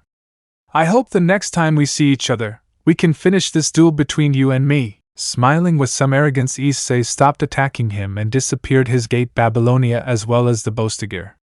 And then put his hands in his pockets. I hope you don't disappoint me in our next battle, Cao Cao. For the first time during their entire battle, Issei mentioned the human's name. While Cao Cao nodded, I say the same thing, Hayato Eay, and then the fog disappeared from that place. As did the entire group of heroes as they headed to their respective locations before the battle, unaware that there was a little girl flying on a broom. Wow, Valisan's rival is definitely strong. The girl spoke with great admiration as she watched Issei and company leave that place to help Irina. In a temple where there was a beautiful woman with long golden hair and dull eyes, the Cao Cao group appeared. Ah damn, I didn't think that damn angel was so strong. That's what happens to you for trusting in battle, Jean. Shut up, Siegfried, and you Heracles, you look terrible. Who are you fighting against? Looking at the teenager's muscles, who had several shorts all over his body and was almost at the point of collapse. Those women. He let out a mumble and then fell to the ground unconscious as he was quickly helped by the rest of the team. Heracles, a descendant of the Greek hero Hercules himself, arguably had the toughest battle of all. Unlike his friends, Heracles faced none other than Jeanne d'Arc and Scathach herself. Quick on guard, Cao Cao would say, but it was too late. Cao Cao felt like someone put some kind of gun to his head. Wow, it was about time you got here. Hero. Everyone looked at the guy who was pointing a gun at their leader Cao Cao's head, and they saw a dark-skinned man with white hair and yellow lines on his body. Who the hell are you? After Cao Cao's question, the mysterious subject smiled. Just call me Archer Hero. Chapter 25. It had already been about a day since the battle against the hero faction. Right now Issei and Gilgamesh are walking through the city of Kyoto, accompanied by Jeanne d'Arc herself, who was more serious than usual. This is the place where Scathach and Arturia discovered the energy of another heroic spirit. The energy is very weak, although it wouldn't be so far-fetched for another heroic spirit to appear. There is just one difference in how we appeared in this place. Jeanne d'Arc approached Gilgamesh and saw something written on the ground. This is. It seems that the heroic spirit that appeared in this place was summoned by someone. Do you think a member of the hero faction would summon one? Gilgamesh/Issei frowned after Jeanne mentioned the name. Heroes. That's unlikely to happen, Jeanne. How can you be so sure of that, Issei? Sighing, this was the work of someone who knows the heroic spirit summoning system. Clearly this wasn't done by someone normal. He must have knowledge or be someone who knows the third magic. Jeanne's eyes widened in surprise, but nevertheless it was likely, because it wasn't just a possibility, or rather a high possibility, that someone, whoever you saw, possessed knowledge of the third magic if that same person brought them from a dimension other than their own, where divine beings like the gods themselves exist. Demons. The idea wasn't so crazy after all, but who would be so crazy or stupid as to summon heroic spirits? Or for what purpose? From your face I can see that this is the first time you've thought about those possibilities. Yes, Jeanne said. Until now, what is happening in this world, and it was simply difficult for me to understand everything that was happening around me and so on, but who would be capable of bringing heroic spirits in this place just for what? Entertainment. Jeanne would turn her face to see Issei/Gilgamesh, who was extremely upset about something, or rather, someone. Do you know? Yes, the day Ryder appeared, she told me that a magician appeared out of nowhere and brought her to this world. The magician simply seems to be entertained wherever he is. Then it must be someone who brought us into this world. Issei/Gilgamesh nodded. Yep, we better get back and be prepared for anything that comes up. With that said, the duo headed back to the hotels where they were staying because tomorrow was sure to be a busy day. Another day had arrived in Kyoto, and now all the students were heading off to different places to explore every part of the city. However, everyone had had a good time. It was now nighttime, and everyone was preparing for the fight, a story inspired by Fate Ataraxia, which deals with how Karen must face the challenge of being the master of a peculiar character. So this is the place where everything would be difficult. It's not good at all. Have you found anything? No, nothing. Scathach and Arturia Pendragon were separated from the group. While the others were preparing, they were planning their next move. The appearance of the new heroic spirit was a new problem, depending on whether she was with them or the enemy. However, Gilgamesh/Issei had some suspicions about this, and in fact, the ranged attack Irina managed to be injured with was quite good an archer class attack.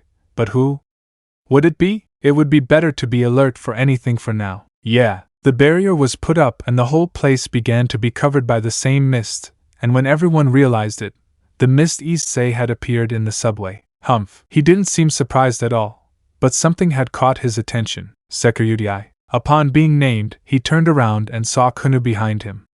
Raising an eyebrow, he looked at her. What are you doing here, girl? I want to go with you too. I also want to help rescue my mother. You know you can die, right? He didn't care if the girl died trying to save her mother.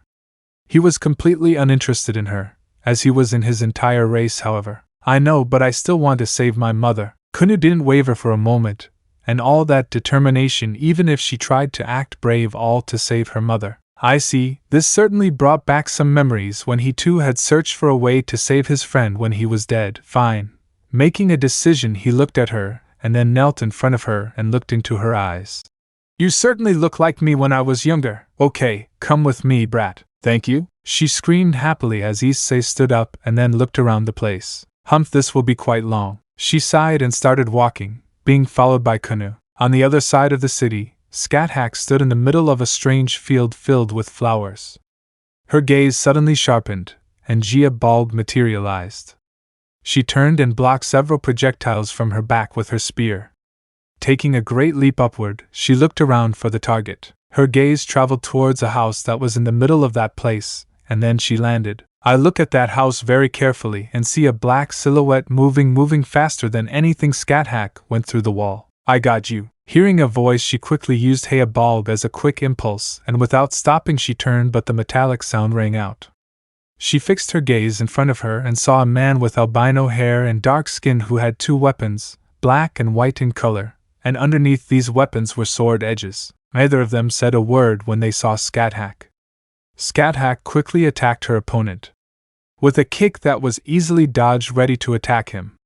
Her opponent attacked with several shots. Using Hayato Bulb, she deflected the projectiles.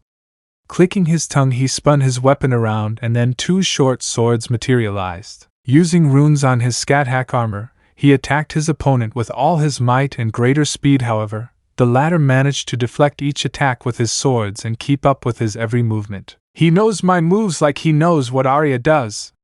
She furrowed her eyebrows as she watched her enemy block her attacks with ease. He's supposed to be an archer class. She would quickly leap to a small distance. She grabbed Hayato Bulb with both hands and then leaned into a strange stance. Archer, though, simply furrowed his eyebrows in recognition of the pose. Scathach moved faster than the human eye and launched a thrust directly towards her opponent's head. Archer opened his eyes in surprise and used his black sword. He managed to deflect the attack, but what he didn't expect was Scathach attacking with a powerful kick that sent him flying and destroying the wall of the house. Rolling on the ground, Archer quickly got to his knees and looked up. He saw Scathach calmly walking out of the house, holding Hayato Bulb in his hands. Scathach's eyes narrowed, and then she ran at Archer. She tried that same move again, which had managed to hurt him. She wasn't supposed to keep up with him. Archer smiled, causing Scathach to stop dead in his tracks, and from the ground swords began to emerge. Without realizing it, several swords formed behind Archer. Scathach, seeing this attack, felt a certain familiarity with Gilgamesh's Gate Babylonia. The swords quickly went towards her. Scathach, using Hayato Bulb, deflected the swords. In turn, Archer, with a movement of his hands, the swords that were embedded in the ground came out, and then floated in the air and shot out towards her. The immortal witch furrowed her brows and began running straight toward Archer. An alternate Hyoudou appeared in her other hand, and the runes on her armor began to glow brightly. Sirzechs began to move faster than anything else. The only thing Archer could see was a reddish blur. It was getting dangerously close to him. Curse! She quickly rolled to the ground, dodging the spear that was heading for her head again. Sirzechs spun an alternate Hyoudou. She quickly tried to stab Archer, who materialized his 2 pistols and began shooting at her. Sirzechs easily blocked the projectiles. You're pretty good for a simple archer class. Thanks, I guess. Archer didn't seem fazed by the immortal witch's words. He simply released a large amount of blood from his Hyoudou. I'm going to get a simple question right, Sirzechs said. It seems you know some of my moves and you know every attack I'm going to give you. You even managed to dodge my moves much easier. As if you already knew what I was going to do. Archer, on the other hand, snorted in annoyance and looked at the immortal witch. Let's just say I dealt with someone who was completely annoying before. Issei, may I know who it is? He felt curious. He's just an annoying dog. And with that last clarification, Sirzechs frowned. Annoying dog. She thought for a few minutes until she opened her eyes a little surprised and looked back at Archer. Even you too, Kuchulin. Archer simply watched the immortal witch, who was holding both spears in her hands, and suddenly a great killing intent was present that made Archer feel a huge chill run down his back. Damn my luck! He cursed his bad luck as he took up his den. Both Hyouds glowed brightly. The runes on Sirzechs' armor shone brightly, and several red spears appeared behind Sirzechs. Archer quickly used his magic, and several swords twice the size appeared behind his back. Meanwhile, in another part of Kyoto, Jeanne d'Arc was being accompanied by Irina. I see you girls have arrived. They would both turn around and see the rest of the group who were arriving. Kiba guys, Irina said, happily seeing him. It seems they are all gathered together. Everyone stood on guard. Jeanne's Dark, Arturia Pendragon, Irina Shirou, Kiba, Zenobia, Ross Weiss and Saji looking in front of them at Chow Chow, accompanied by his group. Chow Chow, I see 2 of you are missing, he said, referring to Issei and Sirzechs. Although it is late, our objective is almost complete. What do you want from Yasaka-sama? What we want is easy, Sir Gremory. Chow Chow sighed. It's simple. I want to show all the supernatural beings that mere humans have the power to even kill gods throughout human history. Humans have always managed to overcome any aversion they've had. I simply want to show something. You want the angel demons to be afraid of human power, Arturia said. Chow Chow would observe Arturia. Exactly, but what is the purpose of this? Asia did not understand. You see, Asia Argento. For centuries, humans have not only been killed by supernatural beings, we've also been used as weapons in their wars. Just as you are now merely weapons, used and then discarded. Artura and Jean understood what Chow Chow was referring to. Even Sirzechs would understand. It was true, they had lived their lives as heroic spirits. Since his death, they had served different masters, and they were always discarded after the Grail War ended. Then they had the chance to live a new life again. But there was something that didn't leave her alone, and that was the fact that even though they wanted to live a quiet life, they were mere illusions of the real Arturia and Jeanne's Dark, and they were weapons of war. I see you two understood. Chow looked at Arturia and Jeanne d'Arc. But anyway, take charge, George. A tremor was felt, and everyone saw a man wearing a magician's robe standing on top of one of the temples. In front of him was a woman whose eyes lit up, and her body was covered in a glow. And then a great 9-tailed fox had formed. Hyoudou is 0000000 Hlu. The QB roared as the whole place shook from the immense power she was unleashing. This is very bad, said Saji. Get ready, we have a battle to win now. Lancer Arturia ordered. Everyone quickly made their sacred gears appear. As the hero faction approached and formed a line, Kiba Zenobia against Siegfried, Heracles against Rossweiss Jean, and they would go against Jean. Saji, take care of Yasaka-sama. We'll take care of them. Yeah. Saji quickly ran away as everyone looked at the hero faction. Chapter 26. The battle had begun. In order to save Yasaka, Cao Cao would be watching as each and every one of them divided into groups to face their opponents. Where the hell is he? You were looking for something, faker. His eyes widened as he turned around and saw Issei/Gilgamesh standing behind him, holding a child in one of his arms. Leonardo, take it if you want, I thought it would warm you up. But it was the opposite, he said as he threw it towards him. Cao Cao quickly raises his hands in order to take it, but phew. His eyes opened in surprise to see how a sword had pierced the child without any mercy. Leonardo's body fell to the ground inert. While Cao Cao was in shock, unable to move, he slowly lowered his gaze to observe Issei standing with one of his hands raised and next to him a golden circle where a sword emerged. There was no word to say or do anything. You damn son of a bitch! What's wrong, faker? Issei/Gilgamesh spoke mockingly. Didn't you have a clear objective? You didn't want to show that humans are better than supernatural beings? Haha. Laughing amusedly, Issei made several golden circles appear, making Cao Cao stand on guard. You know you are not worthy of me using one of my many treasures on you. Saying that, Issei/Gilgamesh makes all the golden circles disappear to leave one to the side and take the handle of a sword. One more thing, Issei/Gilgamesh's eyes flashed so dangerously with annoyance. You are not worthy of being called a hero. Because you do not have what it takes to be a hero. You are just a fake with a small inferiority complex towards someone who is much stronger than you. Crack! Clack! Using his sword, he blocked the thrust that Cao had launched at great speed, making Issei's reaction just as fast. He blocked the attack so easily and ridiculously. Shut up! Who do you think you are, Hayato Eay? Applying more force, I tried to push him further. Who am I, little worm? Issei's smile grew so much that a quick and simple movement managed to deflect Cao Cao's spear without giving Cao Cao time to react.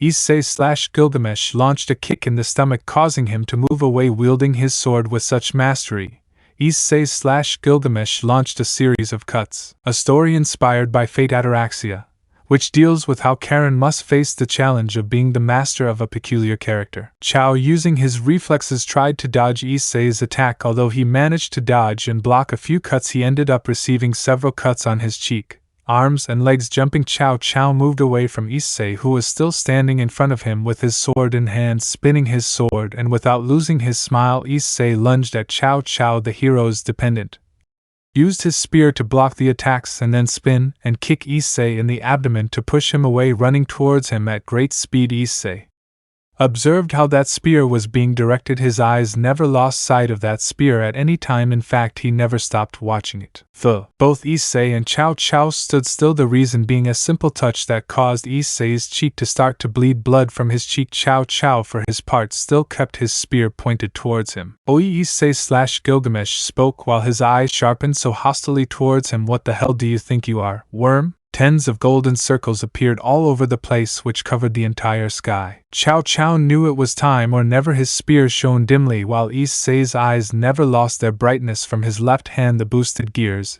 made an appearance. Boots! The robotic voice of the boosted gears resonated throughout the place. Cao prepared his spear ready to attack him, and it was at that moment where for Cao Cao the world began to move slower as he launched himself directly towards Issei. Their eyes met at the same time. While Issei slowly raised his hand towards Cao Cao, he looked with confidence as Cao Cao was running towards his direction. However, for Cao, what he least expected was what Issei did next, taking him by surprise. Some chains had emerged from the ground, entangling his entire body, leaving him completely immobilized. Stunned and unable to move, he watched as a gigantic golden circle began to appear in the sky, and from this same gigantic sword began to appear. Issei didn't mention any words. Ready to attack, he launched his attack, and immobile Cao Cao remained completely static. While he waited for this to be his end, the others quickly wanted to run towards his direction in order to help. Clip! Fuyui! A small blur of energy touched the side of Issei/Gilgamesh's face, and before the giant sword touched his face, it stopped completely. Cao watched as Issei turned around, and his eyes quickly became bloodshot. You missed me, old friend. She would recognize that mocking voice anywhere.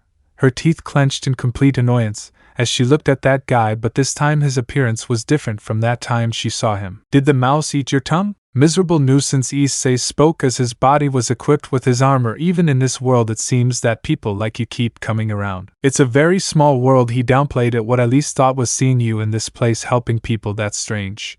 Pathetic beings, and without much value for my wishes. Issei's eyes shone and several golden circles appeared behind him. The world itself is boring for my banners, but seeing you in this place only increases my desire to kill you. What a graphic honor. Where is Scathach? You're talking about the witch's guns appeared. Let's say he's in charge of an old friend of ours. So we're not the only ones who come to this place. A wry smile appeared on his face. What a strange turn of events. Without waiting for any sign, Issei began his attack towards Archer. Seeing the sword coming towards his direction, Archer would begin to use Transon to replicate several swords and throw them. The swords of both collided, causing slight explosions, which Archer got into that curtain, wanting to finish it quickly. Boots! Archer's eyes opened to see a gauntlet right in his left hand. The surprise was so much that he couldn't dodge a direct thrust from Issei/Gilgamesh. The thrust had grazed his abdomen, which he took advantage of to shoot. However, Issei easily dodged the attack, which he took advantage of to throw more swords, nimbly dodging each of the swords. I didn't expect Issei/Gilgamesh to have appeared right in front of him with his sword in hand. Archer took advantage of it,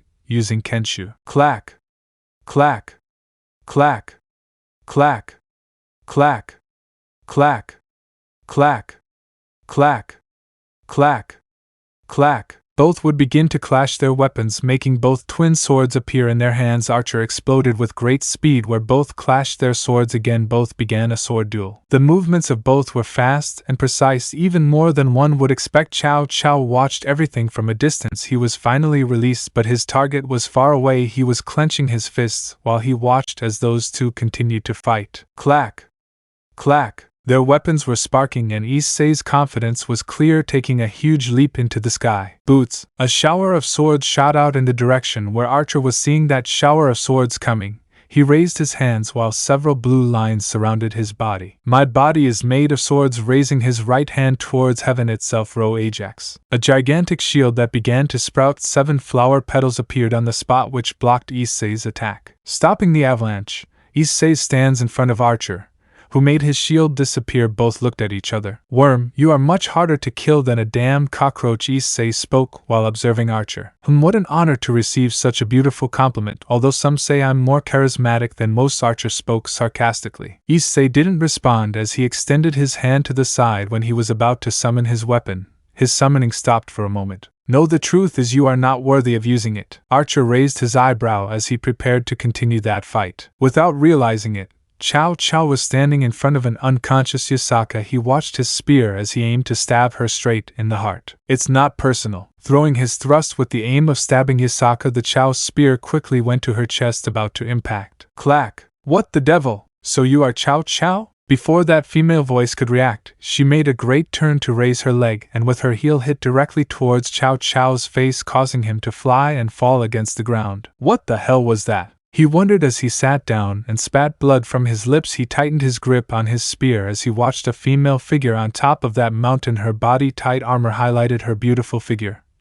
Her outstanding and beautiful hair danced with the direction of the wind, and her ruby eyes looked directly at Cao Cao. What most caught Cao Cao's attention about this woman was that large red spear which emitted a great crimson glow which surrounded the entire place. Scathach had arrived and had arrived just in time to save Yasaka. Her eyes focused on the battle she was fighting, where she saw how each member of this faction was being defeated by each of the young demons and Valkyrie. As well, a small smile of pride could be seen on Scathach's face as she turned her gaze back to Cao Cao, pointing his spear at Cao. You must be Cao Cao, the leader of this circus of heroes, right? I asked coldly. Managing to stand up, Cao Cao observed that woman. Her body was trembling as if it were warning her of imminent danger. Yes, it's me. Fantastic. I won't have to hunt you down then. Using rune magic around herself, Scathach pointed her spear at Cao. Their gaze met, but for the human all he could see was a crimson blur coming at her. Unable to even react to that speed attack, Scathach appeared right behind him with her spear pointed at his head. Cao Cao, in surprise, quickly ran his head to the side, dodging that final thrust. However, Scathach launched a kick at Cao Cao's abdomen, causing him to spit saliva and fly off again. Leaning his body forward once, the magic runes around his neck shone once, and with greater intensity than before, and it exploded with great speed, creating a gigantic crater behind it. Cao Cao, managing to put his spear in front of him, managed to block the precise blow from the immortal, which while he tried to recover, he was clearly and widely outclassed by the woman. Spinning his spear around her, Scathach took his spears in both hands and tilted his body in attack form. Still somewhat stunned, Cao fell to his knees, breathing heavily. The sweat on his face made it clear that this was not what he was planning. "Is that all you have?" He raised his gaze and saw that woman. She was without a doubt the most beautiful woman he had ever seen.